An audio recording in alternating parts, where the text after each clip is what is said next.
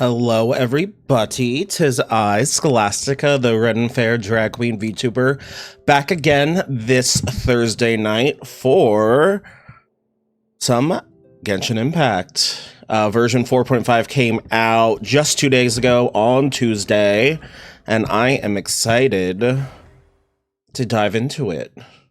I'm not logged in today at all, so I'm gonna do some dailies first before I start the Chiori story quest and the Lynette hangout quest. But just know that I am excited and plan on hopefully doing both tonight, because I have until like The Knights of Avonius. Paimon wonders what Jean and Lisa have been up to recently. Let's go pay them a visit. Oh, and apparently that quest is now available, so I'll probably wait a little bit, because I don't know, with those kind of quests, I find it annoying to start it, then I have to wait and wait and wait. So yeah, here's Alchemic Ascension. I have 2 weeks to do this quest. And knowing this game, it's probably a few day long event, so yeah, we're not going to be tackling this today. I'll do this next week sometime. But I do plan on, yes, doing this today on the stream, as well as this hangout event.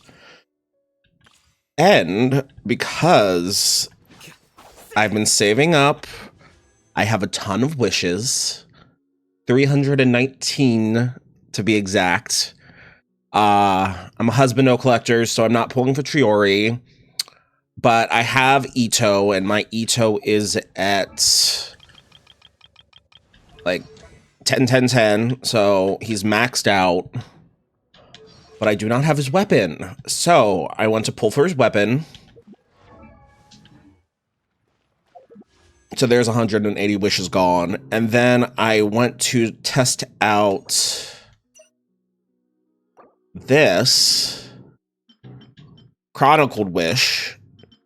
I don't need her, I have Albedo, I have Diluc.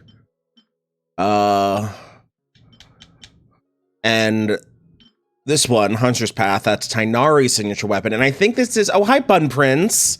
Yeah, I just started playing Genshin, which I'm contemplating what I need to wish for. And this one, Hunter's Path, is definitely one that I need, because I think this is the first time it's rerun on this new banner that nobody knows anything to what it's about. But you know what? We'll find out. Oh, look, I have 22 just regular wishes to spend, so let's just spend them and see what happens. Oh, yeah, Button, you said you don't play Genshin at all, right? I'm just skipping this. This isn't important. Standard wishes, who needs them? Unless it gives me something good, which I got a Mika, which, sure, I'll take Mika. Not my favorite. I do have him built. Not very well, but he's built. Let me find him. Again, level 90. Talents at 999. I feel like I've used him in battle like maybe twice. I just collect and I upgrade all my husbands. Was it you, Bun, or was it, I forgot who, but someone was saying like, oh, I can't believe you actually level up all your characters. All my male characters, yes, they're all at least level 90 with like max talents, except for like the few that I've actually optioned to max their talents, which are the max talents you can get is up to 10. So I don't know, I'm a crazy person. I've dedicated so much time to all of these stupid little boys, but look at them. They're at least half decent.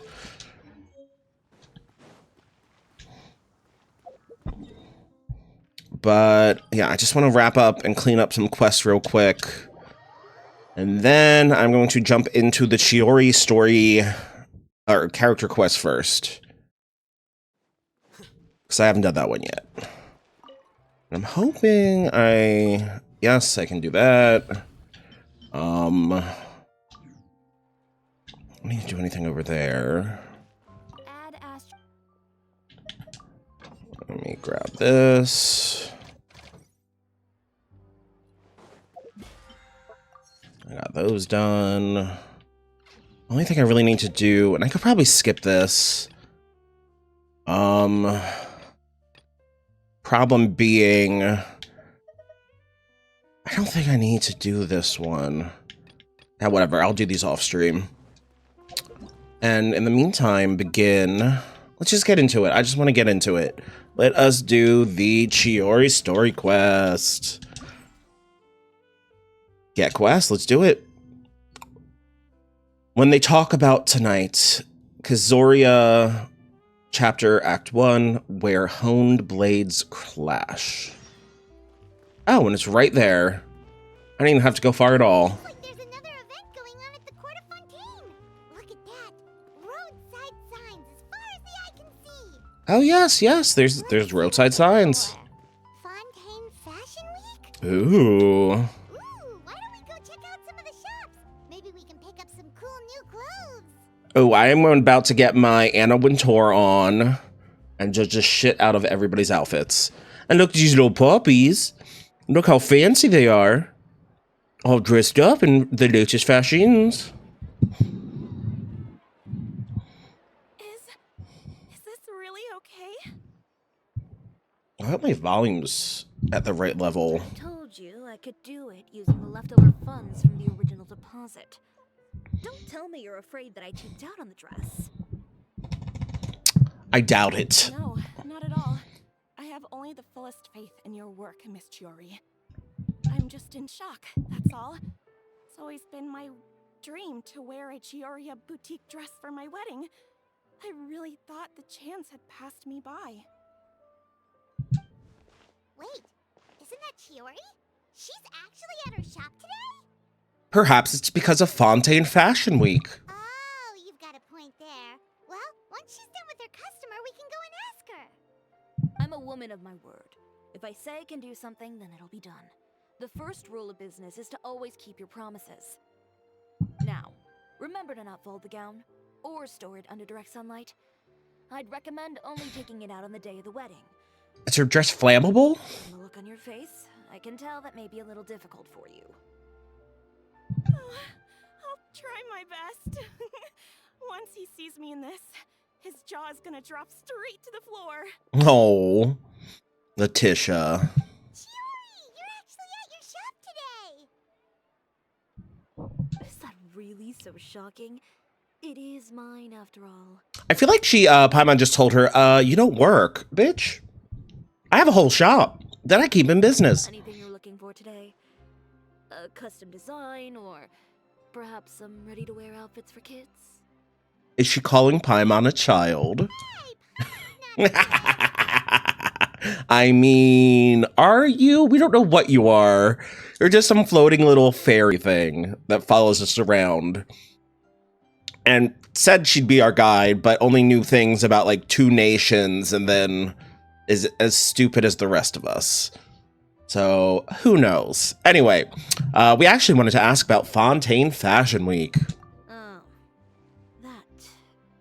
Well, if news of the event has reached your ears, I suppose the Fontaine Apparel Association's advertising efforts have paid off. Mm-hmm, they must Are have. there any fun and popular activities that we can take part in? Ooh, events, quests. Well, Fashion Week isn't what I'd call fun. But it certainly always attracts a crowd. It's a fashion extravaganza that only takes place once a year, after all.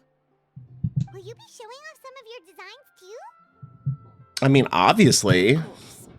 All designers at the Court of Fontaine use the week to advertise their brand. If you're lucky, you could even land a large amount of orders as soon as the main show ends. Come to think of it, it was also at a previous Fashion Week that our label first took off. Aren't you pretty much an established name now? People will still buy your clothes even if you don't participate this year, right? I mean, probably. That's not quite how it works. While many people buy clothes for fit and style, the fashion industry also strongly values a label's artistic vision and creative direction. Why would anyone patronize a label that hasn't even bothered to put out any new designs for the year? I mean, that's what Fashion Week is for. In the end, fashion is just a representation of the spirit of the times. People support your brand because they support the vision it represents. Huh. Okay, so maybe fashion's more complicated than Paimon thought. I wonder if because Chiori has a vision, which is supposed to be a physical manifestation of your, what is it, like your soul, your desire. I wonder if fashion designers with visions are more popular than those without. I'm bullshitting here. Stuff aside, you're saying we'll be able to see new Chioria designs at the show? Ooh. Absolutely. The designs have already been finalized. I'm just waiting for the fabrics to arrive. Ooh. Oh my god, do we actually get to see a fashion show? Because that would be awesome. Ooh, are you using materials you can't get in Fontaine? She is from Inazuma, so... I still have a certain partiality See? for fabrics. The textures are pleasant to the touch, and their familiarity gives me a sense of security. Yeah, her outfit is definitely more Inazuman, aka Japanese, than Fontaine, which is French. Something like that. Yeah. We're a long way from Inazuma, though. Aren't you concerned that your shipment might get lost or stolen along the way? I'm guessing this is where Karara, our FedEx driver who was in the teaser, comes in. No need to worry. I've already taken steps to ensure that it'll arrive safely. I've entrusted the job to Komani Express's most reliable courier. aka Karara. Excuse me. Coming through. And there she is! Although I don't think she has a box.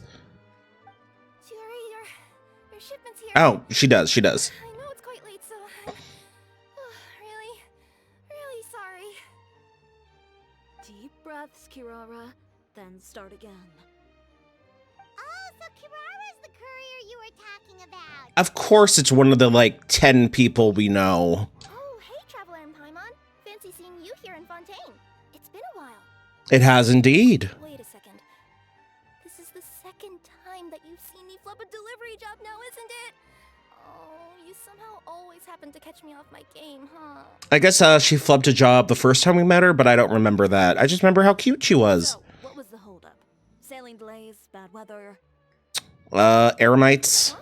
No, nothing like that. I just ran into a bit of trouble, that's all. Keep it vague. Ooh, and her tails are wagging, which means she is lying. Bandits, then? Or treasure hoarders? A few run-ins on the road aren't usually enough to give you any trouble.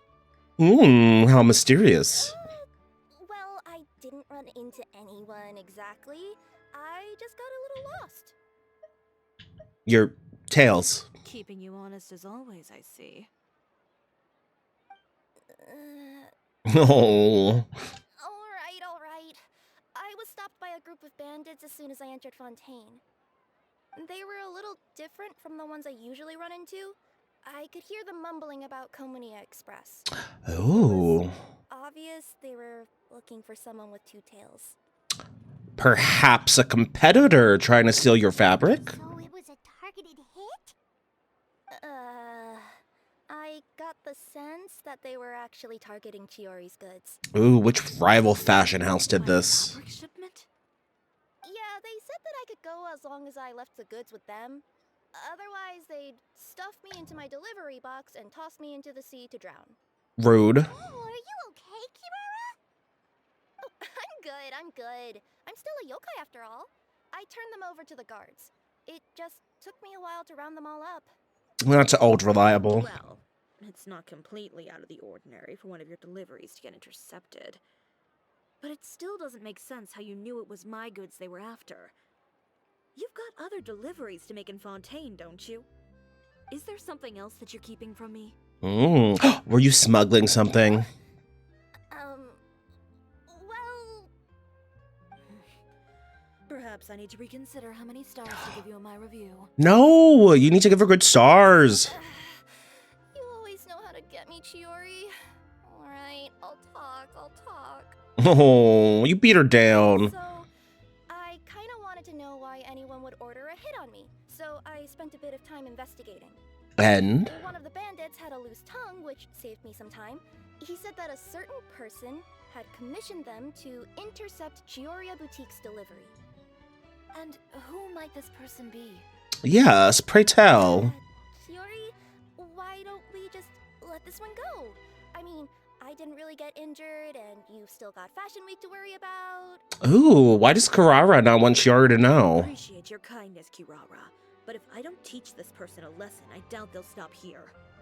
Anyone that dares to mess with one of my friends deserves a stern talking to and then some.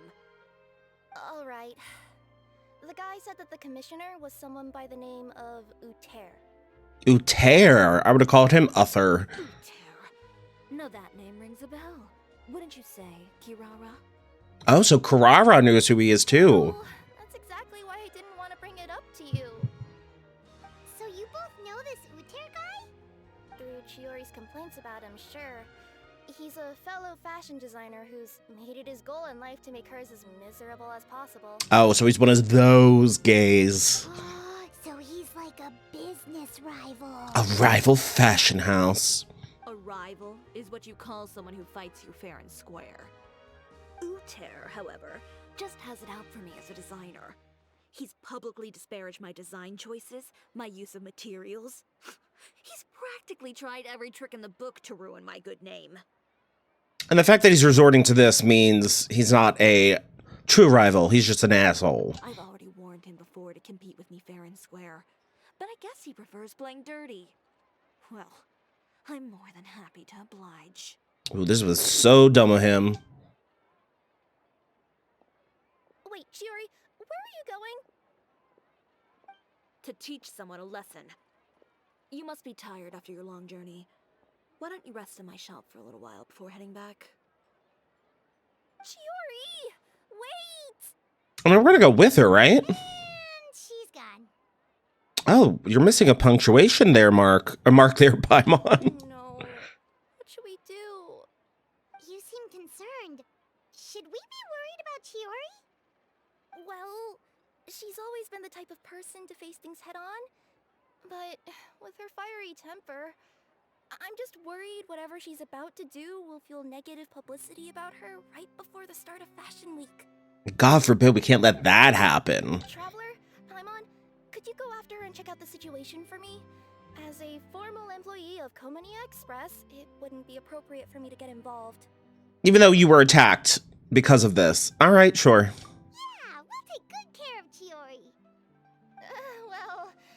To be honest, I'm more worried about that Uter guy's safety. Yeah, we've seen... Well, I haven't played with her yet, but... Ooh, maybe I should do that real quick. All right, well, bye-bye. Anyway, please look after Chiori for me. Easy peasy. But that does make me... Ooh, what did I just get? Oh, ooh. Oh, yeah, there was a bunch of redemption codes posted today, so I snagged a lot of them. And it's also Jean's birthday. Happy birthday, Jean.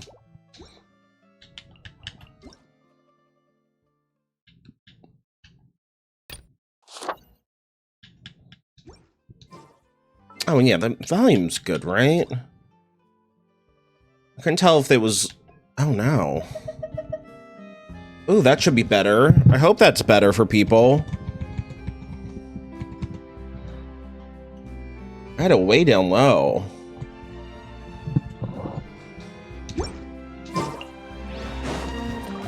I'll have to do a playback later and just double check and see how that went. Bum bum bum. Ba-dum. Oh no, I wanted to play Chiori real quick and just see how badass she actually is. I could do that here in the test run.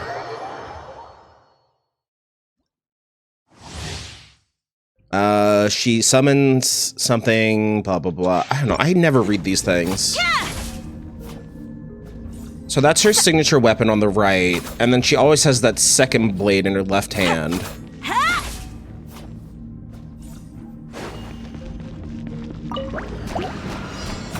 And this summons her doll friend.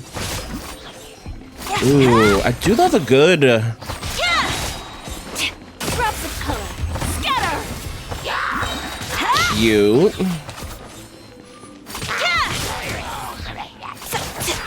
Next customer. I do like the way she plays. And how her two swords, like, form scissors.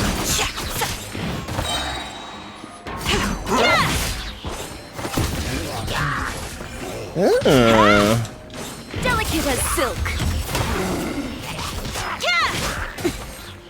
Ooh, I don't like that yeah that she makes. It's a little loud.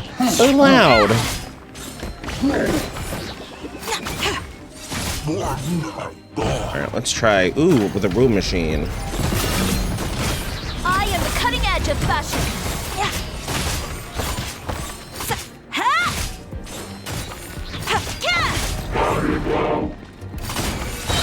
So what does the doll do?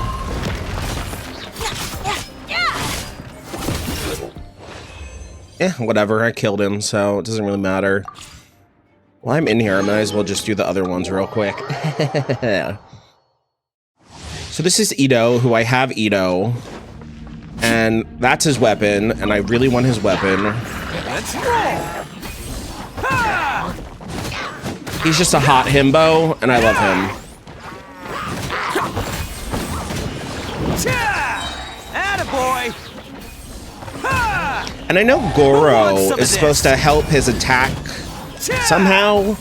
I've never really read and understood that. I just know you're supposed to put Goro on teams with him. Like, here's Goro, and you put that down, and it creates like a field. It's supposed to help somehow. It's showtime! I don't know.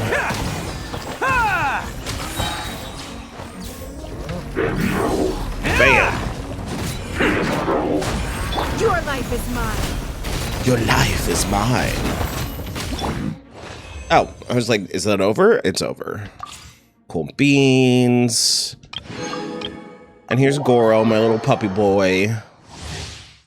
He's got a little puppy tail. So I don't think he has strong. Yeah, like he's doing 500 a hit. It's nothing. I must leave no stone unturned. Oh, Noel. Fall in! Let's light it up. Ooh. I don't know why this feels like this might take a while. Everybody stand back. I was trying to see if I could pause and read what his his description was, so I could actually figure out what I'm supposed to learn to do with him.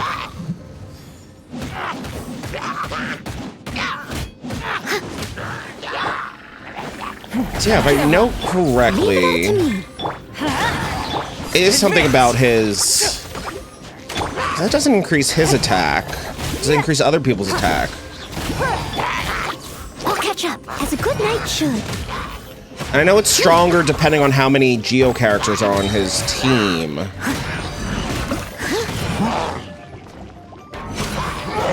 Charge! Everyone on me! It's nothing. Teamwork is dreamwork.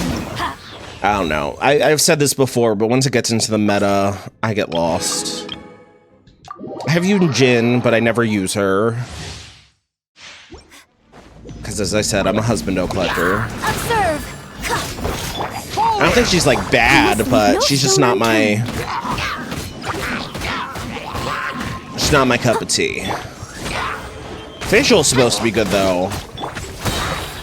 I'm at the point that now that I have like most of my characters maxed out level-wise, I mean what I really should do is focus on my freaking artifacts, because my artifacts are never where they should be at. But now I'm actually thinking about going through and leveling up some of the female characters that I have. Because there's a lot of good ones that I should use, I just don't because they weren't my priority. Like, Fischl has great electro application, I think is the word. I summon thee! Charge! Press the advantage! Strike is one! Unleash! Same with Kuki Shinobu, she's supposed to have good electro application. Dory sucks though, both as a character and probably as a fighter.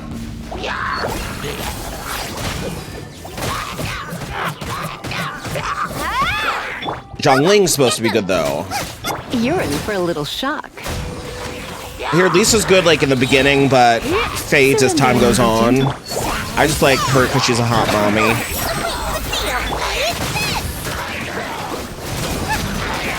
Come a little closer. Yeah, and I think I have Zhongling's at C6 because I've pulled her so much by now.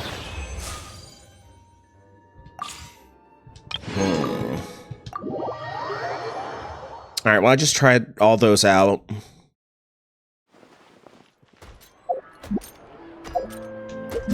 What can I say? I like the look and feel of Chiori, but I'm not gonna pull for her. The weapon. You know what? I'm gonna do a one-off. Have I selected Red Hone? Let's just do it. Temple. Let's see what happens. See what happens. Oh, it's purple. And with that, I got something I already have. Fun. Ooh, and I have enough. To do another 10 pull. And so I'll have 300 wishes. So, another 10 pull. It's gonna be a 5-star. Gonna be 5-star. Better. No. The bell, a weapon that nobody uses. All right, didn't come home in the first 20. Guess I'll have to wait and see for later.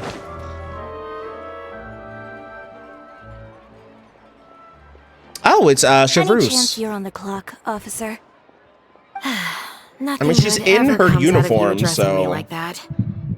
Oh, and I see the Traveler and Paimon are here too. of course we are. Chevras, we meet again. Are you on patrol? Well, things have been fine on my end. We were able to bring in a large number of recruits thanks to that film we made. It was not a sex film. Get your mind out of the gutter, chat. I suppose the trade-off is that I'm now constantly getting stopped for autographs while out on patrol. Not ideal, if you ask me.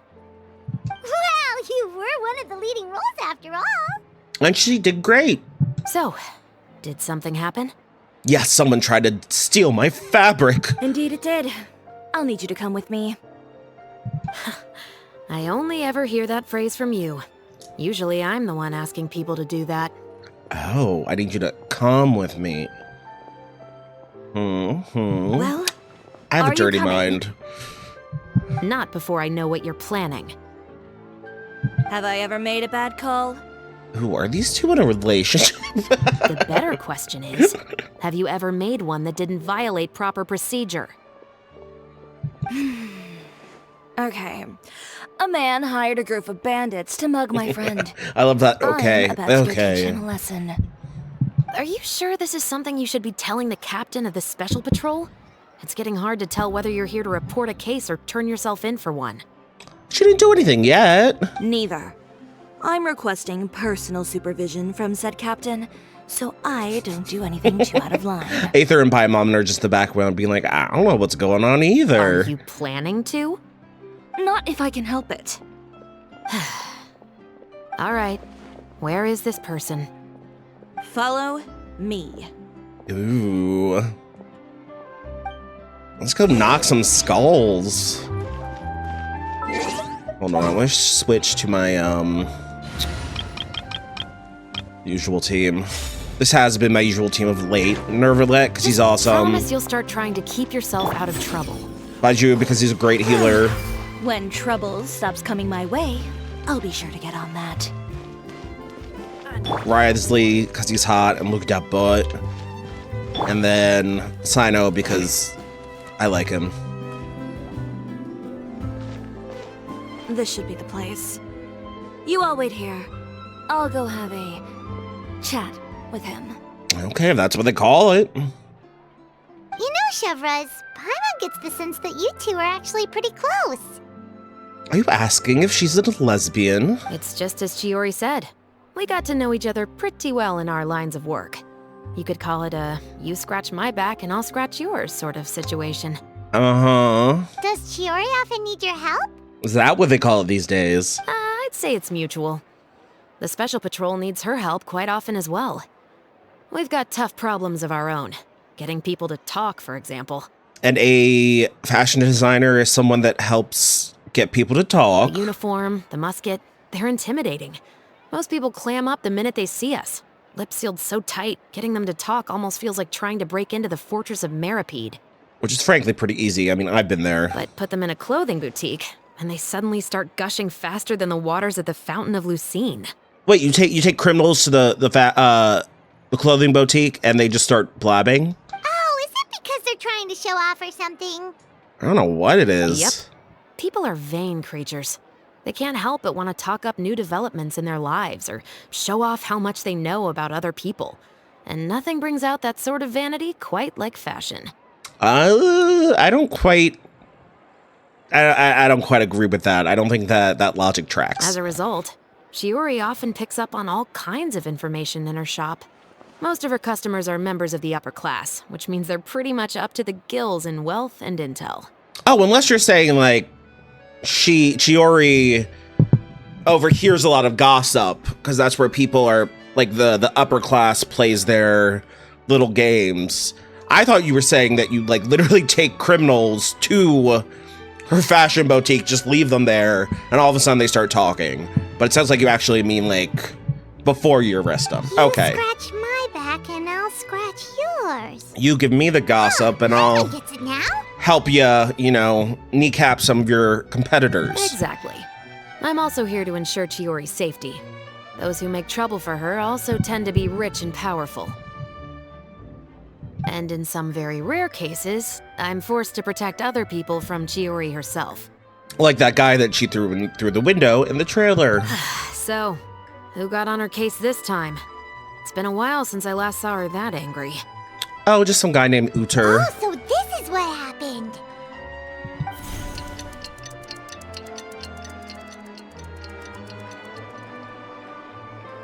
Huh? Uter, you say? Uter? You've heard of him? Yep. He's made trouble for Chiori several times already. He's fond of pretty much every dirty trick in the book. I heard that even the Maison Gardiennage issued him a warning due to his behavior. Not the Maison Gardiennage. So he's back at it, huh? His funeral, I guess.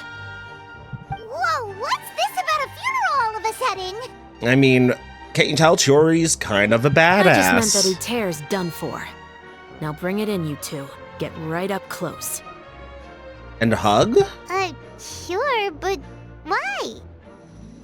Because this is probably going to turn into one of those very rare cases I just talked about. Ooh, things are about to get dirty. Oh! She just kicked him out the door. Good for her.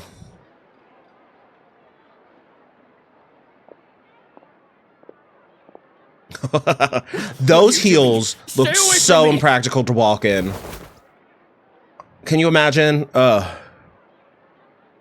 All toes, all toes. Has anyone ever taught you the definition of stupidity?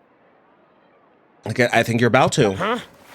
Stupidity is doing the same meaningless thing over and over again. It appears you've forgotten what I told you before. So, allow me to refresh your memory. Lay off the dirty tricks. Oh, and if you dare lay your hands on my friend again, you can expect a far less pleasant landing next time. Chiori? Yeah, you get him. Officer, an assault's in progress. Please, officer, you've got to do something. Clearly, Chiori brought her, so I think... Of course. I'll do my utmost to investigate the situation.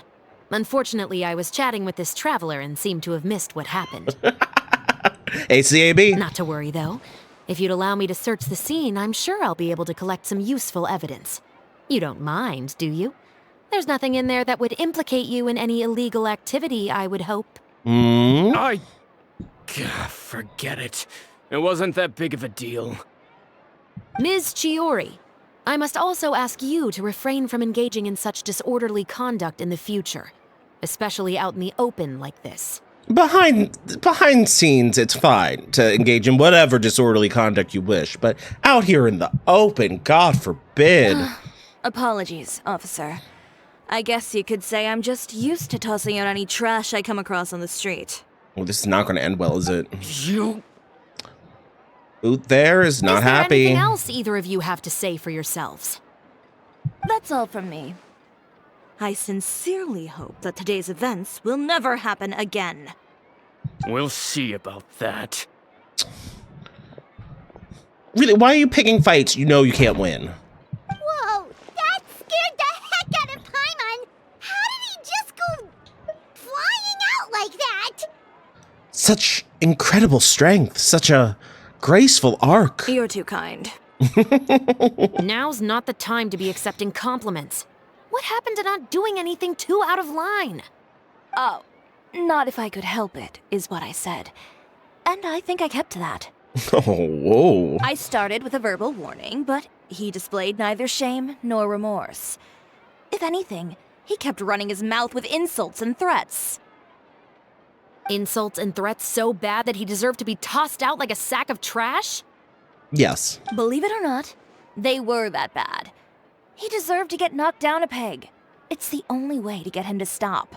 Seeing as we're still super early into this quest, I'm assuming that's not going to happen. You could have reported him to the guards. Oh, I will. But it'll take some time for them to gather evidence. And he denied that he ever had anything to do with those bandits. I don't want anything else to happen during Fontaine Fashion Week. On top of that, if Kirara is going to continue delivering goods for me, the least I can do is guarantee her safety. Oh, that reminds me. There is another favor I'd like to ask of you today. Can you show me your panties? What a shame. I It's a believe One Piece you've already reference. used up your favor quota for the day. Have I? Well, it's a good thing I was planning on taking in advance on tomorrow's quota then. Mm. Don't you think you're maxed out on advances already? They are for sure flirting. I always pay you back in information, don't I? Right in front of my salad. It's just like you said. You scratch my back, and I scratch yours. What else are you scratching? Her bedposts. That was some sapphic flirting, if I do say so myself. Where the hell is your boutique this way? Do do do do do do. Wait, how the fuck do I get up there?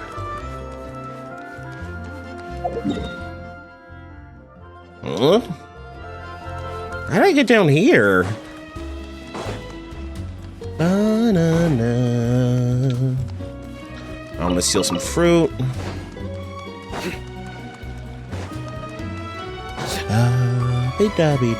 Da-be-da-be-da-be-da-be-da.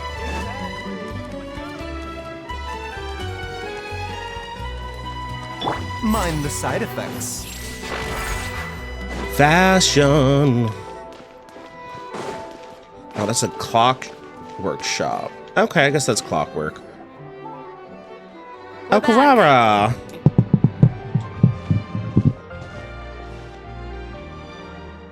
You were gone for an awfully long time. Oh, please tell me nothing bad happened. Oh, nothing bad. We just There's threw nothing to somebody out of the worry about. house. All you need to know is that you'll never have to worry about someone in Fontaine messing with your deliveries again. I don't believe Sorry, that. Chiori. I didn't mean to cause you so much trouble. He's not What are done. you talking about? You didn't do anything wrong. Those greedy bandits are to blame, along with a certain someone who doesn't know when to lay off the petty tricks. The next time you need to leave the city, call the Special Security and Surveillance Patrol. They'll escort you half of the way, and the Spina di Rusula can take the second half. I kind of think that That's defeats her what it is. purpose. The next time you make a delivery, those treasure hoarders won't go anywhere near your goods. Unless, of course, it's to offer to carry them for you. Good one, Chiori. I'm being serious. You know me. If I bring something up, you can assume it's already a done deal. You're going back to Inazuma tomorrow, right? Wait, you don't mean... I've already spoken to the captain of the Special Patrol. As discussed, the patrol's going to take a small detour during their daily training tomorrow. As for Navia... Navia. I'll give her a heads I up love in a bit. Navia. There's really no need. I saw a list I'm just recently, and Navia simple, is one of the dirty- most I don't need characters to with the be most voice surrounded by a lines in bunch this of armed game. Guards, or ones with sunglasses, for that matter. Don't you think this is a bit much? Well, you certainly shouldn't count on such a procession for every trip you make to Fontaine. It's just a one-off thing, for my own peace of mind. It'll also show those guys what'll happen to those who dare to mess with my friends. Since she's already talked to the patrol, just think of it as a you scratch my back, I'll scratch yours type of situation. Yes, Or do you only have well those with the chevros? Well, Chevrous? if you Chevrous. think it's a good idea, Traveler, then I guess it's fine. Well, with the bad guys out of the way and your goods safely delivered, everything should be good to go for Fontaine Fashion Week, right? I doubt believe it. so. I'll try to churn out a few more outfits over the next few days. I've heard a lot of suppliers will be participating this year. Paimon's gonna take a guess and say if suppliers are super important. But of course, they supply us designers with funding, equipment, factory access. You have to work with them if you want to become a truly renowned fashion house. That's also why this year's Fashion Week is so important to me. But isn't your brand already really famous, Chiori? Your clothes are so pretty and so nice to wear. I can't help but brag about them to my customers whenever I get the chance. Oh yeah, Chiori Even designed so, I would Karabara's imagine There are outfit. still people who've never heard of the Chioria brand, yes? Well, I mean, with the amount of places that I deliver to, it's only natural that some people from other nations haven't heard of it. Then it's still not famous enough. My goal is to make the Chioria brand renowned What a throughout big all of head. Tibet. All of it? Your business would have to get pretty huge then. Wait, would that mean I could just go to any Chioria branch on the continent to get my clothes fixed? It has been pretty inconvenient having to come to Fontaine every time I need to get them patched up. Alternatively, of course, you could just be a bit more careful with them. They're already about as durable as I can make them. Okay, I'll admit, they do get snagged on branches pretty often, but I can't help it. It's hard to be careful about that sort of thing when you're trying to take a nice nap in a tree. Just like a little kitty If that's cat. your dream, Chiori, then we should do our best to make it a reality. Is there anything we can do to help out with Fashion Week? I'm sure I could think of something. Oh gosh, we're gonna be errand boys, aren't we? Why don't you come to my shop tomorrow and model for me? Yes, Simply put, please. you'll serve as my living mannequins.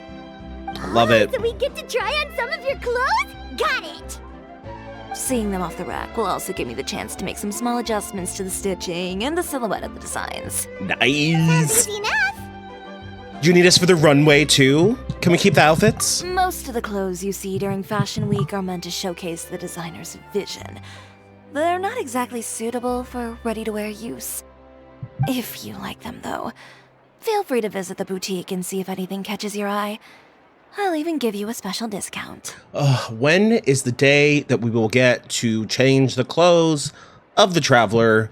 We still have not unlocked alternative outfits for him, and it makes me mad. Ooh, sounds great! Paimon was just starting to get curious about all this design stuff. Then we have a deal. You'll model some formal wear, Traveler. Ooh, And formal wear. I don't know. Paimon here will show off some kids' designs. I'll see you tomorrow then. I love it. I love it. Oh, poor Paimon. Kids' clothes? Paimon told you already she's not a little kid! Yeah, but you're child-sized.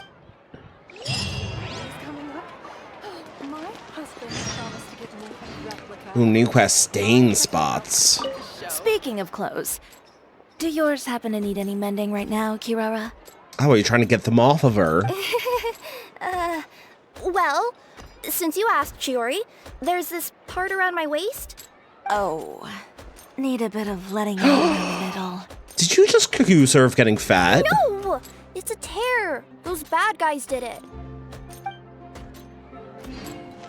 Well, while we're waiting, I guess I can make a temple.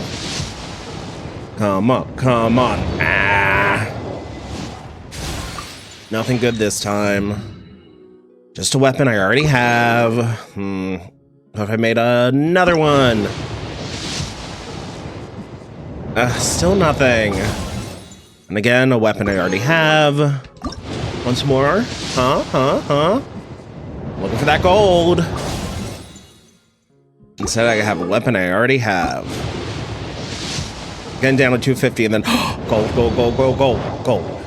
gold. So, fingers crossed. It is Redhorn Stone Thresher. Yeah! Yes.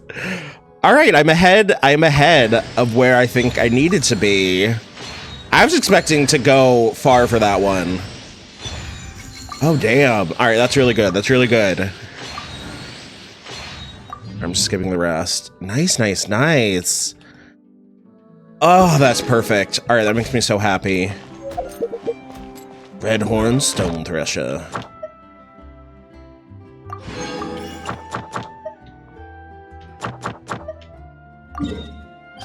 Now I should claim my rewards. I forgot that now if you just do missions, you can claim rewards. It's not necessary for you to do the dailies still. I got Redhorn Stone. Thank you for completing today's commission. So now Ito has his signature weapon. Bam!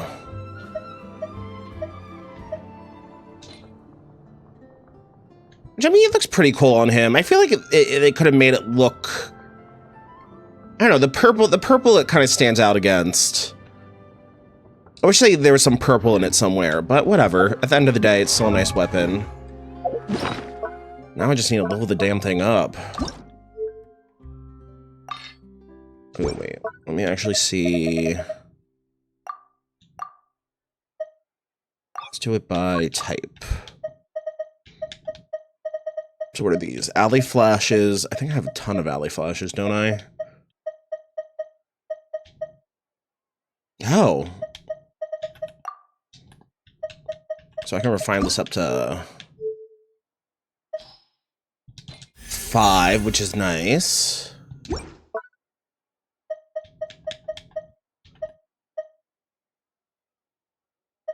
That's up to 5. That's at 5, and this Phonius Codex is at 5. So unlock both of those. And what is this? Talking stick. Do I not have talking stick? I have to have talking stick.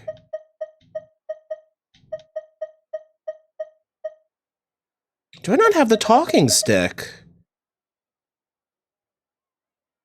Well, it's good that I have it now. It looks like I only have a C2 the bell.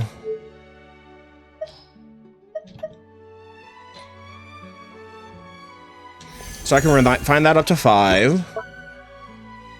And I now have the talking stick.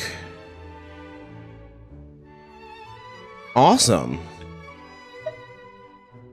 But did I not get that from this? That might be something I crafted or bought. Whatever, I'm happy. I'm happy with the fact that I have it.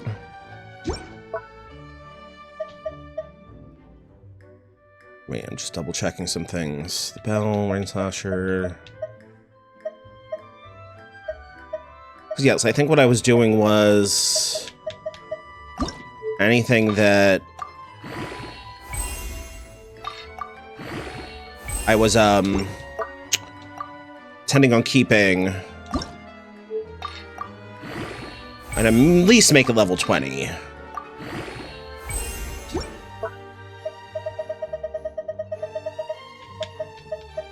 Yes, okay, that makes sense. I already have those. Talking stick. Did I get any new bows? I got the Alley Hunter, which looks like I could use.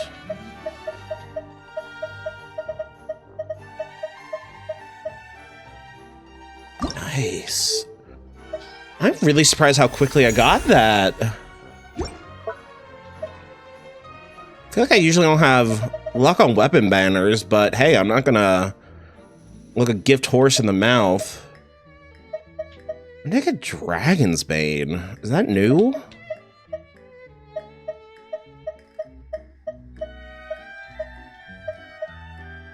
No, it's not new. Because I have 5 of them already.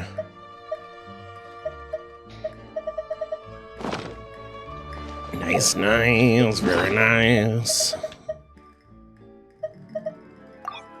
That quality, no. I can focus on just getting this guy up.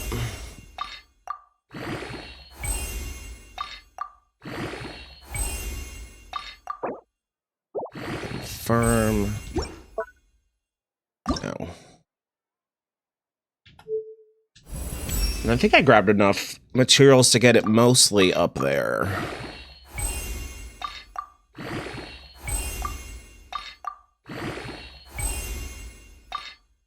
Beautiful.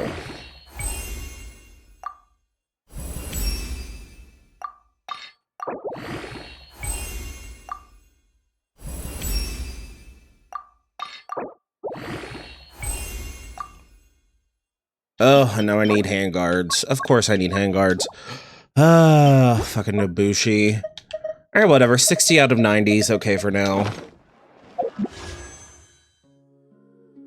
So I got that within how many wishes? 40? No, 50. I got that within 50 wishes. That's good. Watch this. Watch this. I'm about to get Hunter's Path in 10 wishes. Nope. Not true. I want to get it in 20 wishes. Nope, that's not happening either. Got a Noel, sure. 30 wishes. What is that? Thoni's Warbow. Black. 40 wishes. What is that? Rust. 50 wishes. Oh, damn, come on. Mika again. Seriously, what is up with Mika? 60 wishes? Ooh, I got Mommy. That's good. Oh, I want to really get this. I'm pulling until I get a gold. I don't want that. Come on. Here we go. All right. It's probably not going to be what I want it to be. But at least I lost my one. And I still have plenty of wishes to get. I actually... Alright, I'm excited. I actually got it. And I got a razor? Sure. Damn. Damn. I did good today. Damn. Alright, let me equip Tainari with his weapon. Which I'm going to enhance as much as I can enhance it. Alright, actually, let me check the weapon folder first. Or, so much to do. I saved up for so long. It's so nice to get to spend some of that. And I still have, what, 190 wishes left?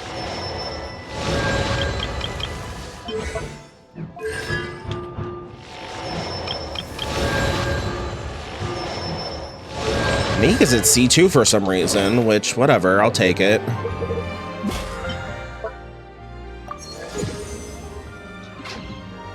Let's claim these.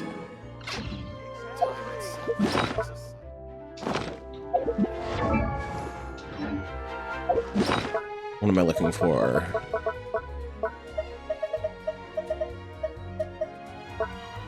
I was looking at weapon because I wanted to do a quick check. So I got Lion's Roar. Lion's Roar is at 5, so I don't need another one of those.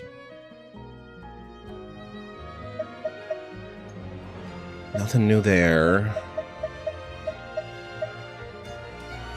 Or there.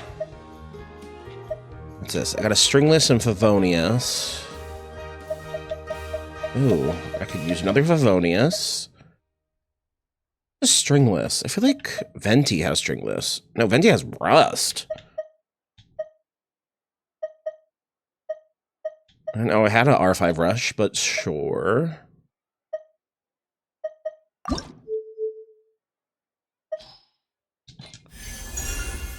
Awesome. So Favonius Warbow is at R5. And now the Stringless is at R5. Nice. What new thing did I get down here? Favonius Lance. I think my Favonius Lance. I have 10 Favonius Lances. Apparently it's the best weapon for both Toma and Mika, so they both have it. Nice, nice, nice. I'm very pleased with my pulls today. Does streaming give you extra luck on your pulls? Because I feel it if it does.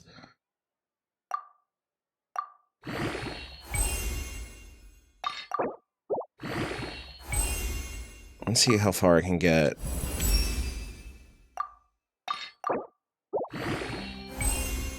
With this. I think I could probably level him all the way up. Because I have plenty of brocade.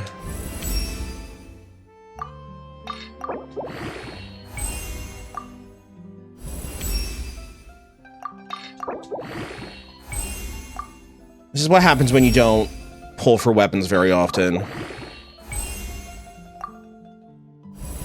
Nice.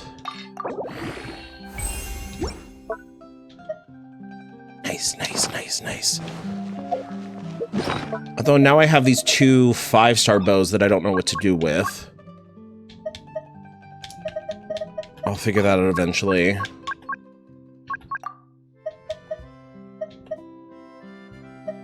Because I was looking, and I don't think like Aqua Simulacra or Amos's bow is good for any of my 5-star or 4-star guys. So I know with the next banner, it's going to be, of this 4.5 patch, it's going to be Kazuha and Neuvillette running together. I have Neuvillette, I have Kazuha. I do not have either of their weapons. So I think what I'm going to do is chart a course for Kazuha's weapon and hope that I lose at least once to Neuvillette's weapon. Because once I get Kazuha's weapon, I'm not going to pull for Neuvillette's until after I get Neuvillette's C1. Because apparently Neuvillette's C1 is like a huge game changer for him in that it like really cuts down on his interruption resistance or something. Blah, blah, blah, blah, blah.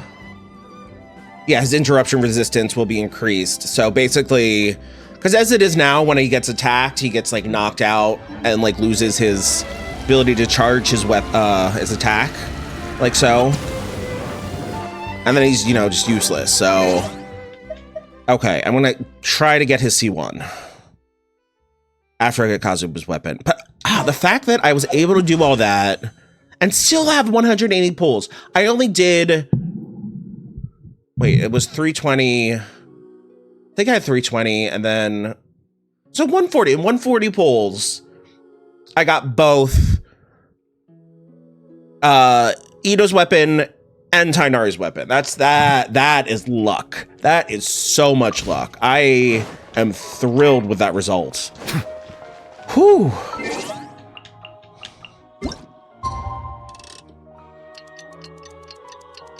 Thrilled. That is nonsense. That never happens.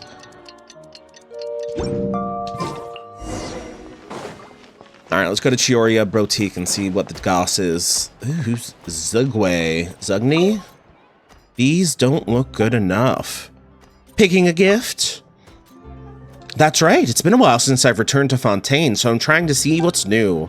Upon sailing to other nations, I found that their peoples quite admire and our advanced machine industry. I must confess, I've grown quite proud of it myself. By the way I see it, these clockwork devices don't quite live up to the image they have in mind. How awesome do you need them to be? Like the Gardamex, I guess? Just kidding, please don't call the guards. But I do remember hearing that the Fontaine Research Institute was working on some new materials. Now, if that place hadn't blown sky high, would a couple of anti-gravity hourglasses or floating transportation have truly been beyond them? Floating aquabuses. Oh, that's a capital idea. But if we had those, would we really need waterways? They're pretty convenient as is, and speaking of that, I did have some dealings with Callus, the fellow who helped to build said waterways. It was thanks to, that's Callus's, Navia's dad. It was thanks to him that I was able to make it as a shipborne merchant. Ah, what a shame. I wonder how his daughter, Navia, is doing. I should go say hello if I get the chance. Alright, well that was a waste of conversation. Where am I supposed to go? Just here? Now enter Chioria Boutique.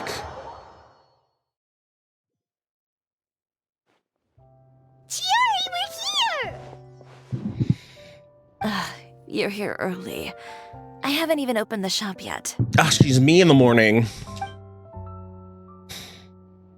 Wait, has Kirara left already? Yep, with the special patrol. Bright and early. Let me guess, they're going to become running in approximately 5 minutes saying there's been some sort of issue. Did everything go all right on the road? I believe so. The patrol makes for quite the entourage. The way they marched forward with Kirara in the center, you'd think she was some sort of VIP. For the second leg, the Spina also came with a pretty large group, led by Navia herself. Oh god, Navia, you're such a, like, what's the word? Ham. You're such a ham. They took care to clear the path beforehand as well. Kirara won't so much as step on a single stray rock on her journey. Navia, she's just like, living life over I even here. heard that Navia decided out of the blue to make a batch of macarons as a going-away gift for Kirara.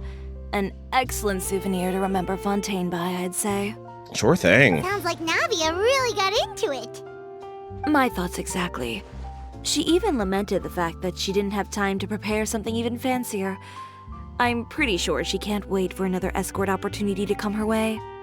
You know, now that you mention Navia, Paimon thinks the two of you are actually pretty similar. You say what you mean, and when you have an idea, you really hit the ground running. I suppose that's why we're such good friends. Aww. Navia has a certain resilience about her. It's part of who she is. No matter what comes her way, she never bows down in the face of adversity. That sort of determination and courage is something I really admire. That same spirit is the true vision of my brand. When she first mentioned commissioning an outfit for my boutique, well, I'm sure you can imagine my excitement. Oh, so Navia's outfit is by Chiori as well. Like finding the perfect brand ambassador, huh? Indeed. Customers pay attention not just to the clothes, but also to the figures in society who wear said clothes. People like to copy the styles of those they look up to. Makes sense. Huh. And here Paimon thought all that mattered was for the clothes to look cute.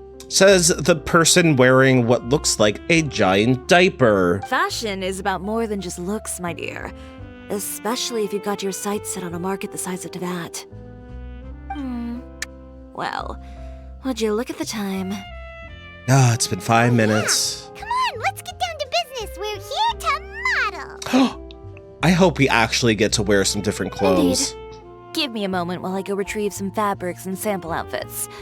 Why don't you help me set up the shop displays in the meantime? Set them up? How exactly? Just carefully organize the ready-to-wear clothes with an eye toward their types and styles. This way, we can guarantee that the customers will see something different every day. Whoa, there sure is a lot that goes into running a store. Oh, I would love a store simulator. Well then, I'll leave the displays to you.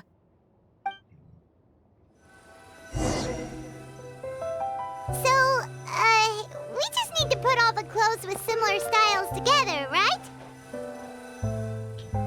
I'm just looking. So there's like an Inazumin section. So we place the Inazumin kimono there. There's a men's section, so that's where we put the men's formal attire. And there's a women's section, so that's where we put the women's formal attire. It's kind of weird though to have a Inazumin section. I guess, I mean, yes, she is from Inazuma, but, and this is probably just my white PC nonsense, but I'm like, isn't that cultural appropriation? Not bad. You might just have an eye for design. Anyway, let's move on to the real task at hand. Over here, stand still. I'll take your measurements first. Ooh, make us look good. Ah, of course someone comes in. Excuse me, Miss Chiori.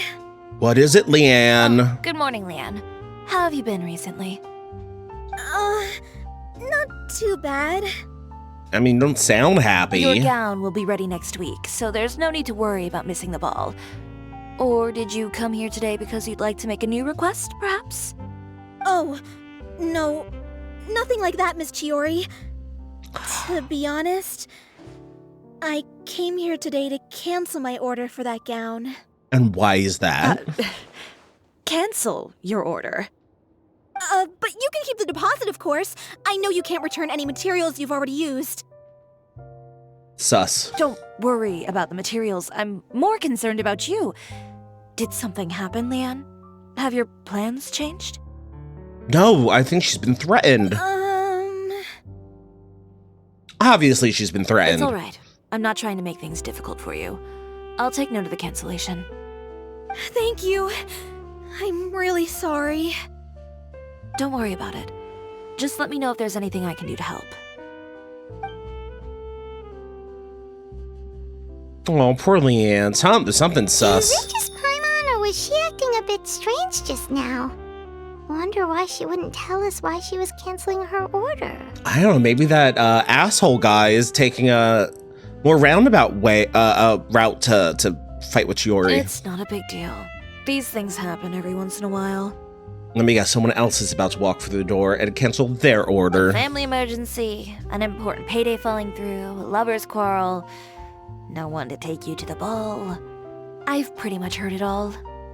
Judging from the look on her face, something's keeping her from revealing the truth to us. It's best not to pry. Yeah, a threat against her life. Well, guess this means you'll have more time to work on Fashion Week, right? That's true. Come, let's pick up where we left off. I was about to say, someone else is about to walk in. Miss Chiori in? I am. How can I help you? I'd like to return this item. Oh, could I ask why? It's just, not to my liking. You said I could get a refund if I wasn't satisfied, so that's why I'm here. Is there something about it that didn't meet your expectations? Are the sleeves too short, or is the color too dark? I can always make those adjustments for you. Oh, no need. You don't have to concern yourself with that. I'd just like that refund, please. And I'd be happy to process that for you. If you could just tell me the cause of your dissatisfaction. Yeah, get him. Is Chiori here? I'd like to return my outfit. Another one? Is there some sort of new calamity coming that I haven't heard about? Another flood? Or an apocalypse, maybe?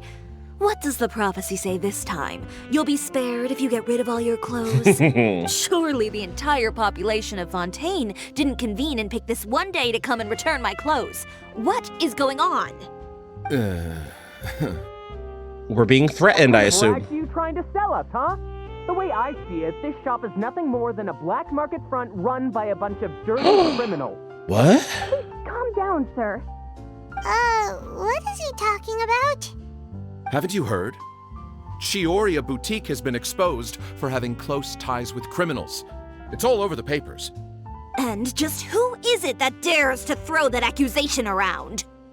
Well, you tell us. The fabrics you've got here, they're all sourced from underground factories, aren't they?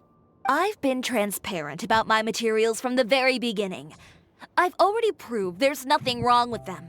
If a little hearsay and baseless slander are enough to convince you, then by all means, go ahead and hand over your garments right now.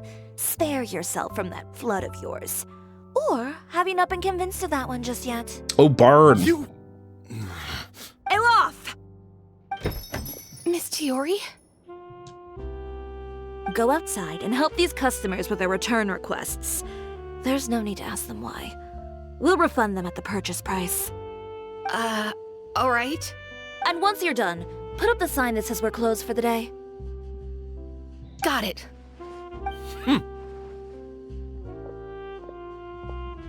Chiori? These rumors. They couldn't be more fabricated if you tried. No need to worry about them. I'm sure they'll go away on their own in a few days.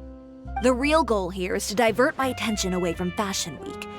The best response right now is to tune it out and focus on finalizing my designs. If you say so, but Paimon still can't help but worry. The best way to respond to public skepticism is to let your work speak for itself. There will be no doubt about the quality of my work once my new designs are released. The public just has to see it for themselves. Unless something is sabotaged. Yuri, bad news! Oh, for the love of...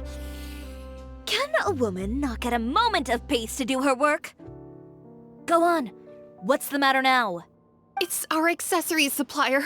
They just sent word that they'll no longer be able to supply us during Fashion Week. What? No accessories? Not even the ones we pre-ordered? Oh, damn, this goes all the way to the top! Yes, that's what their messenger said. And what about the models we asked them to book for us? I think they'll probably pull out as well. Even the suppliers believe those nasty rumors? Ew, fuck these people. Is the messenger still here? No, they've already left. So, no accessories means no brooches, no bow ties, things like that? Not just that. It means no gems, ribbons, gold thread, all the elements that lend life and soul to my designs. Oh. But if you take those away, does that mean you won't be able to make your designs at all? Aloth, you stay and watch the shop. I'll go talk to the supplier myself. We'll go with you. Maybe we'll be able to find out what happened. Yeah, and we can vouch for you too. We'll make sure your supplier knows there's nothing wrong with your clothes. Thank you. In that case, please come with me. Ooh. I know Miss Tiori has put a lot of work into making Fashion Week a success. I hope you can talk things through with the supplier. Not I'll punch them. These dastardly demons aren't gonna fuck up our Chiori's business. I thought there was a crowd of people out here. Where are they? The much-anticipated Fontaine Fashion Week has begun. Many renowned designers have gathered for this event. Their meticulously crafted brand new works will be on display during the final show. Let the light of fashion shine upon the City of Arts.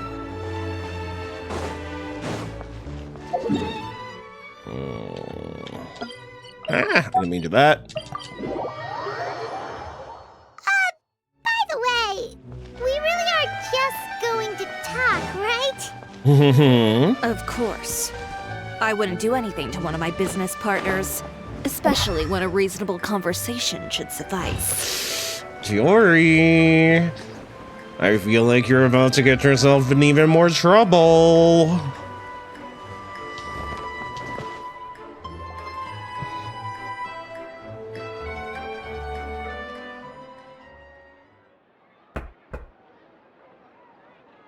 Who is it? Wenger. Venger, it's Chiori. Oh, fuck off. We've worked together all these years. The least you could do is allow me a face-to-face conversation.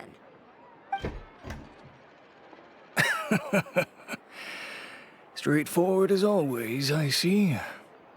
You know, there are certain conventions people usually follow if they want to seek someone's company. Sending a messenger, for example. Chiori, I hope you tell this guy to fuck off at the end of this, because I don't like him already. And when has following convention ever gotten me anywhere? Why hire a messenger when I can just explain things in person? Have you read the papers today? I don't like to waste my time on baseless lies and speculation. Maybe that's something you should consider as well. Burn. You're right. I only subscribe to the Steambird. And most days, I never even read the others. So, these rumors. The Steambird was the one that published them? Well, that's unusual. No, not at all. They were in some second-rate fashion tabloids. Then why would you believe Well, them? then, there you go. Those sort of headlines become old news faster than you can read them. Surely a bit of tabloid drama isn't worth cutting off my supply. You would think that. But this time is different. And why is that? Someone paid off the tabloids to publish the same article at once. They even went so far as to leave a copy in front of every house. That's how I first learned of the rumors. So that doesn't seem like some sort of targeted traitorous act. You just took that at face value. Okay, Wenger. All right, I see how it is. You worked with this lady for years, but you hear like Every house? That means someone must have been planning this for a very long time. It seems your rival really pulled out all the stops this time, Shiori. The article was even published alongside a photo of you. ooh, this could get someone in trouble, I think. What sort of photo? A photo of you beating up someone on the street yesterday. Yesterday? Wait, that means... Uter again. Here, I've got a copy. See for yourselves. I hope it's a good photo at least. Choria Boutique, darkness disguised behind a facade of fashion. Choria Boutique, located within our good Courte Fontaine, claims to be a clothing store with a unique style. But there was another side to this tale for those few who look behind the facade. Sources in the Fortress of Mirapede say that not a few criminals have boasted of wearing Choria Boutique's clothes. Okay, first of all, they all wear a uniform, so whatever. Anyway, I just felt that the atmosphere in there suited me, convicted felon Lyle said. These words met with wide approval from many of his fellow inmates. Our sources also stated that the prisoner who was recently convicted of violent conduct and battery had also openly supported Chiori's designs a year ago. Oh no, criminals like have a taste in fashion? Oh, God forbid. Upon closer investigation of Chioria's many suppliers, we discovered that there is something more to the discovery that criminals favor its wares. The boutique is in truth comparable to an invisible hand, like a spider's web that connects these evildoers. Our investigations show that the Wenger family supplies the ornaments that adorn her designs, and a certain member of this household is a frequent guest at the fortress. But do birds of a feather not flock together? Not only that, but many customers have also been subject to rough treatment at Chioria. Mr. Valerian had this to say, "A real brute, that one. Never mind refusing to tailor my clothes. Why, she seized her scissors and began wrecking them, and threw me out the window. A clothing store? More like a thieves' lair, if you ask me." Although we saw the only reason why he did that was because he was upset that he wasn't getting preferential treatment and was attacking another woman's wedding dress. Anyway, doubtless many of you may have wondered why the glass at Chioria Boutique often shatters with a loud crash, leaving behind a terrifying mess.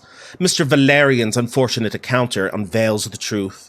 Just the day before this report was going to print, another such act of brutal battery occurred on the streets. Just imagine, if you would, the scene playing out as depicted in the photo above. Chiori, her countenance terrifying as she grabs her competitor, Mr. Uter, by the scruff, making threatening gestures toward him. This incident was ultimately broken by guards who reached the scene.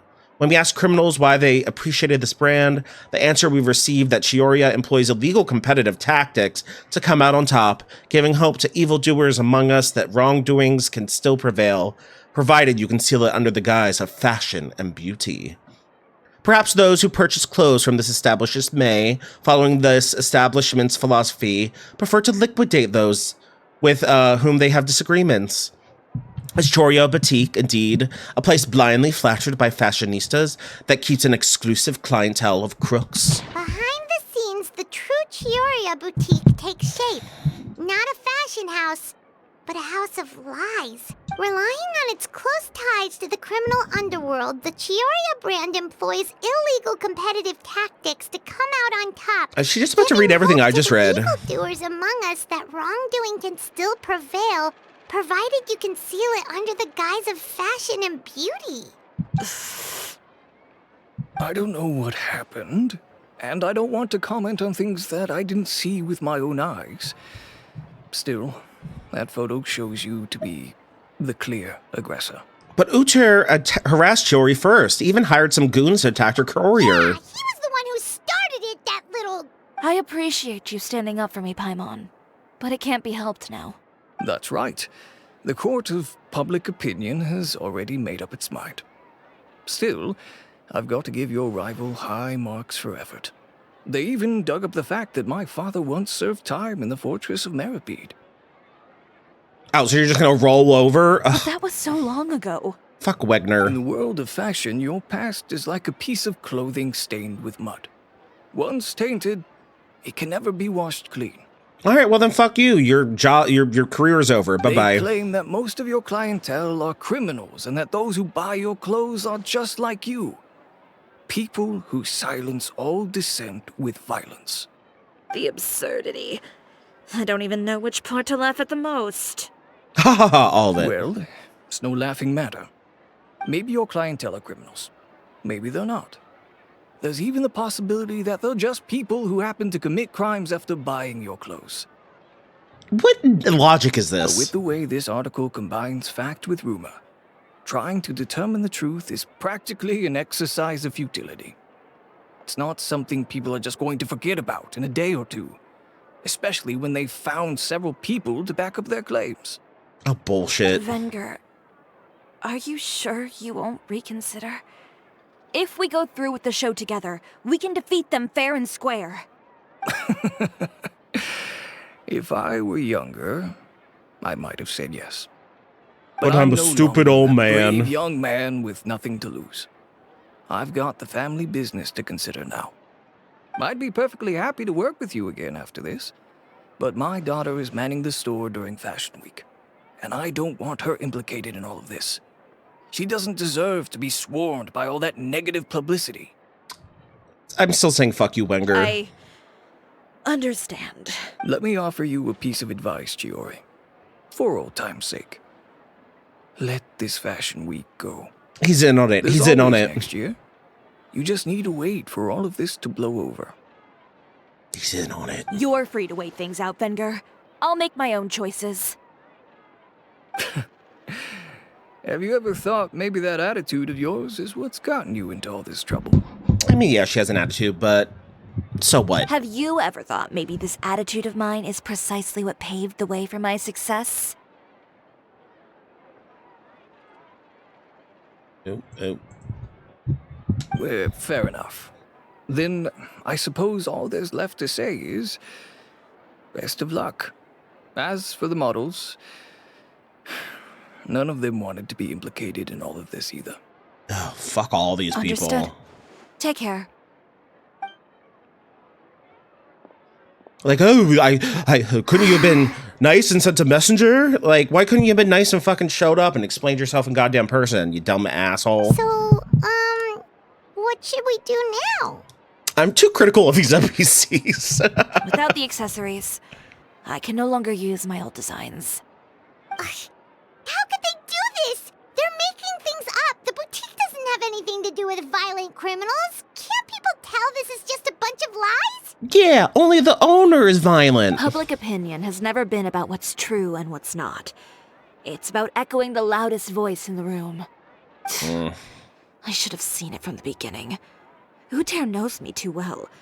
Everything that happened yesterday It's was just just a a trap. trap. Well, guess all we can do is just head back for now. It's Charlotte. She can help us. Traveler! Paimon! Charlotte, what are you doing here? Looking for you, of course. Did you see those fashion tabloids this morning? You mean that sorry excuse for an article? Oh, just thinking about it makes Paimon's blood boil. You too, huh? Oh yeah, she's on the side of good. Oh, ooh. Why did my model get all small? Should I make it bigger? Is this okay? Huh? I think it's because I minimized. I don't know. I did something with the window. I'll just have her go like that. Whoever wrote that article must have known the Steambird would never print something so defamatory. Unfortunately, not all papers in Fontaine share our same sense of journalistic integrity. Charlotte is a true journalist. I really love Charlotte. Chiori doesn't deserve to suffer all this baseless slander. I was just about to find some people to interview so that I can write an article to refute all those claims. If there's one thing I can't stand, it's people who misrepresent and distort the facts. Yeah, you tell him. With your help, we might be able to get some people back on our side. It's my pleasure. I've met Miss Chiori several times. I know she's not the kind of person that article makes her out to be. Yay. She was the one who made the hat and tie for my camera, Monsieur Verite. Monsieur Verité. Speaking of Miss Chiori, do you know where she went? C'est français. Olaf told me you were all together. She was just here. Maybe she went over there? Let's go check. We're gonna go over there and she's gonna be beating somebody up. If you ask me, I think Chiori Boutique is done for. I mean, what did they expect? Engaging with criminals behind their customers' backs. It's been a single news story. They kept up a solid front, though. I've even bought from them before. Really? How was it? The owner was plenty fierce, that's for sure. Makes sense if she regularly deals with criminals, I guess. I've got the chills just thinking about it. Oh, how the tide turns. Oh no, we've lost her. Did you hear what all those people were saying? Paimon can't believe they bought all that nonsense. I can. Miss Chiori doesn't often appear in public or give a lot of interviews, so the general public hasn't had a chance to really get to know her.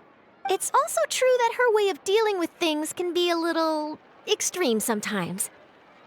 It's easy to use that to mislead people who don't know anything else about her. Oh, this is all Uter's fault. Paimon would pick him up and throw him across the room too if she could. I've got little shrimp arms. You don't think Chiori might have gone looking for him, do you? You know, so she can, finish what she started? That would only make the situation worse for her. I'm sure Miss Chiori knows that too. I'm not entirely sure she cares. You've got a point. Let's just return to the boutique and see if she's there then.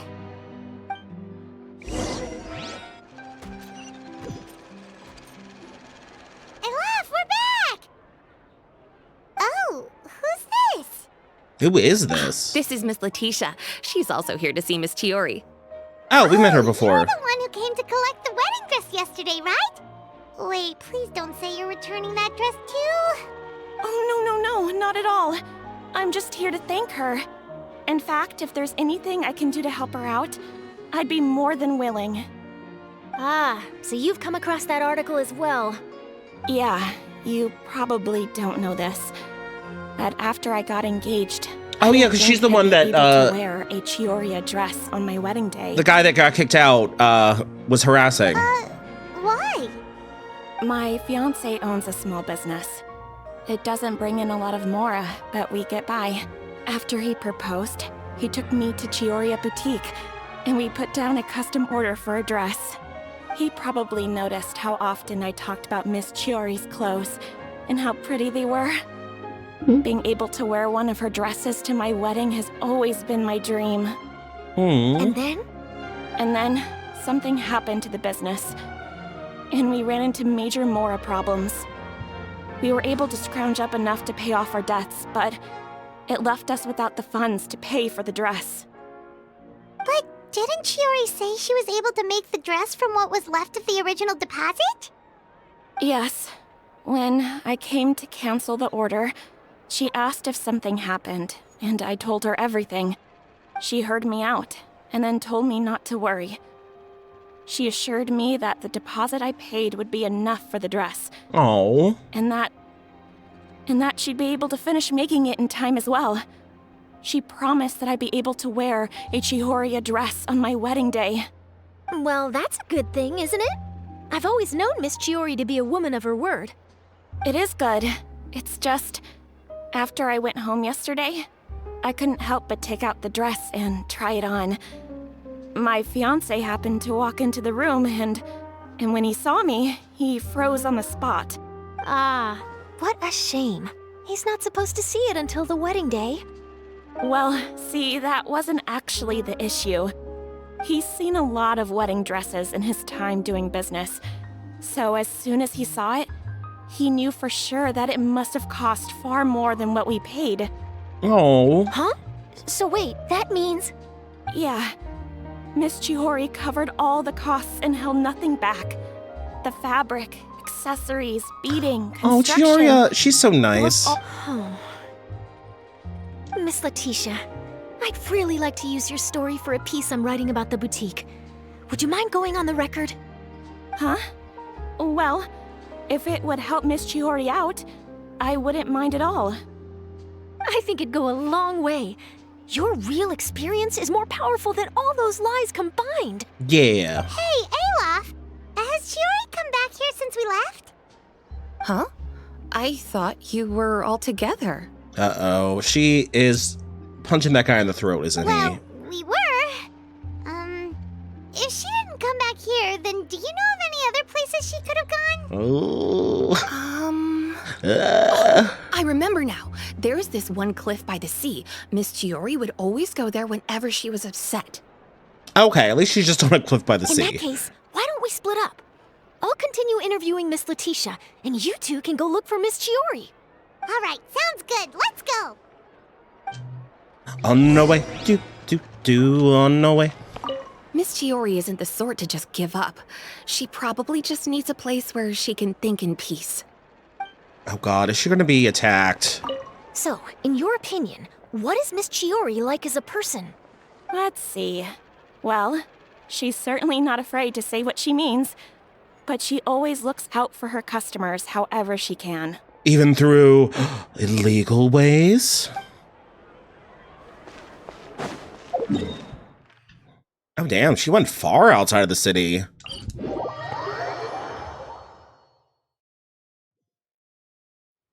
On my way, boop, boop, boo, on my way.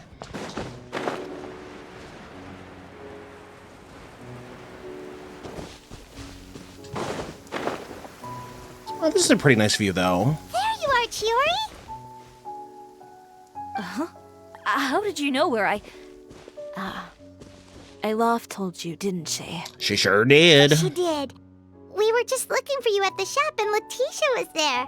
She wanted to thank you for the dress. So, you see? You don't have to be sad. We'll figure out how to get through this together. I believe in us. I'm not upset. I just wanted to get some fresh air. Want to sit here with me? The view's quite stunning. It doesn't look like there's a lot of space. Sorry about that. I'm the only one here most of the time. There's a whole fucking cliffside. All right, don't mind if we do. And she can float.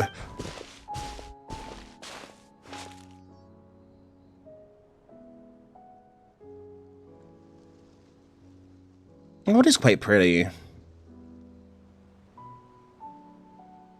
Well, how does it feel? How does what This feel? place is pretty great. Right? It's quiet and open, and far from the relentless critique from fashion commentators and the media. It's just you and the beautiful scenery. Oh, and am I part of that beautiful scenery? Yeah. It's important to take yourself out of that kind of stressful environment every once in a while. I didn't grow up in a very strict family. My parents would joke that I grew up to be so assertive because they spoiled me as a child. I would get together with the other children to climb trees and explore caves. One time, I even climbed over the walls of the Kamisato estate. One of the servants had to physically remove me. Oh, damn. Oh, Paimon would have never imagined that. But even as rambunctious as I was, when it came to needlework, I was as quiet and focused as could be. It was as if I discovered a whole new world within those vibrant, dazzling fabrics. You know the feeling? I do. Sorta.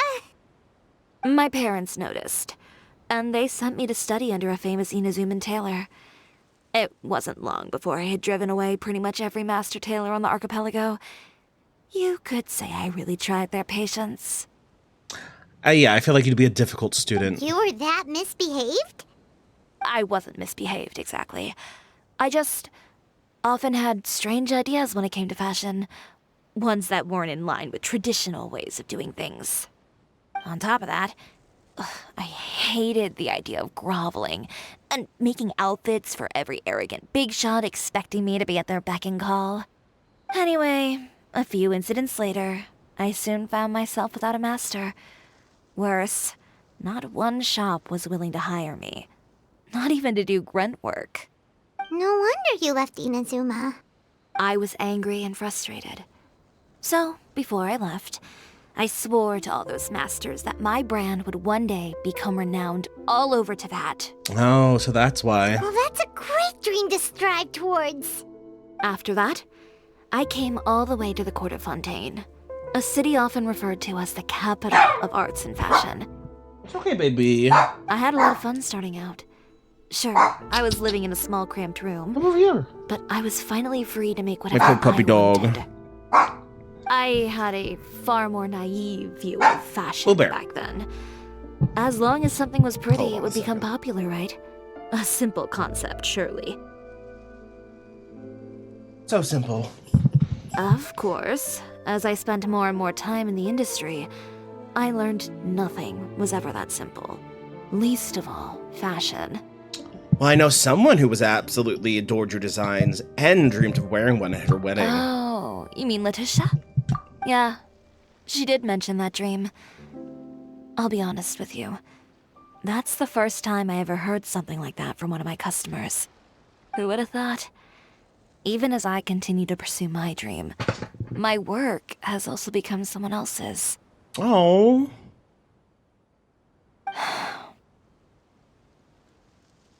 Poor Chiori. All right, that's enough sightseeing for one day.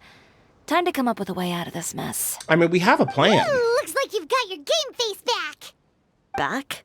It was never gone to begin with. I did say I wasn't upset, didn't I? Paimon thinks we should look for evidence that Uter wrote that article, and that he hired those treasure hoarders to attack Kirara. Charlotte's already working on an article to address all those nasty rumors so we can publish all our findings in the Steambird once we're done. Yeah. Like duking it out in the press. But if Charlotte's thrown her hat in the ring, I won't stop her either. I know where Uter's clothing factory is located. It might be a good place to start looking for some evidence. Through some old B&E. We'll come with. Oh. As for Fashion I Week, probably just stepped up on the counter. there's always next year, right? So there's no need to be too upset. Huh? When did this become an either-or situation? Find incriminating evidence or participate in Fashion Week. I'm doing both. That's the spirit. But your accessories! Didn't you say your designs were unusable without them? Well, I'll just make my own accessories. Well, it's true that I haven't quite figured out what to do about that, but to tell you the truth, even here in Fontaine, every time I see the sea, I can't help but remember Inazuma and the vow I made in front of those masters. Thinking about all that, I just can't bear to take even one step back. So no matter what, we're showing at Fashion Week. The sea. Ooh, is that the theme? What did you just say, Chiori? The sea. Seashells, coral. That can be your accessory. I've got it. Nice. Got what? Come, let's take a dip, shall we? Ooh, clothing optional or? Chiori, wait, hold up! I love my puppy. Sometimes she just wants to stand right in the center of my computer screen, licking me while I play games. My apologies. This heavy rain must be quite an inconvenience for you. Chiori, why did you just jump into the sea all of a sudden? Paimon, what do you think is the most beautiful thing in the sea? A Lumitwal? Or a pearl, maybe? Is that how you pronounce it? Lumitwal. Too. Oh, Paimon gets it now! You want to use things like that as the accessories for your designs! Well, now that you hit the nail on the head, help me grab some, would you? Lovely Lumitwal. Leave it to us. Some ravishing maritime flower. And then, what's over here? It's under this rock. I haven't been under the sea in a while. I really love, like, sea combat. Paimon picked all the prettiest ones in this area. I'm hoping, because I think in 4.6 they're doing a Genshin expansion, so I'm really hoping that there's more undersea levels there. I've also collected a pretty big batch, so we should have enough. Great! So are we gonna head back now and make some new designs? Yes, but don't forget, we've got more than just the designs to worry about when we get back. Yeah, we got some light B&E to handle.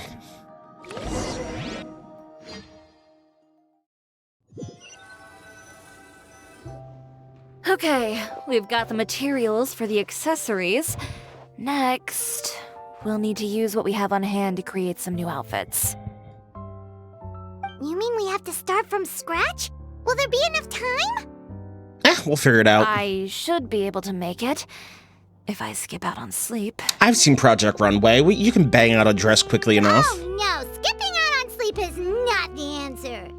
Wait, how come this conversation is giving Paimon major deja vu? Sounds pretty similar to one we've had with Ganyu before. I guess going after what you want means making certain sacrifices. Well, anyway, sleep is important. You're not gonna convince Paimon otherwise. Well, I can't argue with you there. One thing's for sure, though. I'm going to do whatever it takes to make it work. Make it work, ladies! All this grit and determination. It reminds me of the first fashion week I ever participated in. Was that a Tim Gunn reference, by the way? Make it work. What else can we help with? Let me see. I suppose all there's left to do is tear up all the outfits currently on display. Don't tear them up. You got it. Wait. I love the Aether's confirmed concerned face. Tear them all up. When I went to that first fashion week, I had no savings to speak of. Just a few dozen yards of fabric and a dream. I had a dream. I had to make something work, so I tore up all the clothes that I brought with me from Inazuma, and I used the scraps to make my entries for the show. I used the larger pieces for the base fabric and the smaller pieces for accessories. If it worked back then, why not now? We can also repurpose some of the ready-to-use accessories in the shop as well. Let's do it. Let's get old school on this. I know. That's why I refuse to let it all go to waste. I'm not going to let them win, even if it takes everything I've ever made and more. Nice. Okay, then. Here goes nothing. No need to be nervous. I won't hold it against you. Of course, if anyone dared to tear up one of my dresses in front of me on a normal day, I'd probably toss them into the sewer. I do like Chiori. Alright, Stella. She can't decide where she wants to be. Just this once, though. I think I can make an exception. Go ahead and tear them up. Think of it as a good way to vent your emotions. Ooh, can I use it? Ah! Bam, bam, bam. Die, clothes.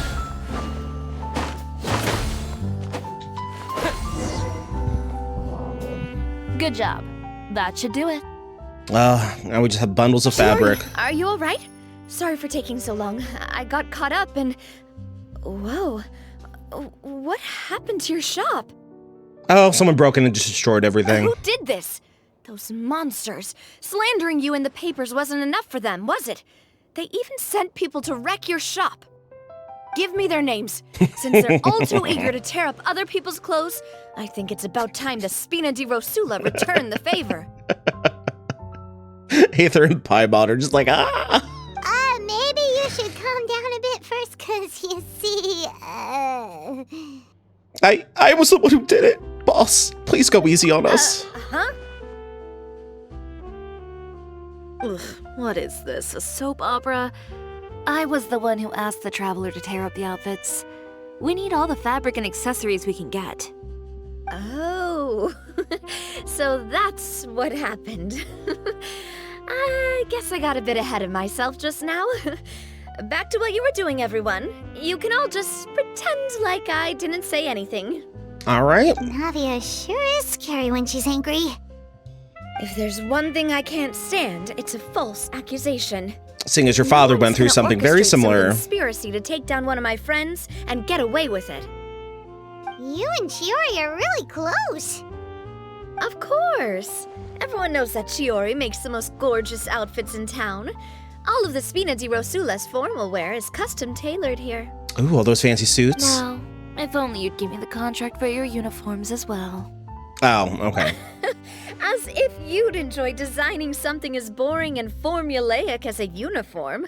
That's why I didn't ask you in the first place, silly. Plus, with how much your intel has helped us out in the past, to the Spina, you're more of an intelligence agency than a fashion boutique.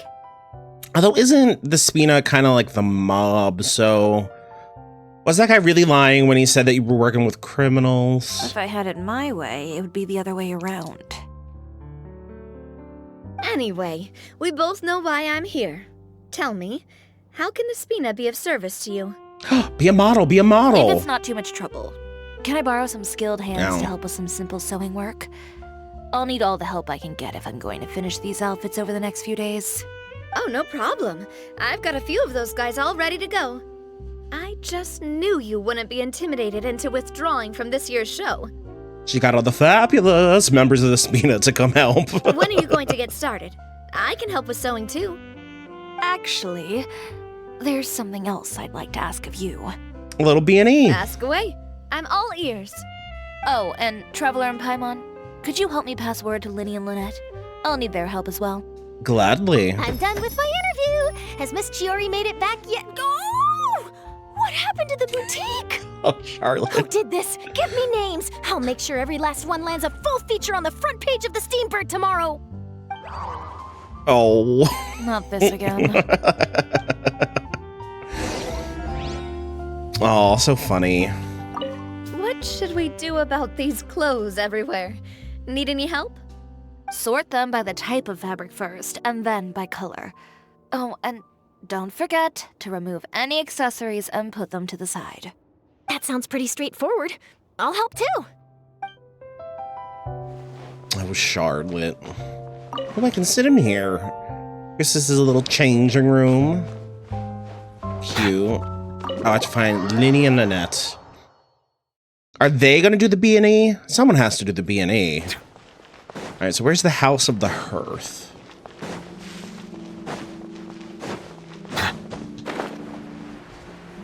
There's a little guard doggy. Bow wow, bow wow.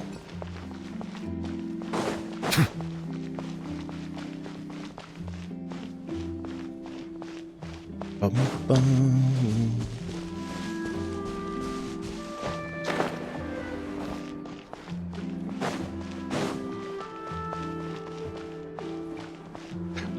Bum, bum, bum, bum. House of the Hearth. Lynette! Great, you're both here.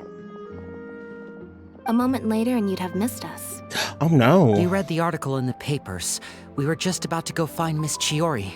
Oh, did she make your outfits as well? She helped design a number of our costumes in the past and even sponsored one of our performances. The time has come, it seems, for us to return the favor. Oh, perfect. She was the one who sent us.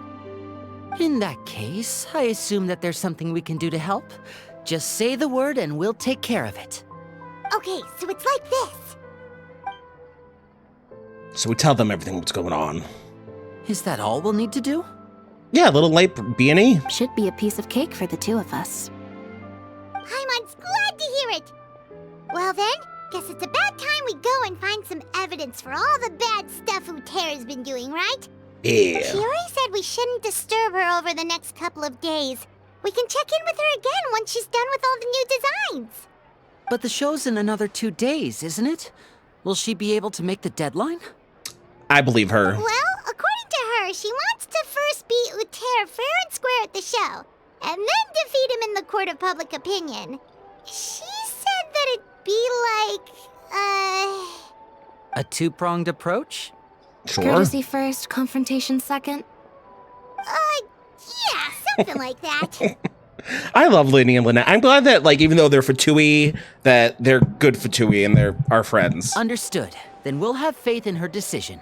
We'll go make some preparations. See you at the venue in 2 days. 2 days. All right, we're Oh god, are you about to hit me with like a 2 days later? Then let's also do as Shiori said and meet up with her at Uter's factory in 2 days. We'll gather the evidence then. Yeah. Oh, Paimon sure hopes she won't have a hard time making all those new outfits for the show. I want to see the fashion show though. Do we get to see the fashion show? The woven and the cut.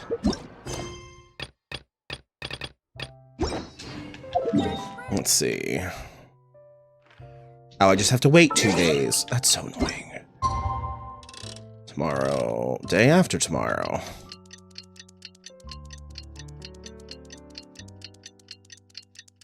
Do. Yes, my name is Scholastica, the elusive chanteuse.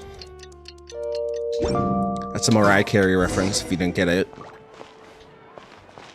Alright, now where is Ute's clothing factory?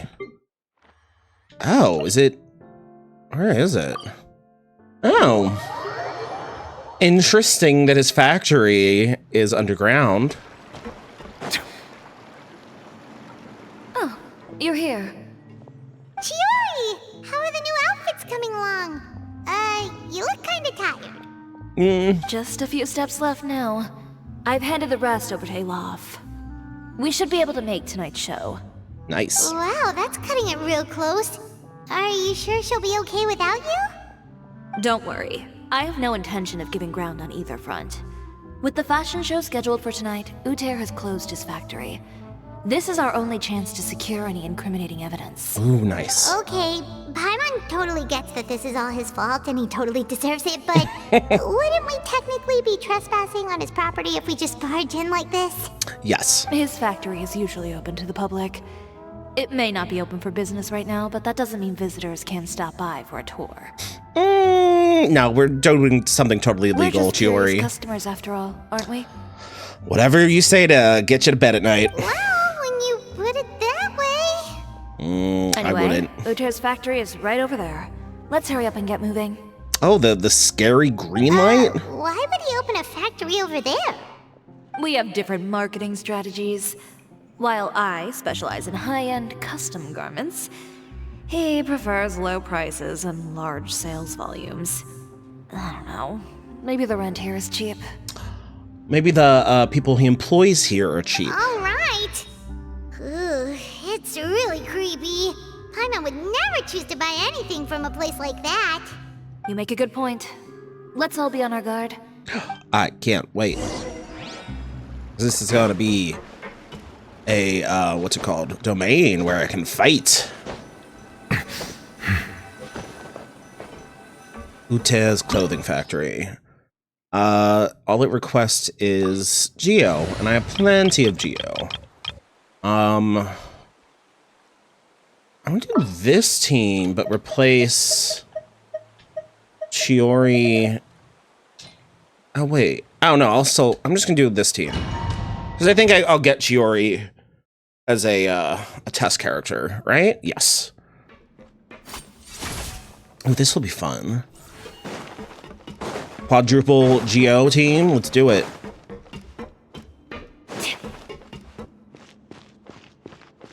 At least he put out some nice vases. We're in. There really is nobody here. Yeah. Seems just basic fashion. I don't know, Chiori. I feel like a lot of your designs look very similar to this.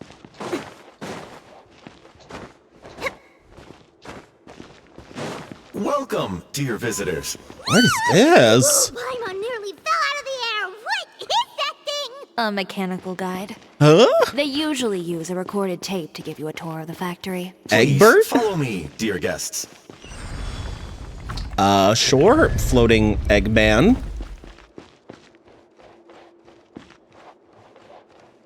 First stop on our tour is a look at the gradual evolution of our clothing brand. Beautiful. I don't know what I'm supposed to learn from this. Oh, look, that guy's holding a guitar. Nice, nice. That person is having a tea party. After that, we welcome you to peruse our most popular styles. Ah, yes, yes. He's doing pretty well for himself, doesn't he? Why would he feel the need to bother you when he could just focus on improving his own brand?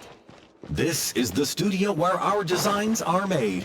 Please, take a look around at your leisure. Yep, this seems like Uter's workspace, all right. Let's see what we can find. Ooh. All right, notebook memorandum. Marketing expenses, 100,000 mora. Employment expenses, 200,000 mora. Material expenses. All right, apparently that's not worth it. Paper on bookshelf. Some examples of Uter's old designs. There's nothing strange about them. I feel like he wouldn't have them just like out on display here. The courier shall arrive at the city in the morning via... These are the fitting rooms. Please use them at your leisure. Huh? There seems to be something in this fitting room. So interesting. Oh, I can't go that way. Boo. I just want to explore. Oh, what's this? Investigate. Why did the door just close? Hold on tight, Paimon. Secret elevator. Why is it moving? Secret elevator. All right, where am I? What is happening? Stopped. Oh. Ooh, enemies. Where did this thing take us? It seems like we're someplace deeper inside the factory. Baba Booey.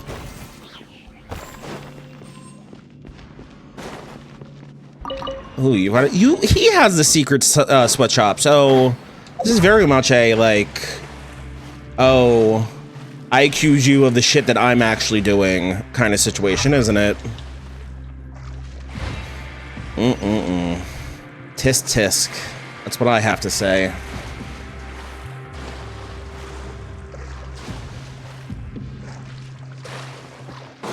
Look out, there are guards here!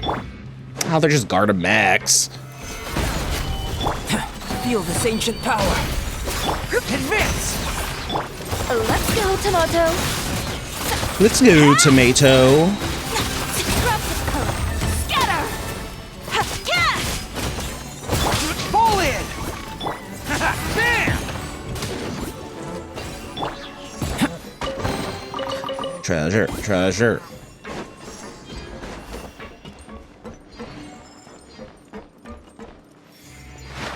Ow, I was hoping there'd be a secret down there, but alas.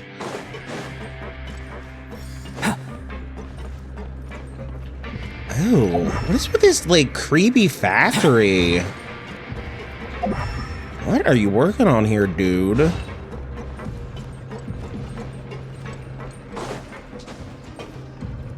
This is a sweatshop.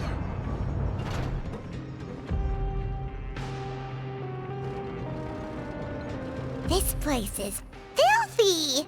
Are the clothes from Uter's shop seriously made here? Apparently. Look over there. Oh my god, it's a child. Ugh, that water looks super nasty. Oh, Paimon can smell the stench from all the way over here. And I was the one using unsafe materials, Uter? I told you he was just pointing a finger. So he was actually the one who opened an underground factory. Yeah, it's a tactic so well known that people often accuse other people of doing the same shit that they're doing. And Uter, you're a perfect example. His clothes always felt weird to the touch. He's been using all manner of tricks here in a bid to cut costs. Should the clothes made here even be worn? I mean, never mind issues with shrinking and fading. These materials can give you skin problems if you wear them too often. That's terrifying! Let's take some photos right away as evidence. yeah.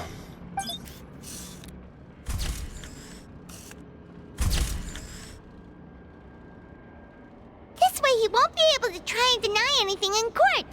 All right, let's keep going. I mean, all you have to do is take them to the factory and go downstairs.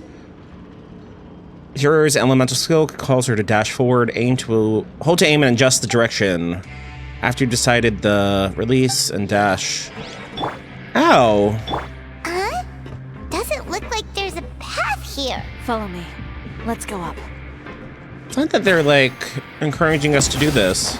That's fun. Am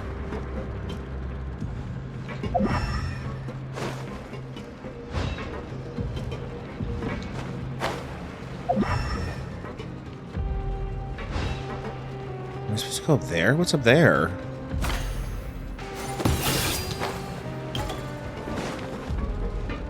Come on, there's gotta be something up here. Nah, nothing.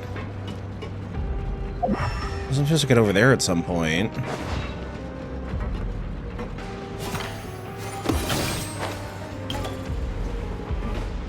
Is there a secret treasure chest?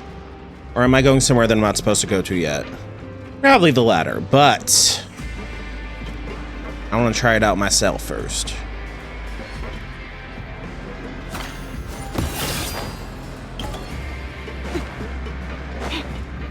Yeah, I'm not supposed to be over here yet. Ah, whatever, not the end of the world. I can always turn back.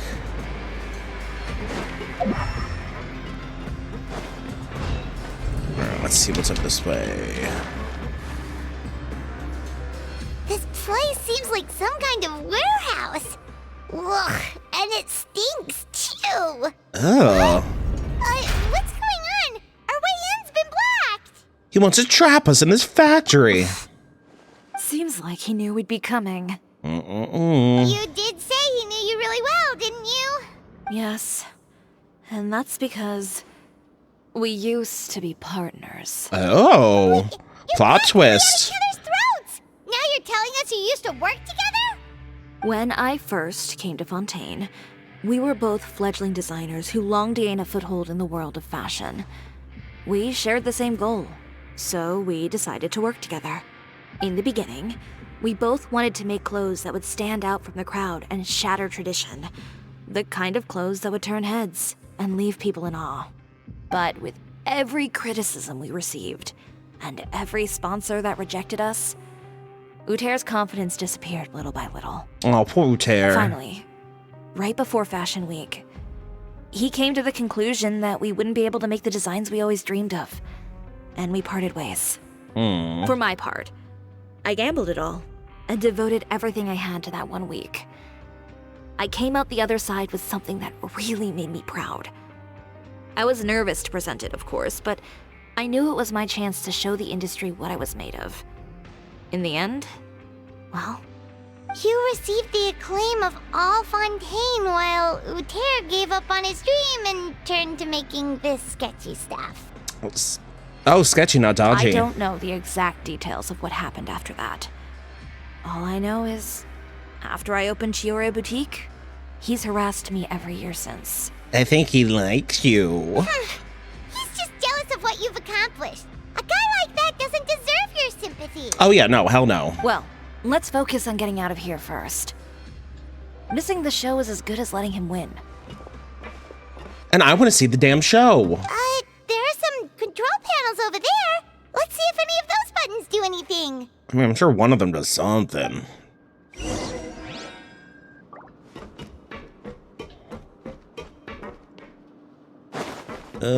Eeny, meeny, miny, mo. I'm just gonna go with 3. Oh, that doesn't seem to have done anything. Maybe try the next one? That didn't do anything either. Oh, and that one does... What does this one do? Warning.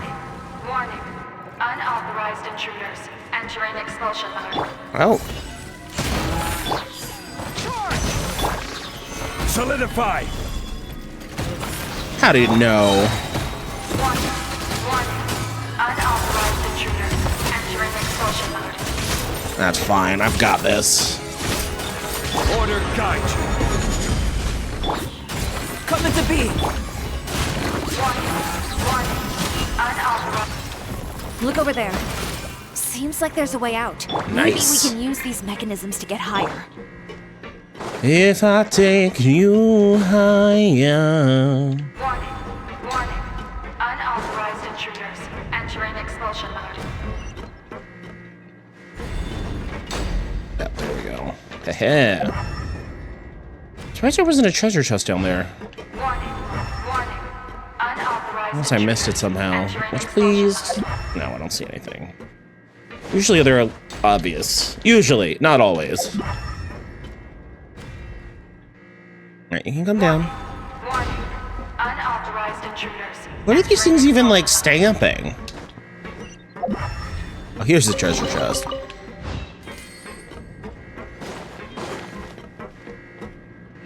Ooh. This is just taking me around here. Whew. We finally made it out. Oh, nice, nice, nice. Uh-huh. Why does it feel like the movement patterns of those mechs have changed? Warning. Warning. Unauthorized intruders. Initiating shutdown procedure. Oh god, what happens with shutdown procedure?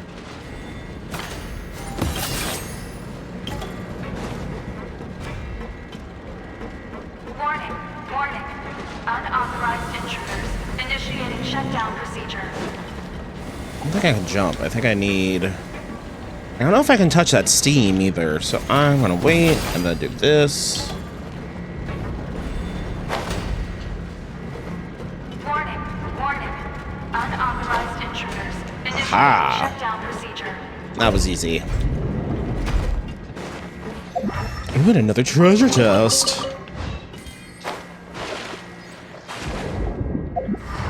Oh, and I can swim. Swim? I can swim!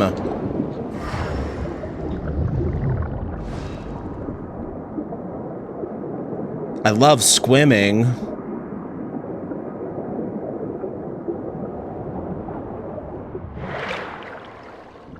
Oh, I'm still underwater. There we go.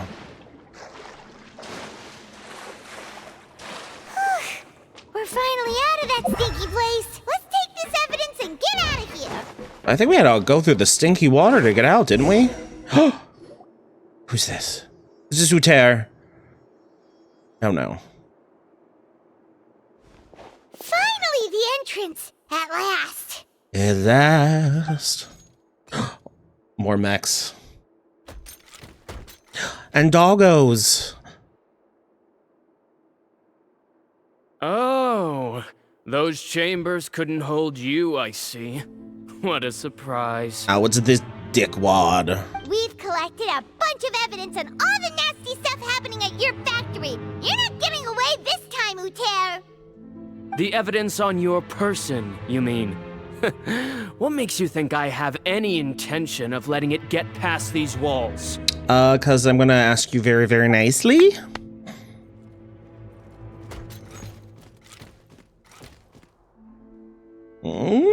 More mechanical guards? Really? Ever thought about using these funds for a legitimate purpose? Oh, but this like not making is a stinky legitimate clothes? Purpose. What? Destroying Chioria Boutique? Or continuing to make your rotten rags? Why not both? Proving that fashion is merely a laughable farce. A carnival of ignorance! You know what your problem is, Uter? You've become so obsessed with the concept of fashion itself that you let it paralyze you. Stop trying to cater to it. Focus on your own work, and you get to decide what fashion means. I mean, look at your own clothes. They're so generic, as if you're a, I don't know, non-playable character or something. Spare me the lecture, why don't you? Sooner or later, you'll cater to all the voices too, you know. After all, what is fashion but another form of public opinion? I mean, he does have a point there. Fashion is about aspiring towards a certain ideal, but it's up to you to decide what it is. My brand caters to no one but myself and my vision. That's my ideal, and it's not going to change. Well, once the people witness their former darling's spectacular fall, they'll understand how laughable that ideal truly is. And how are you gonna make us fall again? That's what you've been trying to prove all this time? Your jaded understanding of the industry is the reason you've had it out for my brand for so long? You weren't like this before, Uter. What happened to the man who wanted to make something that would bring the entire world to its knees? I think he wanted to bring only one person to its knees, if you're catching my drift. He realized long ago how utterly naive and ridiculous that dream was. You gave up on your dream. But that wasn't enough, was it? You had to find a way to prove to yourself that it could never have been possible at all. You think you understand. But you're just a bitter man who let his regrets dictate his choices. You regret giving up on your dream. So you stopped at nothing to prove to yourself that it wasn't the wrong choice. This whole thing, Uter. It's pathetic. Tell him. Pathetic. Why don't you take a look in the mirror? You're a fool daydreaming about taking all of Teyvat by storm. Well, good luck doing that when even Fontaine doesn't have a place for you anymore. You're right. Maybe all those who pursue their dreams are fools. I'd rather be a fool than a cynic. More pitiful still are cowards who are too afraid to even attempt what the fool is brave enough to try. Yeah. You. Oh, well, you pulled a gun out of nowhere. Chiori, you go first. You've got a show to catch. Yeah, just leave this guy to us. No, you go instead. But he has a gun. It'll be fine. Just go to the venue and tell everyone to proceed with the plan. I'll deal with him. Some lessons are best delivered in person. All right, stay safe. Catch up with us soon. I don't know why we can't stay. Literally, this whole time we're having this conversation. Trying to leave, are we? We could have got by now. You little bitch. He shot at I held Paimon. back all this time because of our past partnership, Uter.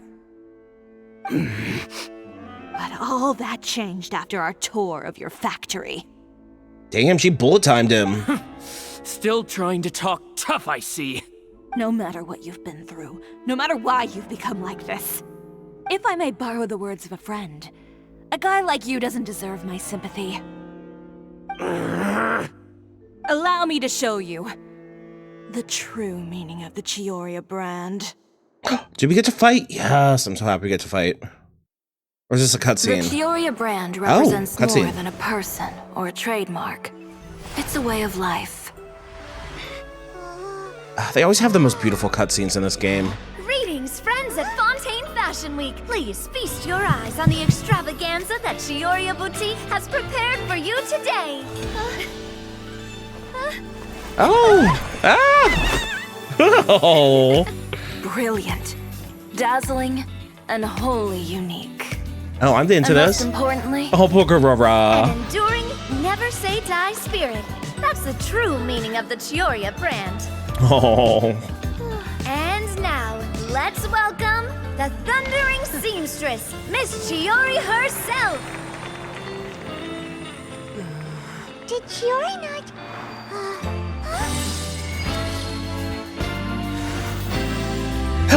Ooh. Lights, cameras, over here, please. Let the show begin. Ooh, Lynette the looking world sharp. will change. Fashion along with it. Lidney. But Chioria will remain the same. And Miss No Navia challenge is too too. great. Chioria And caters to no Karara. one. Not even the times. Rather, Chioria will always lead the fashion of our time. They all look so good. Let's not forget.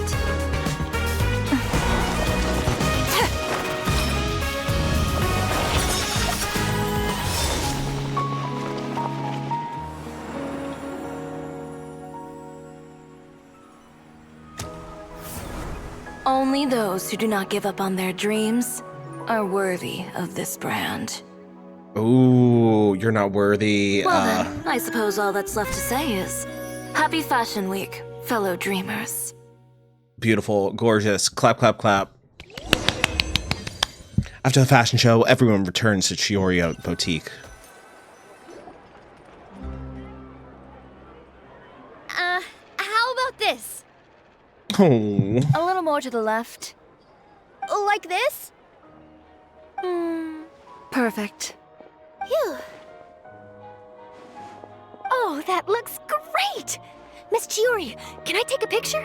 Is there a new sign? Of course. Oh, hi, I Isabella. didn't know you make a brand Welcome, new welcome. signboard. I'm playing Genshin Impact, the Choria Fashion Week quest. I figured it'd be Although it's best almost to put it over. up after the success of the show. Well, how can you become renowned through all of Tevat without a fancy signboard of your own? The Spina's way ahead of you in that regard. Now that you mention it, perhaps our magic troupe could use one of those. Our signatures are the Grinmalkin cat and the Bogglecat box. Oh, and we need to add Pear as well. Pear, I Pear love would Pear. need an alias, of course. How about... the Hangry Bird. Really? Really? Hangry Bird? Like Angry Bird? Short. Okay, okay. Carrara, that's the face I'm making. Hangry Bird. So, does that mean your signboard is going to be 2 cats and a penguin stuffed into a single hat? I mean, that sounds adorable. Ooh, that sounds super snuggly and warm. And a bit cramped. Oh, Lynette. Miss Giori, I'm done taking pictures. You can expect the article in tomorrow's Steambird, along with the evidence the Traveler gathered. Thank you, She helped too. It's my pleasure. Bringing the truth to light is a journalist's duty. Right, Monsieur Going forward, Feel Verite? free to custom order any accessories you need for Monsieur Verite. It's on the house. Huh? You really mean it? Are we sure Of that's not a course. bribe? The same goes for you too, Linny and Lynette. If you have need of any costumes in the future, just drop me a note. What about something other than a costume? Like Thank what? you, Chiori. It's much appreciated. What do you want, Lynette? I don't really need anything. Just don't be a stranger, all right? I don't need anything either. So long as you continue to request my international courier services from Komania Express, we're golden. Aw. Actually, that reminds me. When will you be leaving, Kirara? Oh god, she doesn't want another escort. About that. The Spina di Rosula has prepared a special vehicle for you, so you can just get in and we'll push it all the way out of Fontaine. Like a Trojan horse? No, that's so embarrassing. Ooh, do we get something nice too, Chiori? Of course. Chevros. Just hold on a second. Disrupting public order at the show. Appropriating venue lighting equipment without authorization. Using weaponry in public. Hosting a dangerous performance without notifying the authorities. Chevros, we can explain. If you come across anyone who matches those descriptions, please report them to the Special Patrol at your earliest convenience. Gotta be nice to have a cop in your You knew pocket. that, didn't you? You nearly scared me half to death. Says the one who pulled that stunt earlier. How about you do me a favor and tell me in advance next time you're planning something like that? And if I had, would you have approved? No. No, but it would have at least spared me a whole lot of anxiety. Well, I would say I more than made it up to you, have I not? A whole underground workshop in the Fleuve Sandra, and the man responsible all tied up and handed to you on a silver platter. Sounds pretty thoughtful if you ask me. Yeah, welcome is in All right, order. I won't argue with you. You can have this one. Oh, they are Friends, totally in I would lesbians with say each other. We've earned ourselves a nice meal for our efforts. Let's go. Spina's treat. Oh, thank you, Navia. I'll have to take a rain check. I've still got a lot of paperwork to take care of, so you all go have fun. Oh, by the way, Chiori. Oh yeah, I Navia ran is into Vegner on the way gorgeous. here. People He call had a her like message the for you. Taylor Swift of this I don't game. need to hear it. And she's also a I'm badass. sure the old fool used pretty much every apology in the book. I'll just visit him some other day and give him a hard time about everything. You know him well. Thanks again, Chevros. My pleasure. Oh, and one last thing. That was really quite an amazing show. It was pretty. You don't say. And I'm doing good, Isabella. All right. Follow me if you want in on the celebration. Although I'm feast. also getting tired. Come on, we're leaving. This quest took a lot longer than I thought it would. I started streaming at 7:30 and it's almost Traveler, 10. Paimon, could you go wait for me at that place with the view? I'll let Navia know that we'll be a little late. So I've been There's doing this something quest I'd for like to 2.5 hours. A place with a view? Oh, Paimon knows where you mean. Sure, no problem. Perfect. I'll be right there.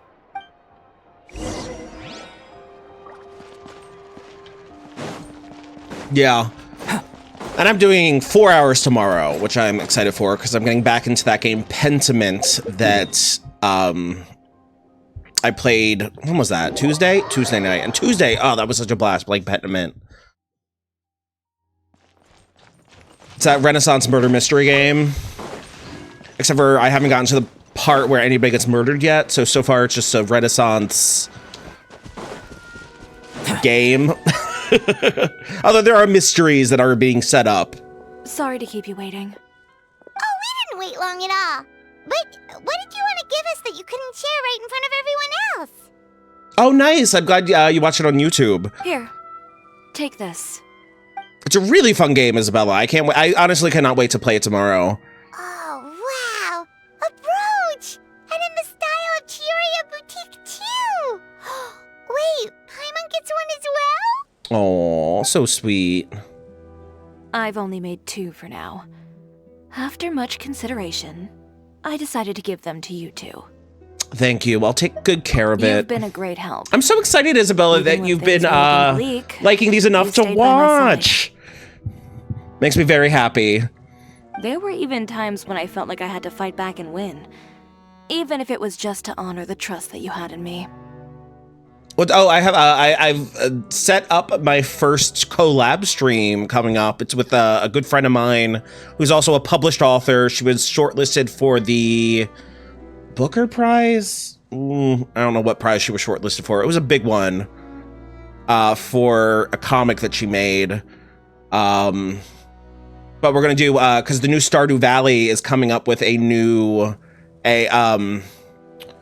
update. I think it's next week, and so me and her we're gonna create a co-op farm together and do that for a few hours, and I'm super excited for that. Because yeah, she's one of my closest friends. I went up and spent a month with her last summer because she lives in Massachusetts right now, and it was a gorgeous time, sweaty time, but gorgeous. Well, we may have helped a little, but Paimon would say you deserve most of the credit. This result, it was all you, Chiori. I know for certain that was not the case. I've chased my dream for so long that I've come to understand something. Oh yeah, Isabella, apparently, did you play the last update where they added the whole new island? I forgot the name of the island, even. But the creator of that game, Concerned Ape, he is so generous. Like, he keeps updating it and doing these big patches for free. And the 1.5 update that added that island was probably the biggest one he's done so far. And the 1.6 update was supposed to be like a smaller update. And he's like, oh yeah, like it's going to make it easier for people to mod and whatnot. But he said, oh, I started doing it and things just kept expanding and expanding. He says it's not going to be as big as the last update, which added a whole new island. But he did say that like there's a new festival. There's like hundreds of line of new dialogue. People think there is a new area that's probably similar size to the desert, not the island. But yeah, it's crazy how much new content he's just throwing out there for free. For free. You don't have to pay a single additional cent for it. And that's insane to me. So I'm excited to get back into Stardew Valley because that's like just one of those comfort games that you obsess over for a while. Apart from conviction and persistence, the thing that matters most is having friends who believe in you even when you don't believe in yourself. Oh, Chiori, so true. A single person can only do so much. Without all your help, Chioria Boutique could have easily fallen to ruin. Well, Paimon doesn't think it would have ever gotten to that point. Not if you had anything to say about it. But, about the stuff you said at the show, you aren't worried it'll rub some people the wrong way? Perhaps my words were a little pretentious, but they do reflect how I truly feel. I won't bow or scrape before any force in this world, much less any individual. I'm confident in the quality of my work. Create something beautiful, and there will always be people who appreciate it. Very true, Chiori. Well, guess there's nothing to worry about then. Should we go back and join them at the victory feast? Oh, yes, of course. But before that, I'd like to admire the view for just a little while longer. Oh. You know, of all the nights I've spent in Fontaine, I'd say this is the loveliest by far. Oh, Chiori. When they talk about tonight, complete. That was a cute little quest. I really do appreciate that. We really got to know Chiori as a character, and she's a badass seamstress, fashion designer. We got to see a bunch of our favorite characters from Fontaine come back and do some cool stuff. Some asshole got his just desserts. That's all we want in life, right?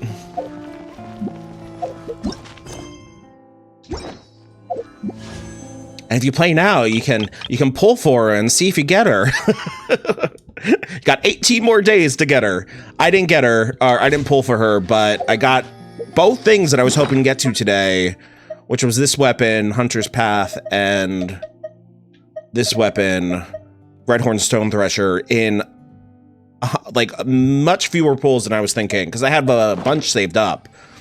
And now I actually have a decent amount saved up for the next patch when they're releasing stuff that I want to pull for. So that's very exciting news for me. Now the question is... Well, I'm not going to start that quest. The question is, do I want to... I think I will. I think I'm going to attempt to do the Hangout event. I feel like those don't tend to be very long. Even though there's multiple endings. I can at least do at least one of the endings tonight, and then... That's what I'll do. I'll do at least one of the endings, and then see how I feel, and then I'll keep going.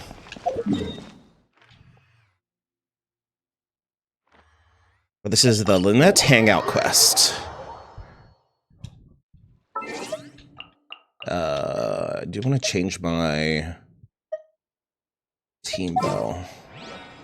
Oh no, the Stardew collab isn't going to be until closer to the end of the month. Me and my friend, we just settled the date. I think it's going to be the... Alright, I'm checking my calendar. It's going to be Tuesday the 26th, I think at 8:30 p.m. because that's what time she's free. I might stream a little bit before then, but yeah, it's going to be the 26th. I'll actually put out like some advertisements hyping it up. Hopefully I can get new people interested in my stream that way, since she is a really cool, awesome author that has some really cool secret work coming up that I'm not allowed to talk about, but I'm really proud of her. Yeah.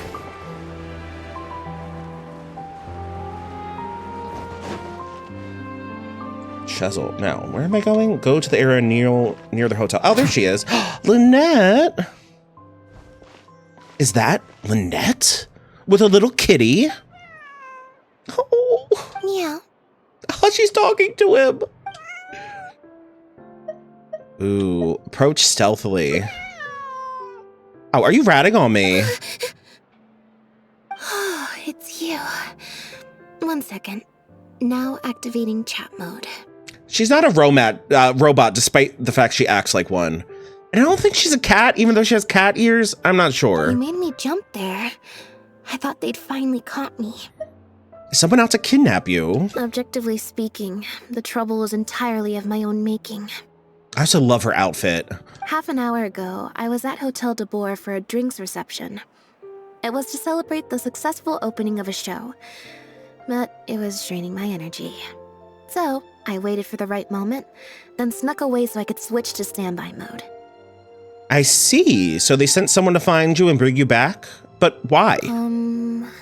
Probably because I'm playing the lead role in the show. The lead role? Is that so surprising?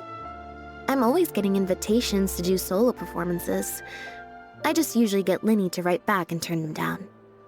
But then came the Fontanalia Film Festival. Oh yeah, the giant bow is really cool. Her and her brother, she has a twin brother. Her name's Lynette, his name is Linny, and they have very cool matching outfits, and they both do like a magic act together. He's the main magician, and she acts as the assistant, although she does a lot of the harder work behind the scenes. I took all the kids from the House of the Hearth out to see a film, and after it finished... Oh, she's also an enemy spy. Clamoring for me to try out acting for some reason. Even Linny was chanting along with them. House of the Hearth is a front of the Fatui, which is like the evil Russian organization that, but it's like kind of benevolent, although they also act like spies sometimes.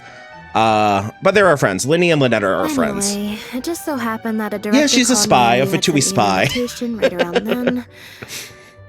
I'll spare you the details, but basically, I ended up accepting it. So this is the dramatic debut of the magician's puppet, huh? Yep, you nailed it. I'm playing the role of a puppet. Good for you, Lynette. In fact, the show's called The Lost Puppet, and it's a masked mime show. So I don't have to do any facial expressions or say any lines. Literally just a series of physical movements. The director says it's a very avant-garde art form. That does sound pretty avant-garde. But can people understand the plot? Art is not comprehended by the mind, but felt in the heart. At least, that's what the director says. Anyway, if nothing else, the opening performance seemed to go down well. At the drinks reception, everyone was crowding around me, saying, "Triumphant character portrayal, faithful adaptation of the original work, unequivocally, quintessentially avant-garde," and stuff like that. Aww. You don't like the attention, But though. being the center of attention is draining. So the moment they left me to go harass the director instead, I was out of there. For once, you weren't able to use Linny as a human The shield. other thing is, some weird things happened while I was on the stage. Like what? That's what he's asking. Sorry, Bonnie. I didn't mean to leave you out of the conversation. My bad. I take it Bonnie's your pet cat? We just met. We bumped into each other right after I slipped away. And you've already named her? Well, it'd be kind of difficult for us to communicate otherwise. Besides, I think she's taken a liking to the name. Haven't you, Bonnie? The cat has no bow tie. Yeah, that's right. Good kitty. We'll go find your owner soon, I promise. Owner, not a stray cat then. Nope. She's wearing a collar, and for the most part, she's pretty well groomed. If she is a stray, she hasn't been for long. Her stomach's been growling a lot. I guess she must have been missing for a few days now. As much as I'd love to hang out with her for a while longer, her owner's probably worried sick about her. Assuming she has an owner, that is. But the reception... I should probably show my face there again at some point, even if it's just to make excuses and leave again. Decision time. Is this a tough decision for you? Well, I just find it exhausting, thinking through all the different ramifications of different choices and so on. That's more Linny's area than mine. So, unless it's something really important, I usually just leave the decision-making to him. But for once, he's not here when you need him. Bet that doesn't happen often. It's fine. He got Fremonade to make me a little something for just this situation. Ooh, is it like a coin to flip? Poof! A phaetometer. What's this? It looks pretty over the top, I know, but it's essentially just a box of cards. He kept the design simple, so it'd be harder to break. The way it works is, I pick a card at random, then look at the number on the card. And how does that help you make a decision? Well, for example, if the number on the card is 5 or higher, I help Bonnie find her owner. If it's less than 5, I go back to the reception.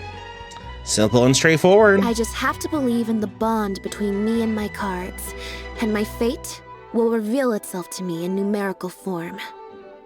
At least, that's what Linny said. Anyway, I guess I'll give you a demonstration. Please do.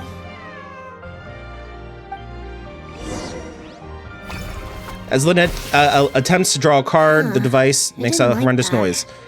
Was I using it wrong? Maybe if I just... Lynette smacks the card box, all the cards fall onto the ground. Then she... Clearly, there's some design flaws to iron out. The text goes too I'll have fast. to let Fremonade know. I feel like maybe this wasn't a design issue. Let's see, which card did I get? 4. Less than 5, so that means no helping Bonnie. The cards fell on the ground though, so I don't think it counts as fate. If you want to get the right answer, you have to let fate decide. Also something Linny said. So, to put it another way, if picking a card up off the ground is how to not leave it to fate, then that means it must be the wrong answer. I think what Linny really meant is sometimes you want to accept the answer you didn't want. Or why don't you pick a card? Since I ran into you here, that means our fates are, like, interfering with each other. All right, I'll pick another card for you. This one is final, I promise. Here, take the Fateometer. If it's 5 or above, that means fate successfully changed. Anything lower than 5 is a fail.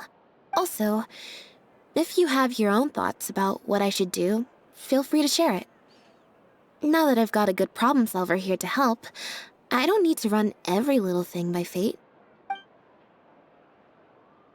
I'm not sure. Let's leave this one to fate. All right. Then let's see where fate will lead me. Random checks triggered by the photometer serve as indicators. Oh, Lord. What?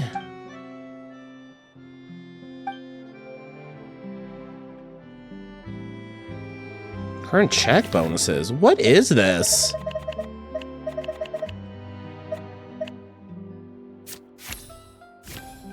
Ooh, 4. Back to the drinks reception. I have to ask about this deck of There's cards. 20 cards in total, numbered 1 to 20. So there's only a 1 in 5 chance of drawing less than a 5. I should also mention, this time the cutoff was 5, but I just set that to wherever I feel like. I mean, clearly you don't want to go. You could just... Nope, I said it was your decision. I'm not gonna waste any more energy dragging my feet. Besides, the drinks reception is technically part of the job as an official publicity event.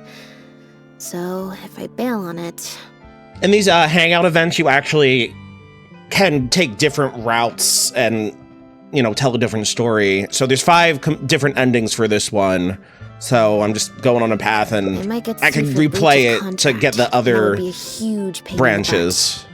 One other thing. Do you want to come with me? If you're free, I mean. Sure, then you'll have at least one friend there. Mm-hmm. Thanks. I really wanted to go with the cat, but fate said something else. I can't even say goodbye to Bonnie now. Ouez-vous, kitty. Alright, let's go to the hotel. We'll do press.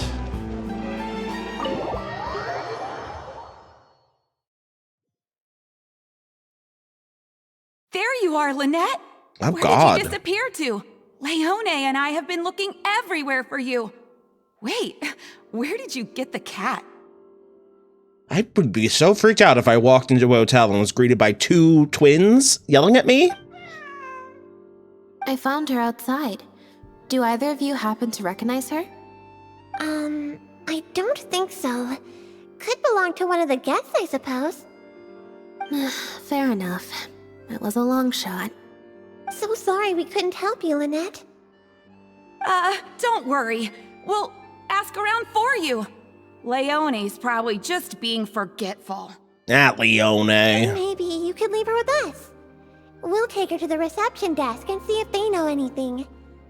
And if not, we'll just keep looking. Sure. I would help, but I'm a little preoccupied. Sorry to dump this on you. It's no trouble at all. We're happy to help however we can. Also, if it's no trouble, I mean, could we maybe get an autograph? Oh. And maybe a photo too? Leone, you can't spring that on her now. Not while she's working. At least wait until the event's finished. One last thing, Lynette. Director Mary is looking for you. We'll take the cat to the front desk now. See you later. You're so popular. I'm not usually required at these kinds of events, so I don't even have an event mode. Alright, guess I'd better go see the director. Oh, poor Lynette. Spectacular choreography, a masterpiece of mise en scène, and the performance, oh my, groundbreaking, dripping with je ne sais quoi. My congratulations on another magnificent show, sir. Yes, I, for one, was particularly captivated by the clearly allegorical narrative undertones. The Lost Puppet shines a spotlight on the impact of technological advances in our modern society, particularly as they relate to changing modes of emotional expression and the challenge of mutual intelligibility. Yes. That was intentional. Such a pioneering work, so far ahead of its time. A tour de force of avant-garde theater. I can already see the headlines of tomorrow's newspapers. They will certainly be singing your praise, Director Mariu. But it was Ooh, a group Mario, effort, he of cute course. though. To convey emotions in a silent show with no facial expressions, the entire cast had to go above and beyond. Everyone truly outdid themselves. Speaking of the cast, Jillian, another strong performance from you in Director Mariu's latest show, as of course we've all come to expect from your numerous successful collaborations to date. That's quite an overstatement. I've only ever played supporting roles. Ooh, does she not like Lynette because Lynette got the main role? On that point, you stated a few months ago in an interview that you were looking to secure a leading role in your next show. What led you to the decision to stay in a supporting role this time around? Jealousy. We had a discussion about this, and while Lynette hadn't previously performed in an acting role, we were blown away by her talent, and she was a perfect fit for this character. Quite simply, this was the role she was born to play. Exactly. I was honored to share the stage with her. Lynette worked extremely hard in all of the rehearsals, and she's an incredibly talented actress. Oh, Jillian, always the bridesmaid, never the bride. Oh, Lynette's back! Hey, Lynette, where have you been? Were you in standby mode? Some reports say you switched that state to recharge after a show. Method acting, of course. Oh. Such a compelling portrayal of a mechanical puppet could only be achieved by an actor who lives and breathes their role even while off stage. Those seemingly no, that's just how she were, is. In fact, an inspired portrayal of the character. The ostensibly bad acting, in reality, was the product of supreme acting skill. Bad acting? I went outside and there was this cat there, so I played with the cat for a bit. I love you, Lynette. Cat! We've long heard that you are a kind soul, as well as an incredible actress. No wonder your debut performance has garnered such popularity. This show looks on track to break box office records for avant-garde theater. Lynette, any words for the fans? Not really, no. Oh. I believe Lynette is trying to say that the act of performance itself is the actor's true means of connecting with their fans. Oh, I see. Lynette, any comments? Let me guess. No. Right, exactly. But don't you want the fans to know how you're feeling right now, after the hugely successful opening of your first ever show? That's true. I'm sure the fans would love to learn a bit more about you, too. How interesting. Insight. Observe Lynette to see how she's doing. Oh god, now I have to... This is D&D. They're making me play D&D. 17. Haha. Lynette's voice was so deadpan during the interview, she sounded like an auto-reply bot.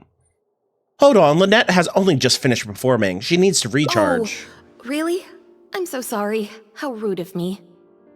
Huh? Wait, you're the traveler who's been in the news. Did you come to see the show?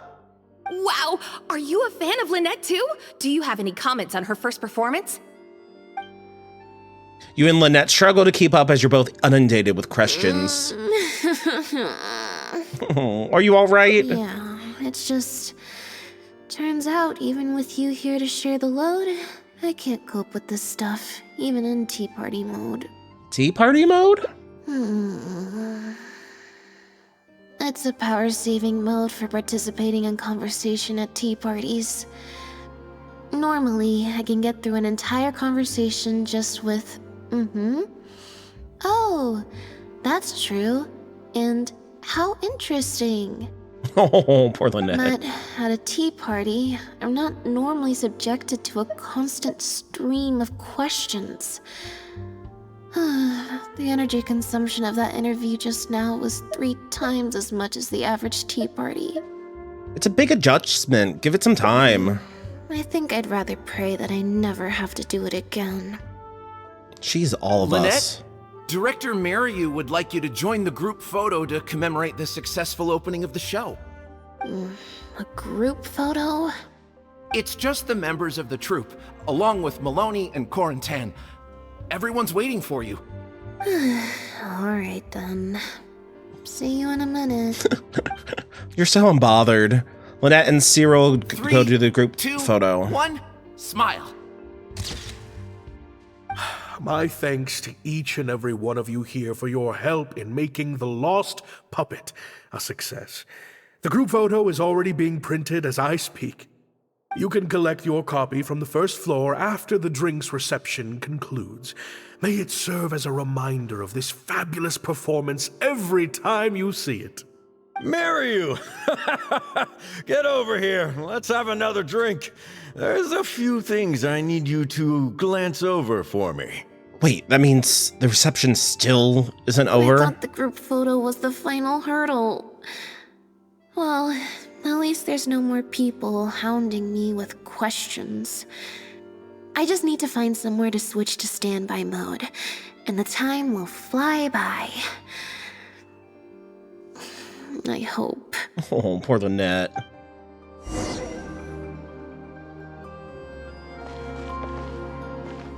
Ooh, this place is so popular today. Can I talk to any of these people? No? No? Where is Lynette? Go to the second floor. I could do that. Oh, it's that Farina. Hotel de Bour's Ile Flottante is as wonderfully sweet as ever.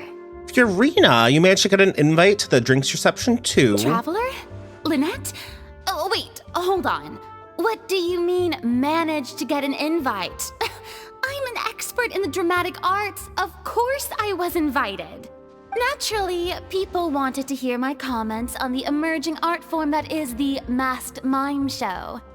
So then, what did you think? Remarkable, and a very worthwhile artistic endeavor.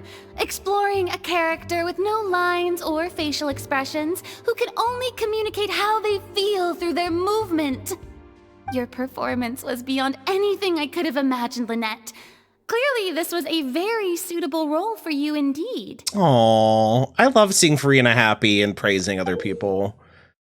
Passive checks are a special type of checks that need not to be actually triggered, but will automatically trigger. If you pass, you will find hidden information. Perception check, you hear a sound. If you listen closely, you can hear some small noise coming from the back corner. This is D&D! Is something wrong? No, it's nothing. Please go on. Oh, basically, I think I'd give it a positive review overall, just not as gushing as the crowd downstairs. So, you thought they were pretty over the top too? In fairness, it's normal to bring along some vocal supporters for publicity when a new show opens, but still, this was something else. Then again, I'm no specialist in avant-garde theater. Maybe I'm just not well acquainted with their review criteria. Or maybe it's because I came to the show with some preconceived expectations. I did happen to see the original draft of Mariu's script a while back.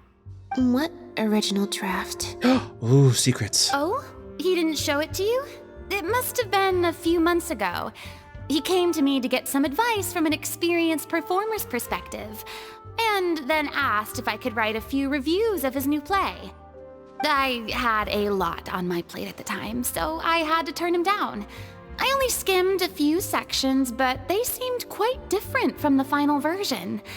I can't say I remember the plot, but I don't know. The protagonist just seemed more complex, I guess, especially in the last two scenes. Still a mechanical puppet on the outside, of course, but she seemed to have more emotional depth on the inside. Emotional depth? Do not think you have I'm that. just thinking aloud here. Don't take it to heart. Besides, a script and a play are two very different beasts.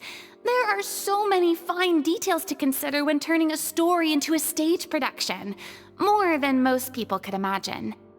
Especially with a novel art form like a masked mime show. I'm sure Mary Yu had his reasons for the changes he made. Change of topic. I see you've escaped the crowds to seek refuge on the second floor. Fame can be overwhelming at first, can't it? Perhaps you'd benefit from hearing about the experiences of a veteran celebrity such as myself.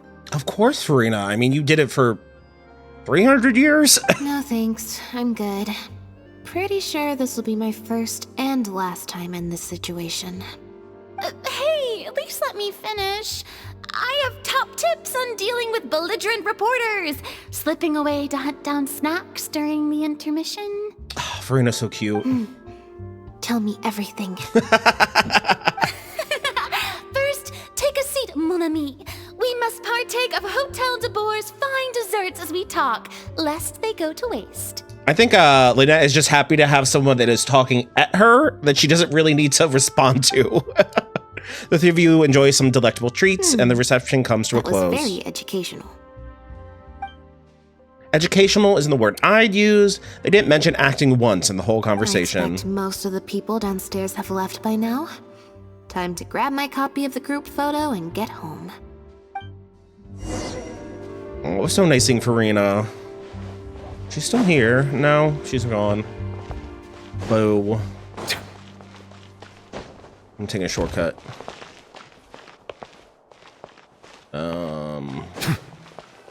Oh, it's over here. The photo must be in this envelope right here. It's finally over. Thank you for sticking around for so long. If it wasn't for you, I don't know how I would have standby moded my way through the last few hours. Any normal person would find an event like this stressful, but enough to warrant Lynette leaving halfway through? When you left the event midway, what was the real reason? I mean, if you don't really want to talk about it... It's fine. It's just... It was such a minor thing. While I was on stage, there was a moment when I felt like someone was looking at me. It was only for an instant, and I didn't even see who it was. But somehow, I knew it was a look of contempt. I got a vague sense of it again during the reception. Like someone was giving me an evil stare. But I couldn't figure out who it was. The person that you stole the lead role from, perhaps? Normally, I'm used to lurking in the shadows on the stage and spying on other people. So, it was strange, feeling like I was the one being spied on this time. Maybe someone's jealous of you? You did land a leading role in your first show. Someone just took a disliking to me for no real reason. Sometimes you can like one person and dislike another for equally pointless reasons. Anyway, it was just a momentary stink eye, that's all. Nothing for you to worry about. Okay, well, if you're not worried, I'm not worried. Okay, problem solved. I'm gonna take this envelope and go home now. Let me guess, there's something nasty written in the envelope. Yep, Lynette's envelope. You heartless puppet. You ruined this work. Hand over the role of lead actress immediately. What? It's a threat letter. You have destroyed this work of art. Step down from the leading role at once. Based on the tone, I'd say threat letter is right. This is far more serious than a momentary stink eye. We need to get to the bottom of it.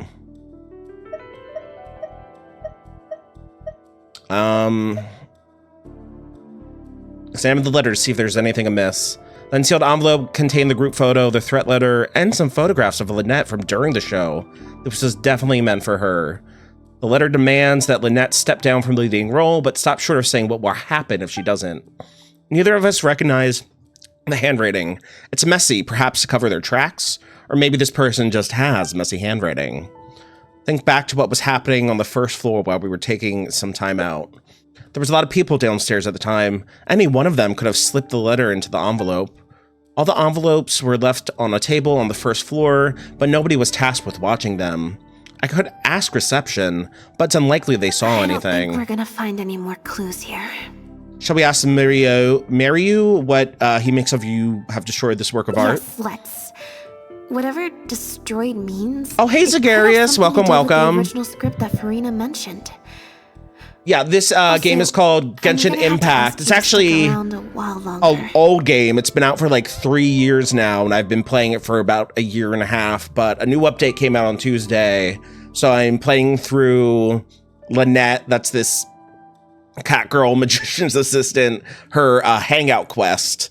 So she just performed in a new play, and someone sent her a threatening note because they don't like her as the lead role.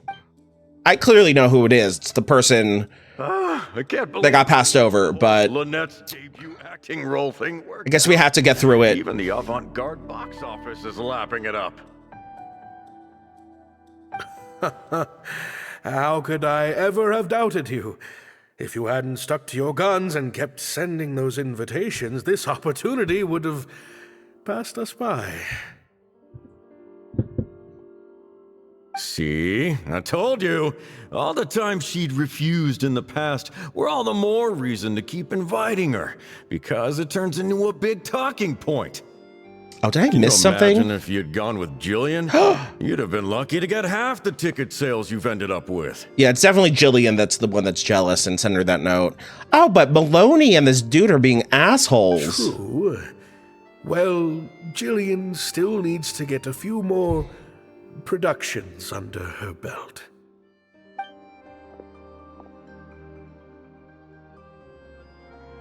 Do you have a moment, Director Mariu? If it isn't the star of the show.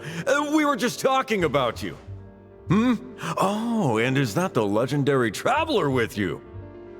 Oh, and by the way, Zagarius, this is not how the game is, like, the format of the usual game. This is just how the hangout quests are, where it's like a choose your own adventure kind of thing. I'm guessing you're here to discuss the show with the director? Oh, you're a talented and hardworking actress, Lynette. It's no wonder you're getting such rave reviews. Insight check. The gentleman's expression seems a bit unnatural. Despite his effusive words, the look in his eye suggests he's not quite so delighted with Lynette's newfound stardom. I'll leave you artists to discuss. Also, there's a weird D&D mechanic going on. Make sure you give your star performer and her friend your full attention. I certainly will. Lynette carries the fortunes of our entire troupe on her shoulders. Who was that? Mr. Maloney. An investor or something, I think. I've never asked him. So, what can I do for the two of you? I'm afraid I'll have to dash soon as I'm meeting some friends from the newspaper. Otherwise, I'd love to stay longer. We won't take up too much of your time. We heard that the original script for The Lost Puppet was quite different from the final show. I'm kind of curious to know what the protagonist was like in that version. Oh, well, this is a surprise. I didn't think you'd be interested in that sort of thing. It's not uncommon for scripts to undergo major changes as they're being brought to the stage. But I'm afraid there's not much to tell you in this case. The protagonist has stayed the same from the beginning to end. A mechanical puppet with a bumbling body but a sensitive soul. A stranger in time who doesn't belong. There's no doubt about it. You are the protagonist, and the protagonist is you. The success of one is the success of the other, and that's what made this show an artistic triumph. Sorry, you've lost me. Can you put it in plain words? All right then. Delving deep in the search of core truths is the job of an artist, after all. You shouldn't give your attention to early drafts of the script, Lynette. All it would do is sow confusion where you already have clarity. So what was in the first drafts that he's so hesitant about her knowing? Is the final version because it is the best version, and your performance best brings that script to life. Why, if it weren't for you, I doubt any audience would give our show the time of day. If everyone is happy with Lynette's performance, then how do you explain this letter? Oh my goodness! Yes, oh my goodness. Destroyed this work of art? Really? Which means that it implies they saw an earlier draft. Well, Director Mariu, any idea who might have written it? I mean, there's only one suspect. No. Who on earth would write such nonsense? We found it in the envelope containing the group photo. Absolutely not.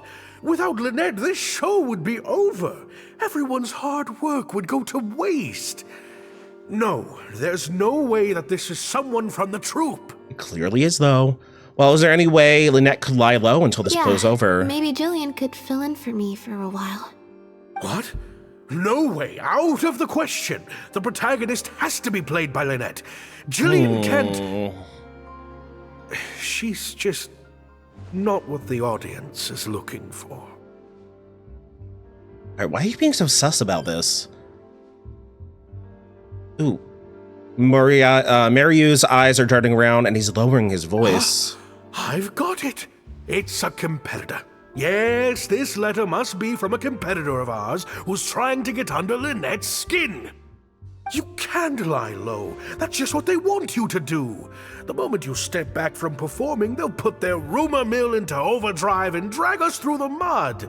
They're just waiting for their chance to kick us while we're down. A competitor? Really? Definitely. Those lowlifes. Slander and libel are all their specialties. They drown out the truth with a flood of misinformation, and they stop at nothing once they get riled up. Do you have a particular suspect in mind? There's so many of them out there. Fame always seems to attract Don't track the haters. No matter what you do to try and keep everyone happy. But don't worry, I will get to the bottom of this. Stay strong, Lynette, and keep up the good work on stage. I have to go and meet my friends from the newspapers now, but rest assured, I'll be discussing countermeasures with them. See, you knew that Jillian did it, and you're just trying to protect her. Tisk tisk. So, a competitor, huh? Do you think that's it? I kinda doubt it. We've dealt with those types before. Usually their goal is to steal our venue for their own show, or to cover up a scandal by planting a story to divert public attention. But at the moment, I don't think anyone's got a reason to do any of that stuff. Let alone pull a stunt like this. A threat letter is quite extreme. Besides, when I felt that evil stare, I'm pretty sure it was coming from somewhere backstage. So that rules out a lot of people. I'm actually more concerned about Mariu. When I mentioned Jillian, his reaction was pretty unusual. Yeah, because she did it. So you noticed that too. Especially since Maloney mentioned that the initial plan was to cast Jillian as the lead. Sounds like there was an original protagonist as well as an original script. I should probably go talk to her. You know where she lives? Yep. She told me she lives in the Fleuve Sandra. Ooh, the poor part of town. Hello, puppy. Hi, hi. Oh, you're such a gentleman. Hi.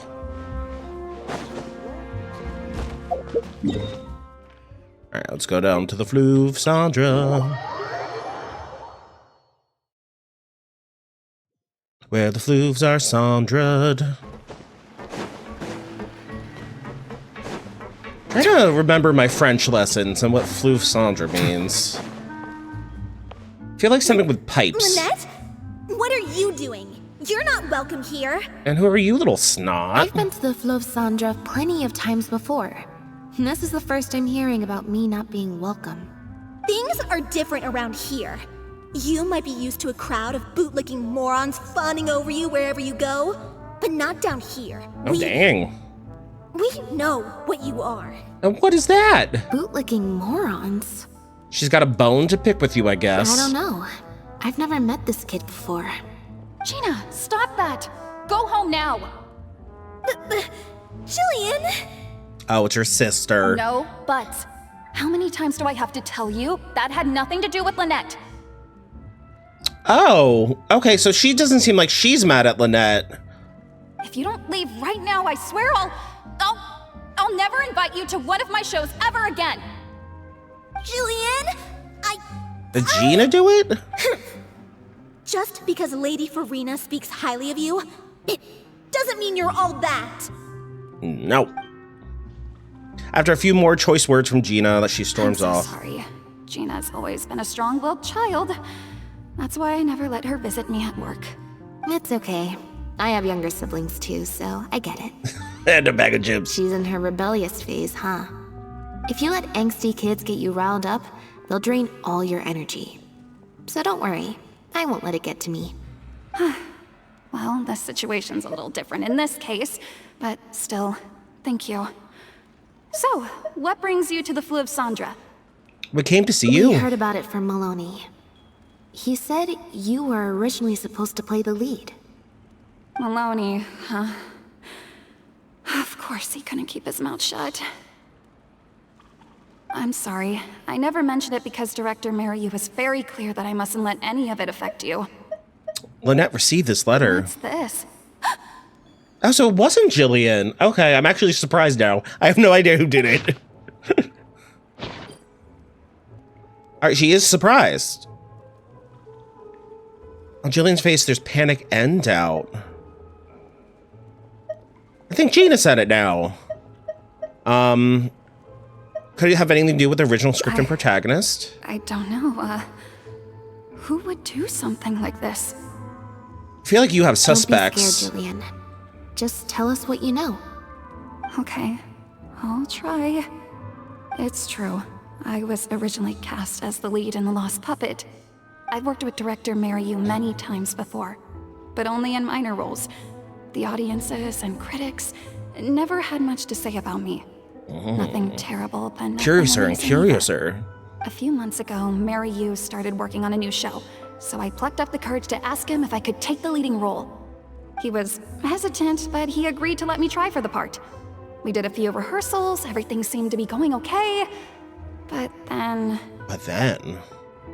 There's been a change of plan, Jillian. The leading role will now be played by Lynette. He doesn't seem happy about Lynette? it. But she always turns these things down, doesn't she? And that's why we cannot afford to waste this opportunity. Jillian, I understand how you must be feeling. But Maloney and myself have to do what's best for the production as a whole. Next time, the lead will be yours. I promise. I mean, he seems sincere. Can I do an inset check on a flashback? At first, but I also know full well that I don't have Lynette's star power. Without Lynette, how could we ever convince people to pay money to go and see a masked mime show? All right, so you seem disappointed but understanding. And if the show was a flop with me in the leading role, how would I answer to the director and the rest of the cast? All right, I don't suspect you anymore. I got to meet you on stage and found that you're really down to earth, in a way that not many celebrities are. You were kind to everyone, and your performance wasn't bad. Whatever disappointment I had left at that point, I certainly wasn't about to take it out on you. Oh. By wasn't bad, you mean it wasn't great either.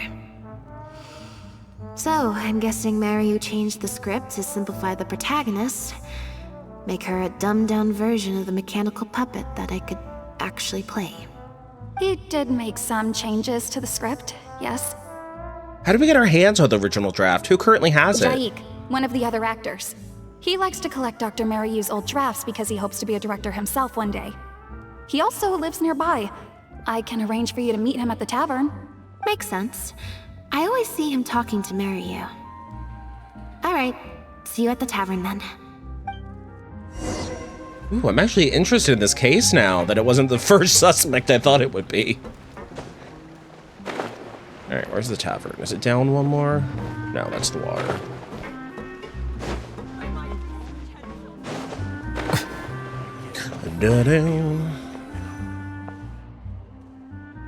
After waiting at the tavern for a while. Sorry to keep you waiting. Jillian brought me up to speed on the situation. I'm here to help however I can. Here, this is the script you're after. It's very rough. Looks like he was constantly editing it. That's always the way with pen and paper drafts. Even the final script is full of last-minute changes by the director. There should be a cleaner copy of the original script in here somewhere. Ugh, sorry, it's all a bit mixed up. I just grabbed the whole stack of paper since I was in a rush. Just stealing his old drafts. No problem. Now activating search mode. I'll go through one page at a time. Oh, Lynette. Oh, I'm Lynette. Ooh, and I can fight. I wonder what got into Director Maryu. Maybe he's been quietly struggling with something.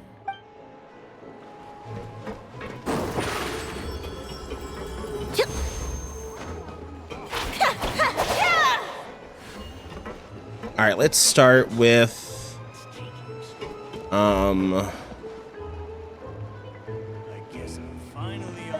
should I start with the manuscript? Maryu's original script is littered with amendments. It's practically illegible.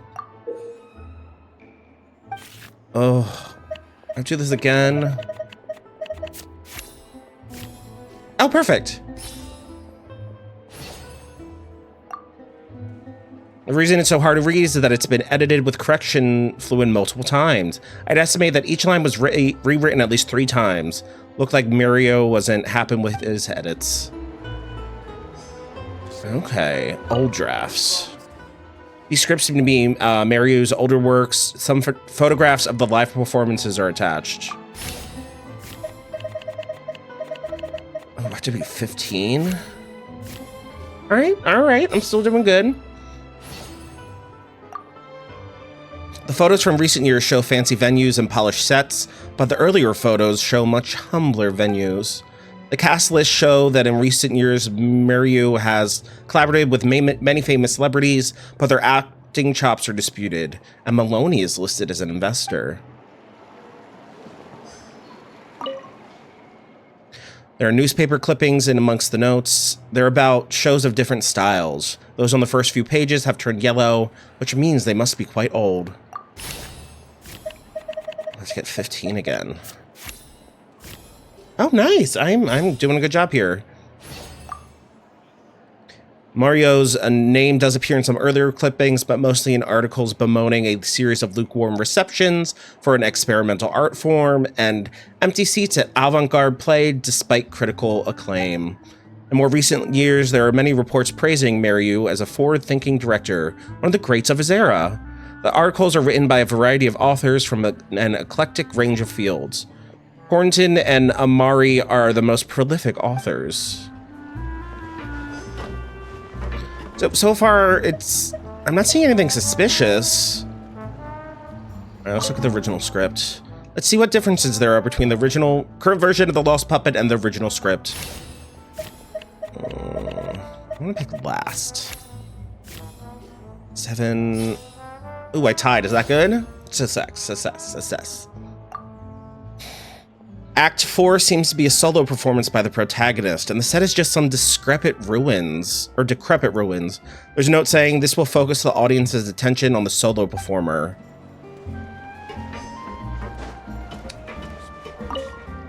The official script for The Lost Puppet details how the dancing puppet protagonist is rejected by humanity and then begins searching for the meaning of life. Oh, perfect. Easy peasy. In Act 4, the protagonist loses the ability to dance due to wear and tear in her circuitry. There's a note saying some cursory movements to get this point across will suffice. The audience's focus will be on the fancy set and the extras. Oh. So yeah, he definitely dumbed it down for Lynette.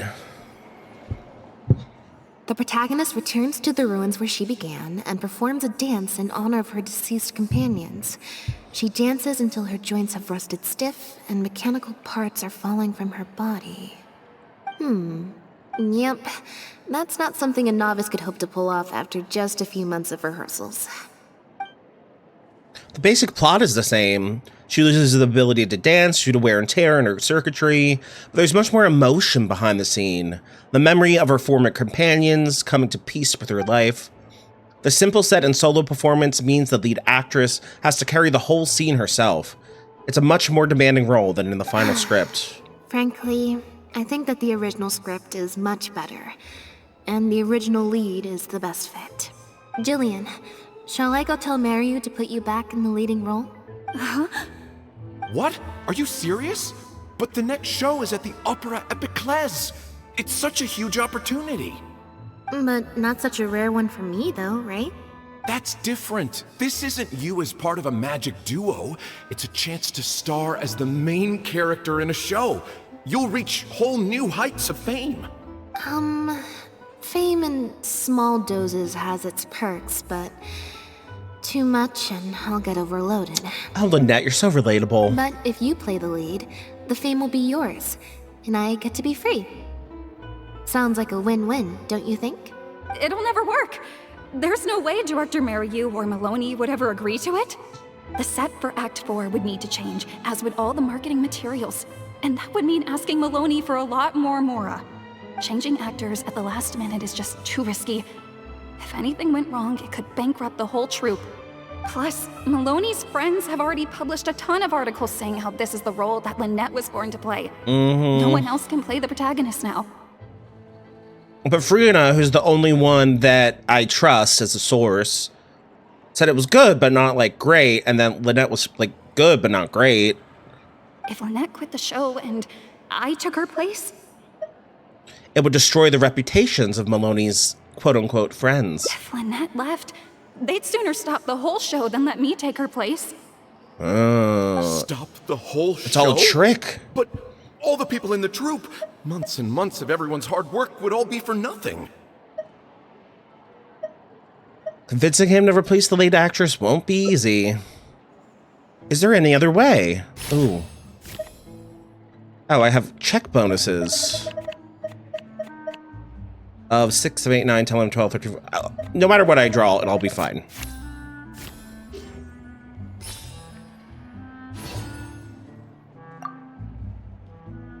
Judging for those documents, Mariu's true intention seems to be... I have an idea. Do? What is it? All we need to do is this. You explain your idea to the group. That's a bold plan. I'm in. You know, it's a little crazy, but it might actually work. I'm actually interested to see what this is. No way. It's not worth taking such a huge risk just for a chance to be in the spotlight. Jillian, you said before, whatever disappointment I had left, I wasn't about to take out on you. In other words, that disappointment is still there, but you've kept it bottled up inside. Be honest. You still hope to play the leading role, don't you? But the thought of putting so many people out just for my sake? Even though you're the better choice? You think they'd be put out? That's not how I see it. Jillian, you were more dedicated than anyone during the rehearsals for the original script. We all saw how hard you worked for this role. And I think you know that unless we decide to make a stand here, the path we're on is only going to take us further and further from our dreams, all of us. Oh, I really like this acting troupe. So take it from me. You would not be putting us out. Not one bit. Whether the plan succeeds is up to you. Guys, Okay. Let's do it. I will play my part. Yes! I knew you'd come around. All right. I'll let the rest of the troupe know, and we'll start preparing immediately. Wonderful. this solves everything. Wait, but what about the threat letter? Do you have any idea who sent it? I think it's your sister. As long as we stick to the plan, I'll give up the lead role, so it won't matter anymore, right? But surely you want to know who it's from. If they're out there and no one's keeping an eye on them, what if they come looking for you? I doubt they will. It's supposed to be a threat, but they didn't even say what would happen if I don't meet their demands. Plus, the handwriting is kinda childish. It is Gina. It doesn't look like a professional intimidator to me. Who knows? Maybe it was just a fan of yours having a moment. Like Gina. A fan? Of me? Maybe there's someone out there who really appreciates your talent. Even in the supporting roles. Could the letter be from one of Jillian's fans? Alright, so I have to beat a 10. Ooh, check failed. I don't think there's any solid evidence. It's getting late. We should be leaving. Huh? So suddenly? Lynette grabs your hand and leads you out of the tavern. We seem to hear a sound.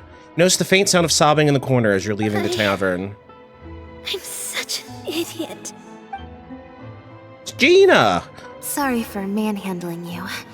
You looked like you were seconds away from figuring out who sent the letter, so I had to act fast. Actually, I have no idea. It was Gina, Jillian's sister. Yeah. Just because Lady Farina speaks highly of you, it doesn't mean you're all that. And as Zagaris would say, a bag of chips. I'm so sorry. Gina's always been a strong-willed child. That's why I never let her visit me at work. Farina hasn't released her official review of The Lost Puppet yet, which means Gina disobeyed her sister and secretly came to watch her at work. I guess she must have snuck into the drinks reception and overheard our conversation with Farina. Oh. She idolizes Jillian, both as an older sister and an actress. And she watched as the dream role Jillian had been waiting to play for so long got snatched away from her by some amateur who's never acted before. To make matters worse, all the critics were hailing this amateur as a perfect fit for the role, and even Fontaine's former biggest star was praising her abilities. She wrote that letter in a fit of anger. And that pretty much sums it up.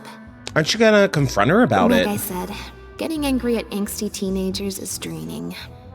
Besides, if it was my younger brother or sister and they found out I'd been treated unfairly or had an opportunity stolen from me, they'd definitely do something far worse. I can I was in imagine. Jillian's position once. Back when Linny and I were starting out, before we got famous, we just had to take things a day at a time. Doing our shows, slowly trying to build up our reputation. So I can understand Gina's frustration. Still, she could definitely use some pro tips on how to write a threat letter. She must have been the one giving you that evil stare, right? No, the way she looks at me is indignant, frustrated, but not malicious. Plus, she didn't even try to hide how she felt. Whoever was giving me that evil stare was backstage. Blending into the crowd at a drinks reception is one thing, but trying to blend in backstage, where everyone's on high alert waiting to be called on stage, would be a lot more difficult.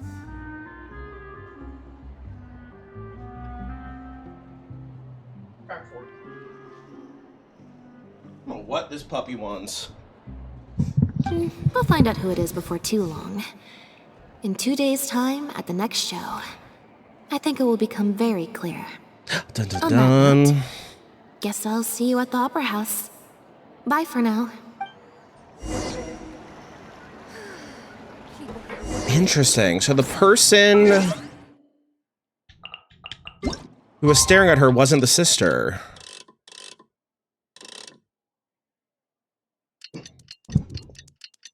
Where's your baby girl? My puppy's being a little borker. What you want? What you want? You got a pizzle? Don't you want your pizzle? Oh, you just want to stare at me?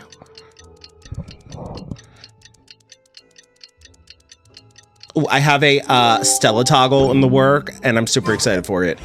I saw some sketches today, and I'm very happy and excited and thrilled. What is it, baby? I'm in the middle of something. We played fetch earlier, Boo Bear. Alright, let me try picking her up. You want cuzzles? Is that what you want? You want cuzzles? Instead of one cuzzles.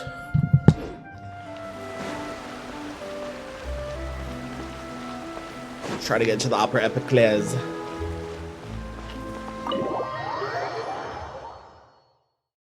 The cutscene can start because I have the puppy in my hand right now. Oh, you're here! Lynette and Jillian are busy getting ready, so please come with me. Shortly after following Jacques into the opera house, the curtains open and the show begins. Act 1. In the ruins. That puppet in the middle. Is that Lynette? She's so pretty. It's starting. Keep your voice down. The protagonist, a dancer, has been abandoned in some ruins. She suspects it's because of a health condition with her legs, which has affected her ability to dance. But then she finds the other abandoned puppets who look just like her. Only then does she realize her illness is just a mechanical breakdown, and she's just a dancing puppet. Wow, I thought it would be hard to follow, but in the end it was actually very clear. Even though her face was expressionless and she didn't speak the whole time, I felt like I could really understand how the protagonist was feeling. Let me guess. That is not Lynette under there. All right, Act 2.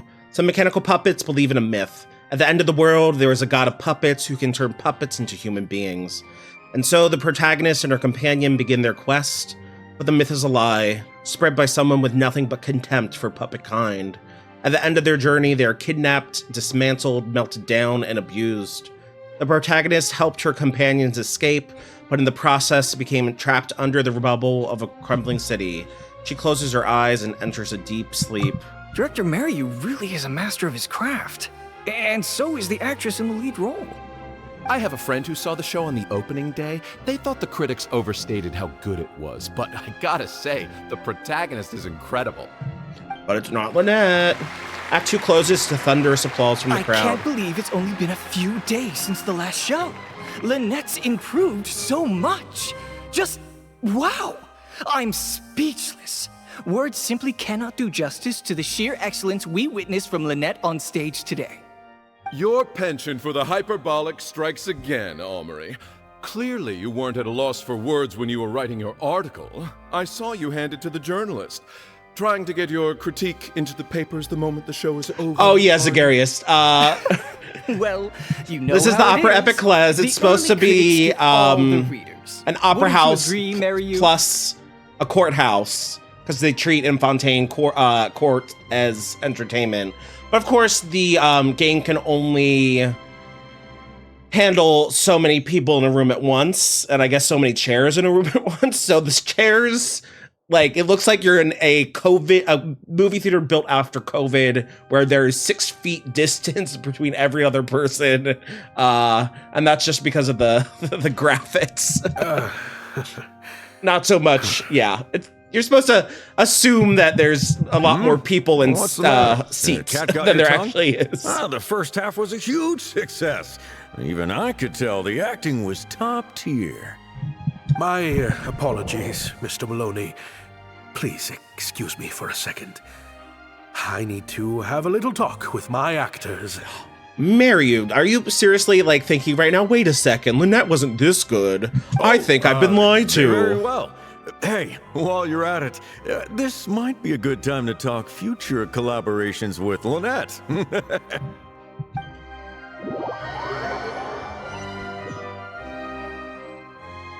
Are you guys sure this is gonna work?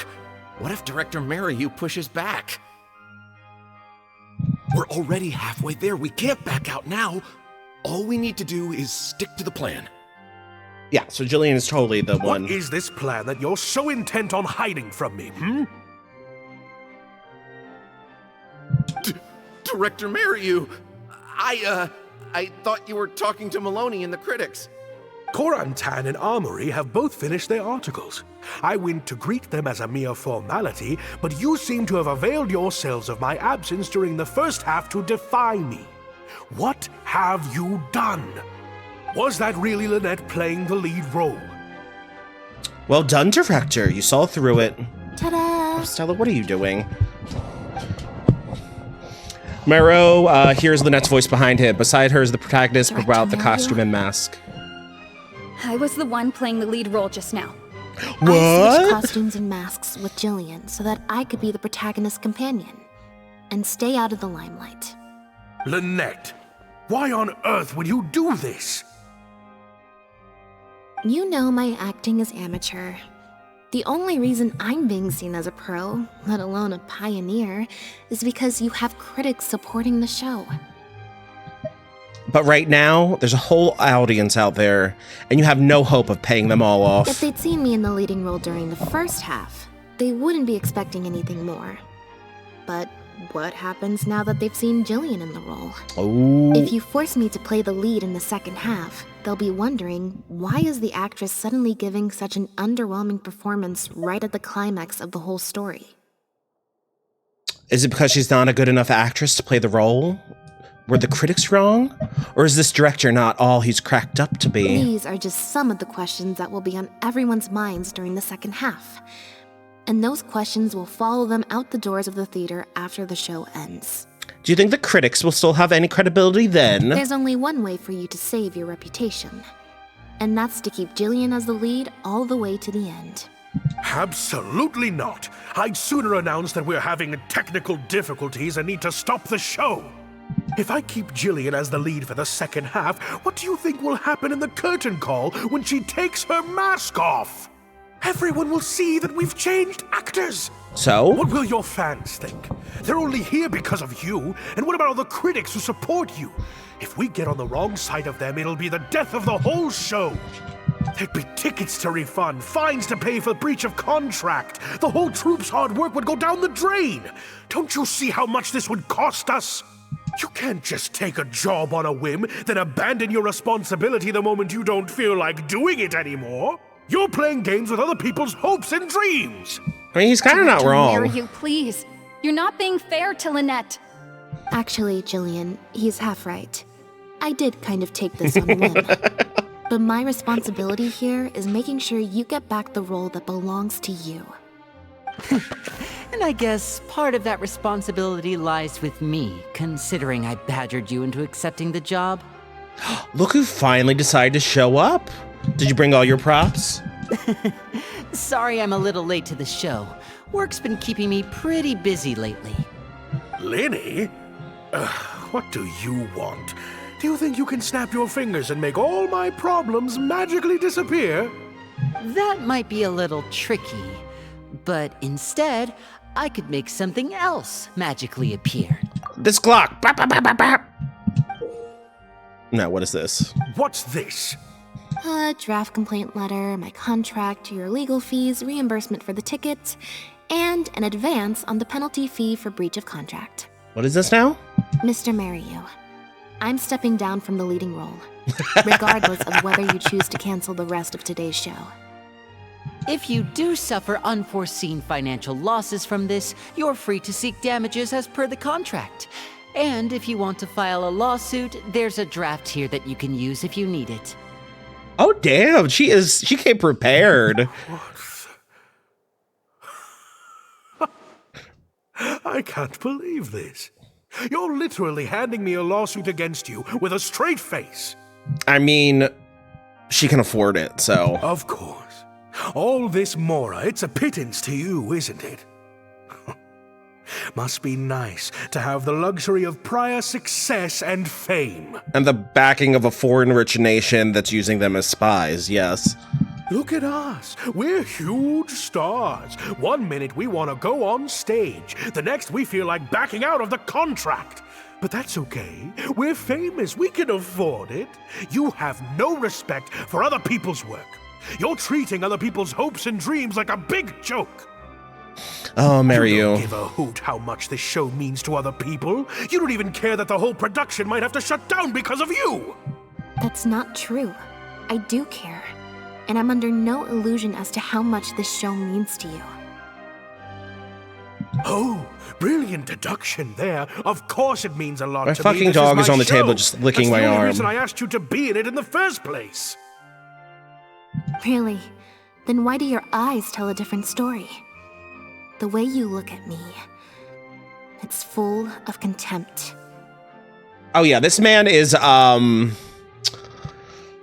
he's a snowflake. Almost as if I've destroyed your work of art. Wait, so it was Mary Yu that sent the note? Oh no, he's the one that was looking at her with contempt. Oh, I did not put that together until just now. Oh yes, I'm actually working on a VTuber toggle where Scholastica, I can toggle and I can be holding her soon enough, and I'm super excited for it. It's in the works. But I'll donate at Jack and tomorrow. I'll send in a picture of Stella. A couple days ago, I asked some associates to do some digging. Huzzah! I was interested to know who else you invited to play the lead apart from Lynette. Let me guess, Fiorina. Surprise, surprise. Turns out that all the other famous actresses you asked either had prior commitments or weren't a good fit for the role. They all turned you down. And I would have turned you down too, if not for an unlikely set of coincidences. Oh yeah, I could put it on Discord. You I just didn't like send giving those Holden and invitations Jacking my because you money. were looking for a better actress than Jillian, but because your investor wanted a big name in your show, right? Ooh, is that your puppy, Roxanne, or is that a cat? I can't remember. Dr. Maryu. It's clear as day that Jillian is an outstanding actress, but fame was the key factor, and that was the one thing she didn't have. To get Maloney on your side, you I can't. Oh chose yes, make I need Jillian the to understudy, go on there and then look for an and look at opportunity Roxanne for because her I to love a take puppy the dog. lead. And look for blah blah blah blah. To get Maloney on side, you chose to make Jillian the understudy and look for an opportunity for her to take the lead. But then Lynette actually accepted your invitation, and her acting debut was sure to attract attention. I bet you were torn at first, weren't you? Do you stick to the tried and tested formula? Choose Lynette, use her celebrity to get the critics on your side so that you and your investors can line your pockets? Oh.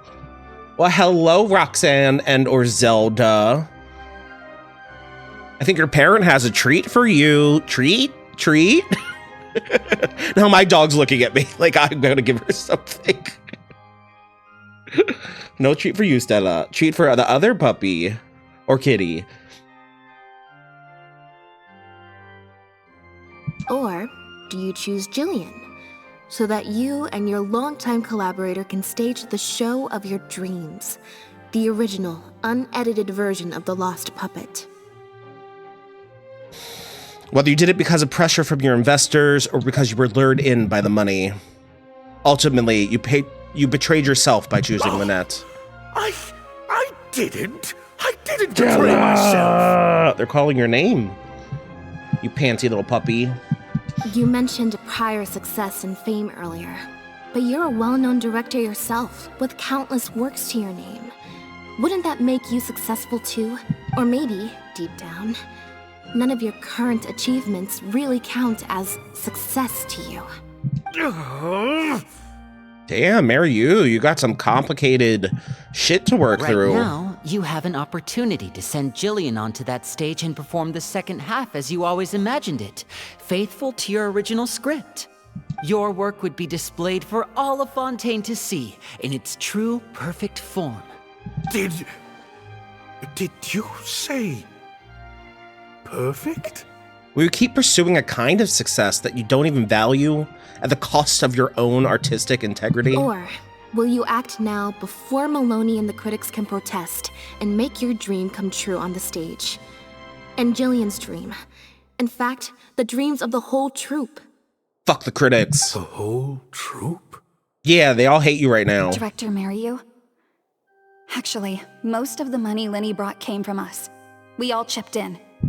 We've worked with you for many years now. Your troupe has been here for you all the way from the empty theaters where we first performed to the opera house today. We watched as you slowly started down a path you used to despise. Oh, the path of artists with powerful integrity. connections, drinks receptions, backdoor deals with critics, and collaborations based on fame instead of talent. But this is just a temporary measure. I did it for the good of the troupe. And besides, this is how the whole industry works. Everyone else is doing it. Oh, I need to learn how to allow cursing, because it... Add permitted term. Oh, okay. I don't know how any of this works. But when people curse, it gets flagged. Yes, we know. Back when you started, you had to bite the bullet and do these things to keep the troop afloat. Oh, no, you're fine. I just need to figure out how to turn off, like, the curse word filter. But then what happened? You began to embrace these methods more and more, becoming so have you reliant on seen them me that every during show Jackin' you on put out Fridays? is overhyped I by the curse with media, the rest of and every them. script you write is edited to suit some celebrity's needs. Surely you must have noticed what's happening. While we've been performing at bigger and bigger theaters with each show, the applause is getting quieter and quieter each night, and the criticism from people who've seen the show is growing. Oh my god, last night, Tears was pissing me off so much last night. Like, Kirby, I disagree. What is he the mascot of? I can't tell you what Kirby is the mascot of. Like, great, yeah, he's like a well-known, super popular character. If we're talking about popular characters, I would have said yes. He's S tier, because people clearly love him, but he's not. But Mario, if you put Mario and Kirby side by side, those both represent Nintendo. You don't pick Kirby, you pick Mario. That's why, like, at least Kirby has to be... Oh, you think they're equal to Mario? I guess I've never played a Kirby game. I've only ever, like, played as them during Smash Brothers. So when I see Kirby, I'm just like, oh yeah, there's that other guy that takes part in... Like, that's, I wouldn't even know that they were part of Nintendo, except for, of course, they're in Smash Brothers. But, I don't know. I still don't think Kirby should have been A rank. Not at all. Not at all. And then I think I left before they decided where that slime went. But again, nobody knows who that slime is. Yes, maybe it is popular in Japan. Kirby is, oh gosh, I need to read up on Kirby. But, like, I think they were ranking that slime high because even though it's not unrecognizable and it's not part of a popular franchise, at least in the United States, they're like, oh, but it's big in Japan. It's big in Japan. And I'm like, well, so apparently is Rayman, and you ranked him low. I mean, but he's not big in Japan, but he's big in France. Like, I know France is in Japan, but he's still big somewhere just because he doesn't represent...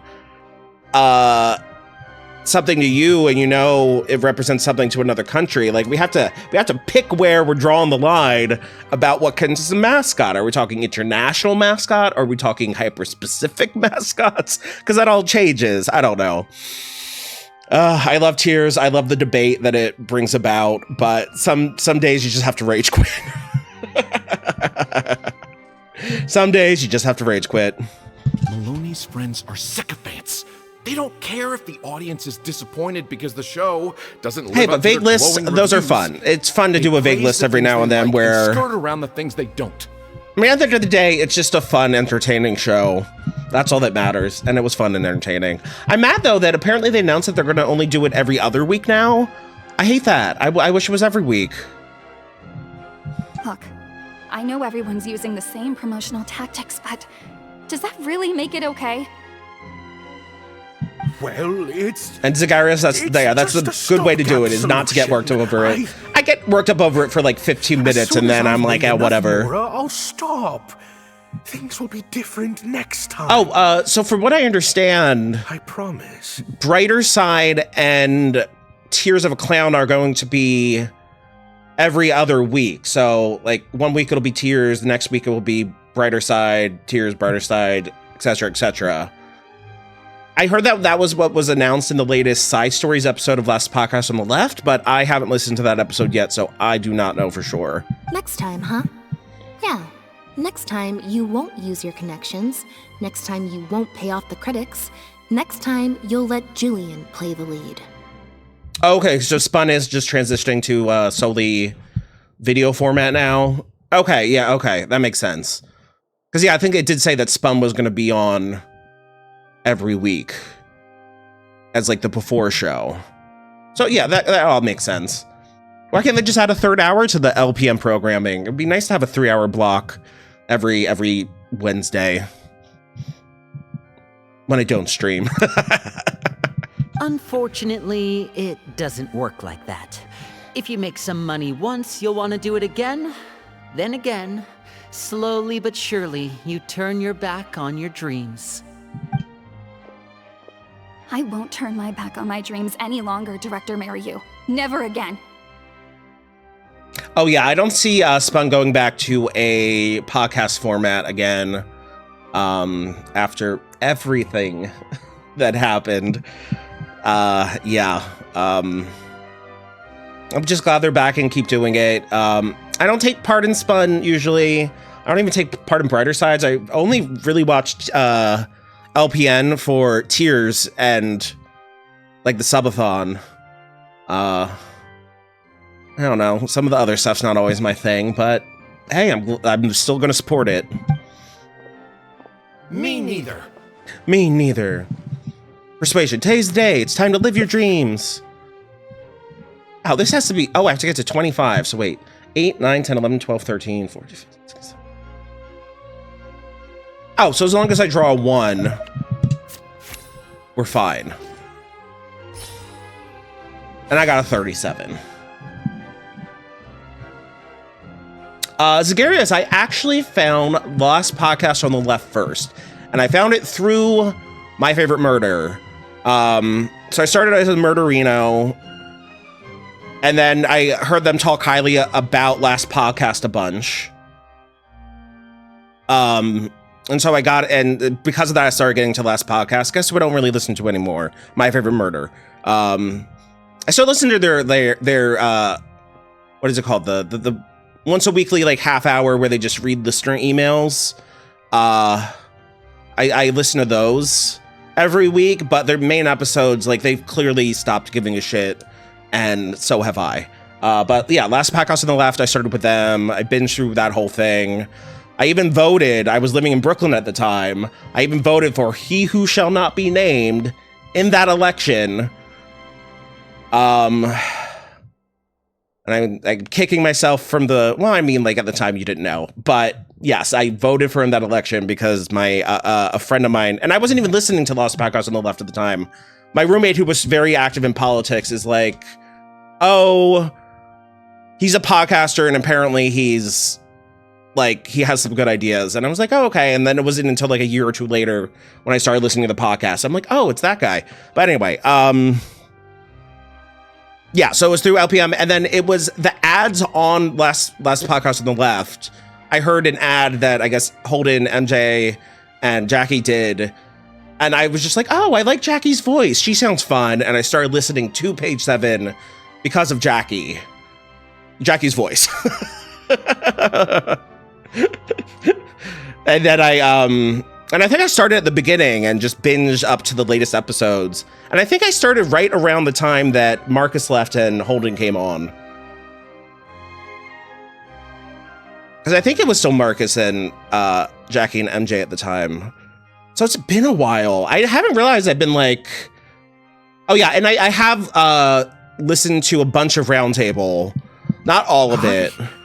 I don't know, I kind of associate it with COVID now because I binged COVID while playing Stardew Valley during... I was binging Roundtable during COVID while I was playing Stardew Valley. So it's kind of this like weird fever dream of me just like 2 a.m. stuck in my room in an apartment in New York, listening to like the most intense shit you ever heard. Oh yeah, Holden, I have realized, is a very divisive character, and I feel bad for him sometimes because I feel like in the network at large, a lot of the time it feels like people use him as the butt of the joke. But I mean, the fact that like you can tell there's still people have affection, and that's kind of like his role in the network almost, is that people quote unquote punch down at Holden, even though everyone sees him as their equal and they all love him and support him and whatnot. But it's always nice to have that heel character, I guess. Yeah. But I don't know, he's carved out of himself a great space here on TikTok and in the podcasting world. I need to give Wizbrew more of a listen, though what I've seen of him and Jake is great. But I don't know, I think Holden's great, and I'm so happy I found him through Jackie and Page 7, which I found through Last Podcast on the Left, which I found through My Favorite Murder of all places.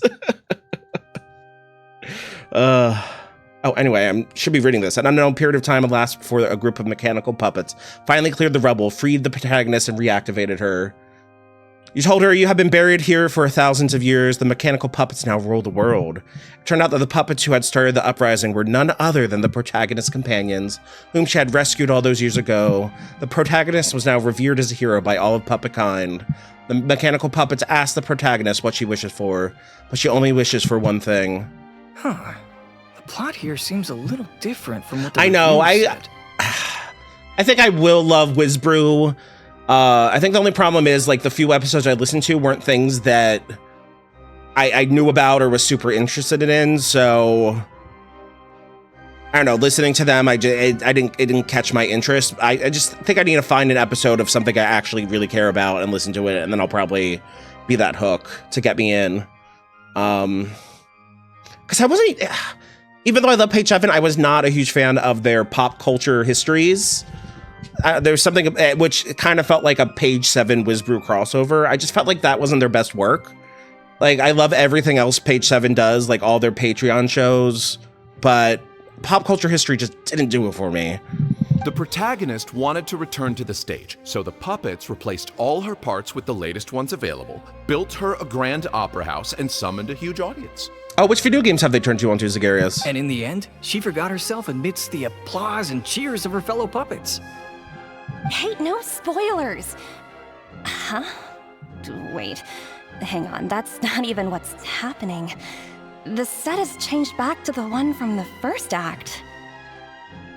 Yeah, don't get me wrong, I listened to every episode of Pop History. It just wasn't like something I look forward to every week. It was just something where I was like, oh, this is here and I need something to listen to, and I liked the people in it, so I really wanted them to do an episode on the chicks before they ended it, but sadly, they did not. Oh, Archons, please let this work out. No need to be so nervous, Director Mariu. We only told you Lynette would be quitting the show to get you to make a decision. We wanted you to believe that this show would have to end after today, no matter what you decided.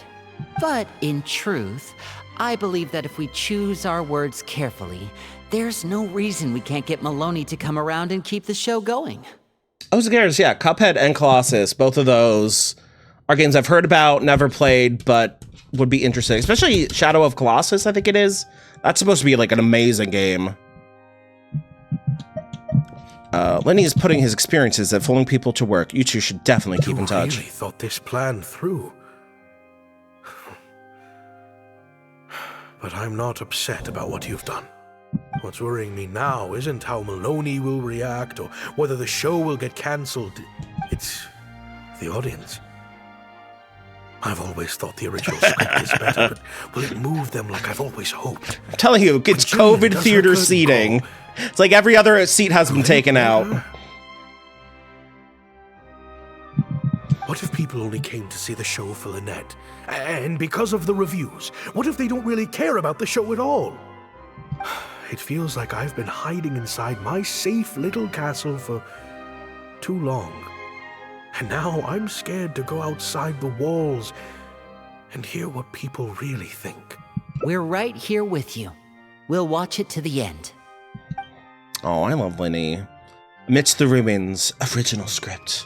The protagonist rejects the other puppet's offer of new parts and a grand stage built in her honor. Her only wish is to see her companions again, but she is told that they gave their lives for the revolution. Their bodies lie buried in the ruins where they first met. The protagonist returns to the ruins alone, to where her journey first began. She performs one last dance before the graves of her companions.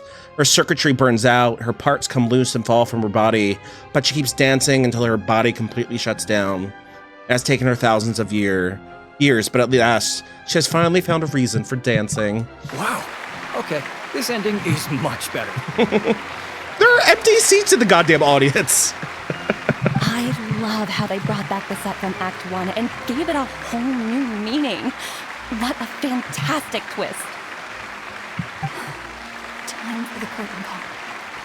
It's the moment of truth. Will the applause continue after I take off the mask? Of course it will. Leave my mask on. No one would ever know. Aw, Jillian. Everyone's like, huh? That cat meme, huh? Huh? I think that's more like it. Oh, and Farina's clapping the loudest. Oh, and they see that, and they're like, oh yeah, it's okay to applaud. Oh, yay. This is what fame looks like, when it's truly deserved. Oh, hi, bud. No, it's no problem.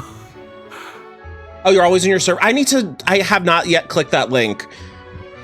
But I will, don't worry, don't worry. Eventually. Jillian, you were amazing! Cyril was tearing up when you did your final solo dance. Oh, but he was on the... Well, oh, no, that's Cyril. So are you. Oh, it might have expired? Oh, I don't realize those things expired.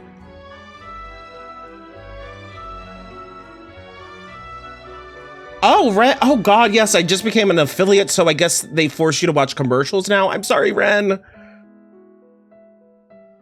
No, Ben has a Discord that I keep meaning to join. Really? I was so nervous. My legs felt like they turned to jelly.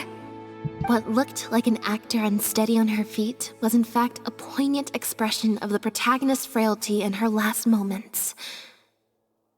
Or whatever. Yeah, Bun, I don't know how, but I think it's entirely thanks to Holderner's Ho at who I rated last Friday, and his support and all those people. I was able to qualify for affiliate status like 2 days ago, and I was like, oh my God, so strange. Oh my God, Bun, you are my first sub. Oh my God, thank you, thank you, thank you. Why is the thing that's supposed to happen when I get a sub not happening? Oh no, wait. I can make it happen, right? Event emulator. Subscriber. Huzzah! Huzzah! Huzzah! I never got the whole huzzah thing.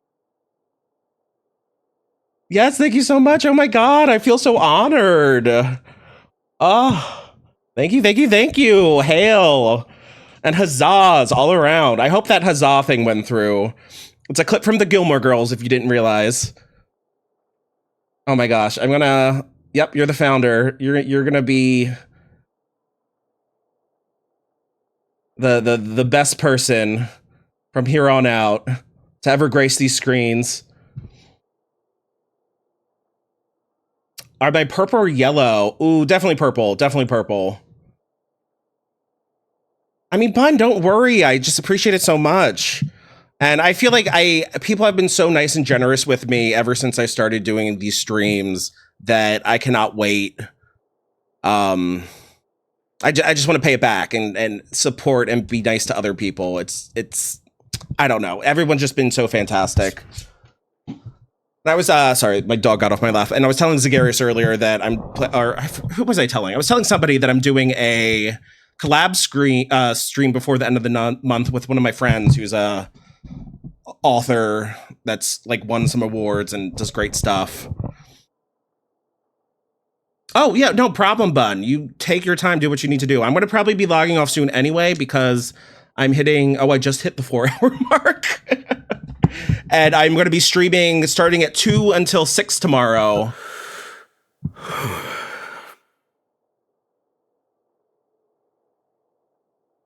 Hey, oh yeah, no, I'm doing a Stardew Valley stream because they're coming out with a new playing the lead. update next week, 1.6, that adds a whole bunch of new stuff. So my friend, I can probably just say her name. Her name's Colleen A.F. Venable. She has published a bunch of graphic novels. She was shortlisted for some sort of prize. I forget what it was. I don't know. I just remember it was a big deal and I was super excited for her. A.F. Venable Award. He was nominated for an Eisner. Is that the one I'm thinking of? Yeah, I think it was the Eisner Award that she was nominated for. But she's awesome. Oh yeah, I have a bowl waiting for me after I'm done. But yes. Ooh, my bowl is almost hit, but I can still take a toke. Because I'm about to be done. I can start now. Why not? Wait, let's keep this going while I get this set up. Our articles are already going to press. You better have a good explanation for this. I'm really hoping I don't cough. It was my... Hey now, it was all of our... Hold on. The decision was mine, and mine alone. They had nothing to do with it. If you have any concerns, gentlemen, then please direct them to me. Marry you? So it was you? Well then. Oh my god, and thank you again, Bun. I'm like so like thrilled. Like you have exceeded my expectations. Director Mariu, Mr. Maloney. Oh, hi, King Andrew. Welcome. I am Scholastica, the Ren Fair drag queen VTuber, and we are playing some Genshin Impact. Turn down some big work opportunities to come and watch her performance today. You have some explaining to do. Lenny, it was all his idea. Mariu, explain yourself. Oh, that sucks, Ren. I'm sorry. People. Lenny, but it's better to find out beforehand before they fucking. Piece of performance art. People just suck. In this play, I have a raid sound Zagarius. I don't know why it's not. Hold on. The differences between characters, and by extension, the difference between human and machine. Can you hear this? Took that idea to the next level with an actor swap, blurring the lines between one performer and the next. I hope that actually like showed up, but yes, that's what's supposed to play when there's a raid. Of the production. What? It's similar to deceiving the audience. Oh yay! Thank you all for coming. This technique yes. Welcome, huzzah. It allows the audience. Oh, thank you, Jaden. Yes. I'm as I said, I'm a Renaissance drag queen VTuber, so.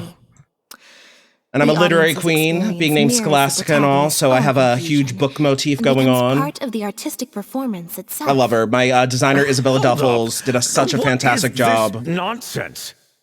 Oh, I see. Well, bravo, Director Mariu. You even had me fooled.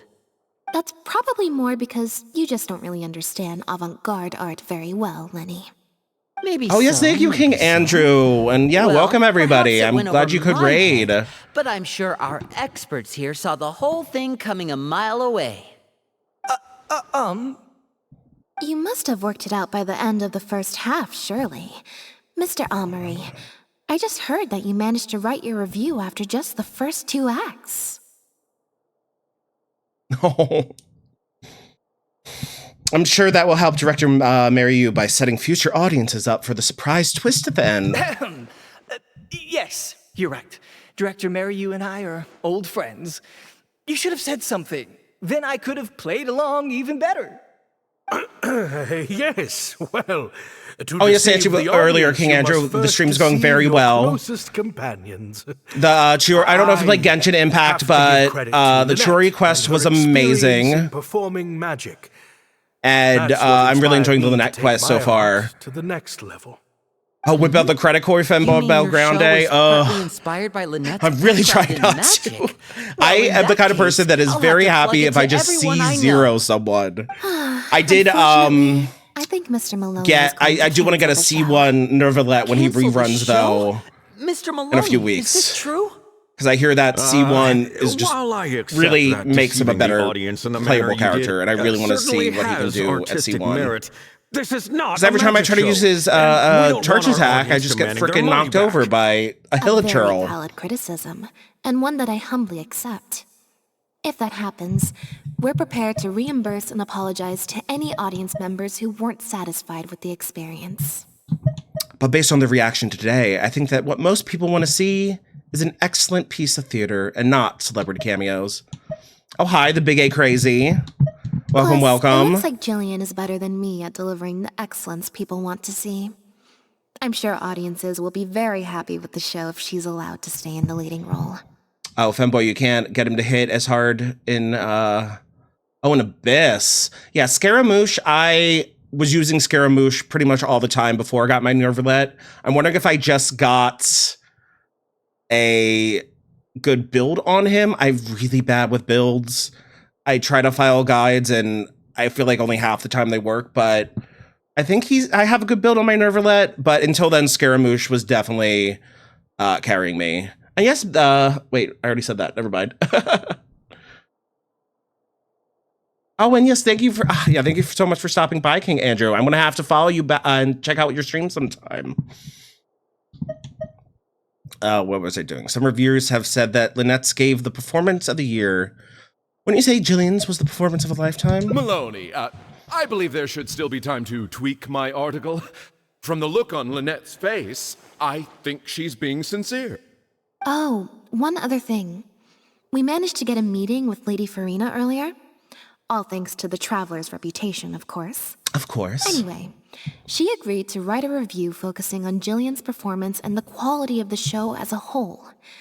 She promised to give her honest opinion. And I'm sure today's audience will be discussing her performance too. There's sure to be a variety of opinions. But what about you, Mr. Kurentan? How would you rate this show? Oh, Night King Andrew, thank you so much for rating. Its finest, clearly. But I'll have to give it some thought before I decide exactly what to write. Oh, of course. Always good to put some thought into these things. Especially now, with a growing range of voices out there. I imagine competition for readers becomes more fierce when everyone's discussing the topic. Kurentan, Amory, let's go.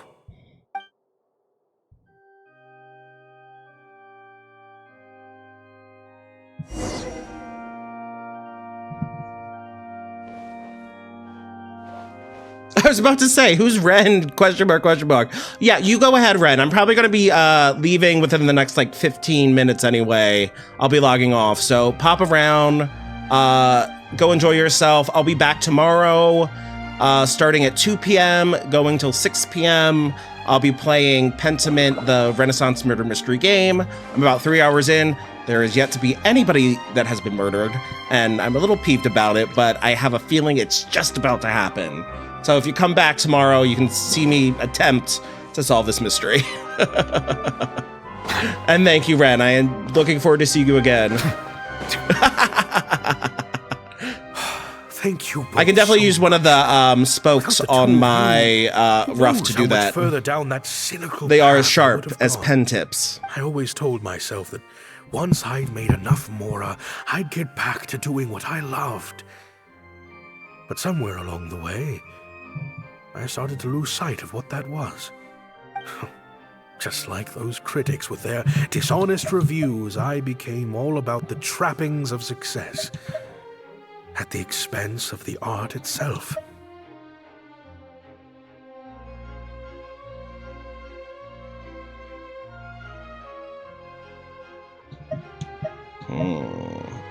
You've got an amazing group of talented people Right. behind you. Yes, I'm a very lucky man. Oh, if you play Genshin Ren, this whole quest has been like D&D inspired. There's been insight checks, perception checks. I've been looking into it a lot over the past couple of days, but it doesn't seem like it was one of our competitors after all. Ah, yes, about that. Lynette, do you have a moment? Oh, Gina came to actually apologize. You're Jillian's sister, right? I'm sorry. Gina insisted on coming to see Lynette. So about Critical Role versus Dimension 20. I have tried listening to Critical Role is the one with Matt Mercer, right? I've listened to maybe like 10 episodes of it, and there's just so much. I like watching clips. I like watching just random clips. That's what I find interesting. I was part of a D&D group when I was living in New York City. That was great. I really enjoyed playing it, but that ended after a year because people got busy and had children. But yeah, I'm much more about playing it than really watching a whole campaign, besides those, short ones or fun clips. Wait, is Dimension 20, is that the one with the guy from... Because there's two main D&D people I know. It's Matt Mercer and his group, and then the guy from... What's that web series that's like UK panel shows, but in the US? Brennan. I'm thinking Brennan. Yeah, I mainly know Matt and Brennan. I don't know which two they represent, but I've seen clips on them both, and they both seem good to me. Brennan can seem like he could be annoying, but he's never actually gotten around to actually annoying me. All right, let's do a performance check. Oh, I just get 6? Easy. I got 17. Yeah, me neither. Wait, but... Oh, do you mean when we ran into you at the Fleuve Sandra? And you said some mean things to me? Oh, we're letting her off the hook for you were only trying sending to us a threatening letter. It was just a few words. Oh yeah, come be as gay as you want here. Whatever it was you said, I've already forgotten. Oh. This is an open, safe space. I see. Well, it sounds like Gina knows what she did was wrong. I am a gay man with a woman VTube avatar. Although she is in drag, like I said. I understand that feeling of wanting to stand up for your family when they're being mistreated. Really, I do. But next time, maybe consider a different tactic? Something you can pull off more effectively, and without arousing suspicion.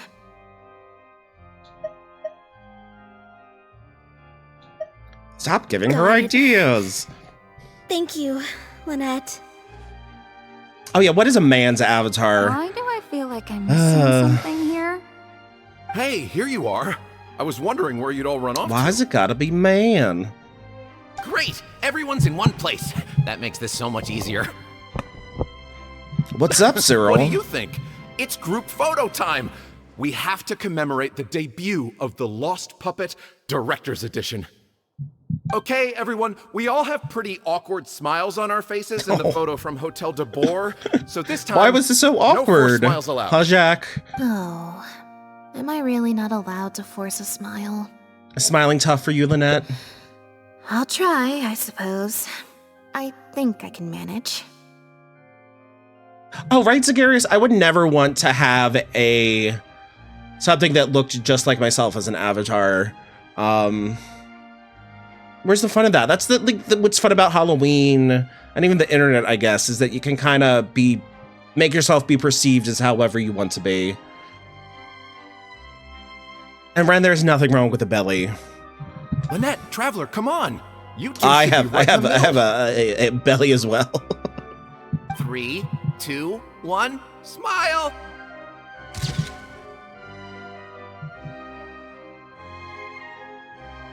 Oh, I am reading ACOTAR, Ren. I'm in the middle of probably like 3/4 of the way through book 2, and I'm in book 2 so much better than book 1. But yeah, it pisses me off every 5 sentences. Like, they don't call people, like, the author doesn't call people men or women. They say male or female. Like, the male walked across the room, the female bent down, and I just hate it. I hate it so much. Oh, I'm actually gonna be logging off now that this is done. My lifetime was a bit aww. Very cute. So I just finished the Lynette hangout quest, although I feel like I started getting distracted very much so at the end there. Not a message for misogyny. I don't think that's misogynic. Ass girl.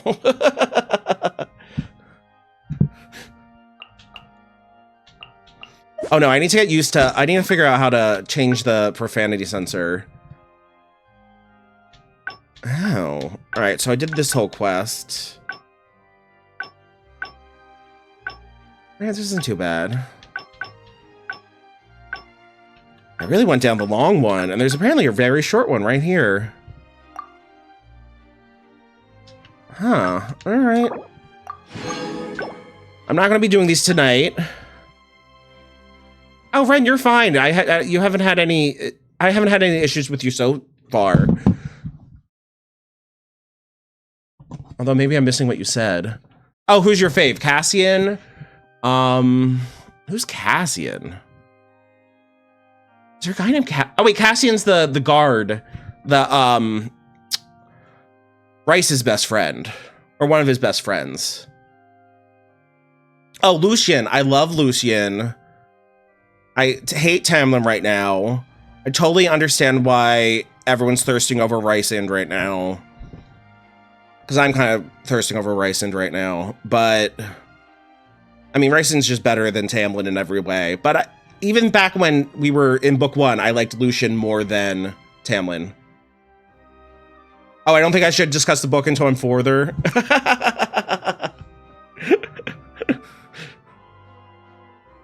I mean, I have talked about this before, but I am not someone that really cares about spoilers.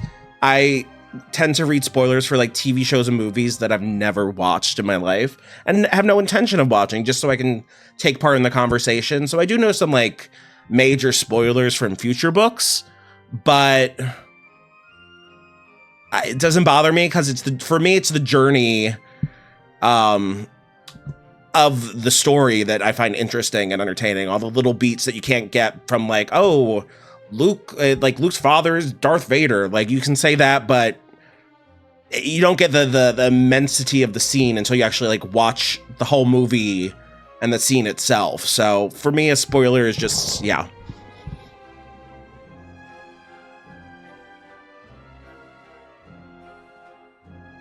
Oh my gosh, yes. I cannot wait to see them finally consummate, because it's been too long. It's like I said, 3/4 of the way through, and have they kissed? Well, actually, no. Right now I'm at the part where he's back at the Court of Nightmares, and she has to like pretend to be his plaything. So like she's sitting on his lap, and he's like basically like fingering her in front of everybody, and I'm just like sitting here. People could say things. But yeah. It's a very like they just keep getting so close to like they're about to kiss, they're about to like touch, and then they just don't go that last little bit there. Oh, it's so crazy.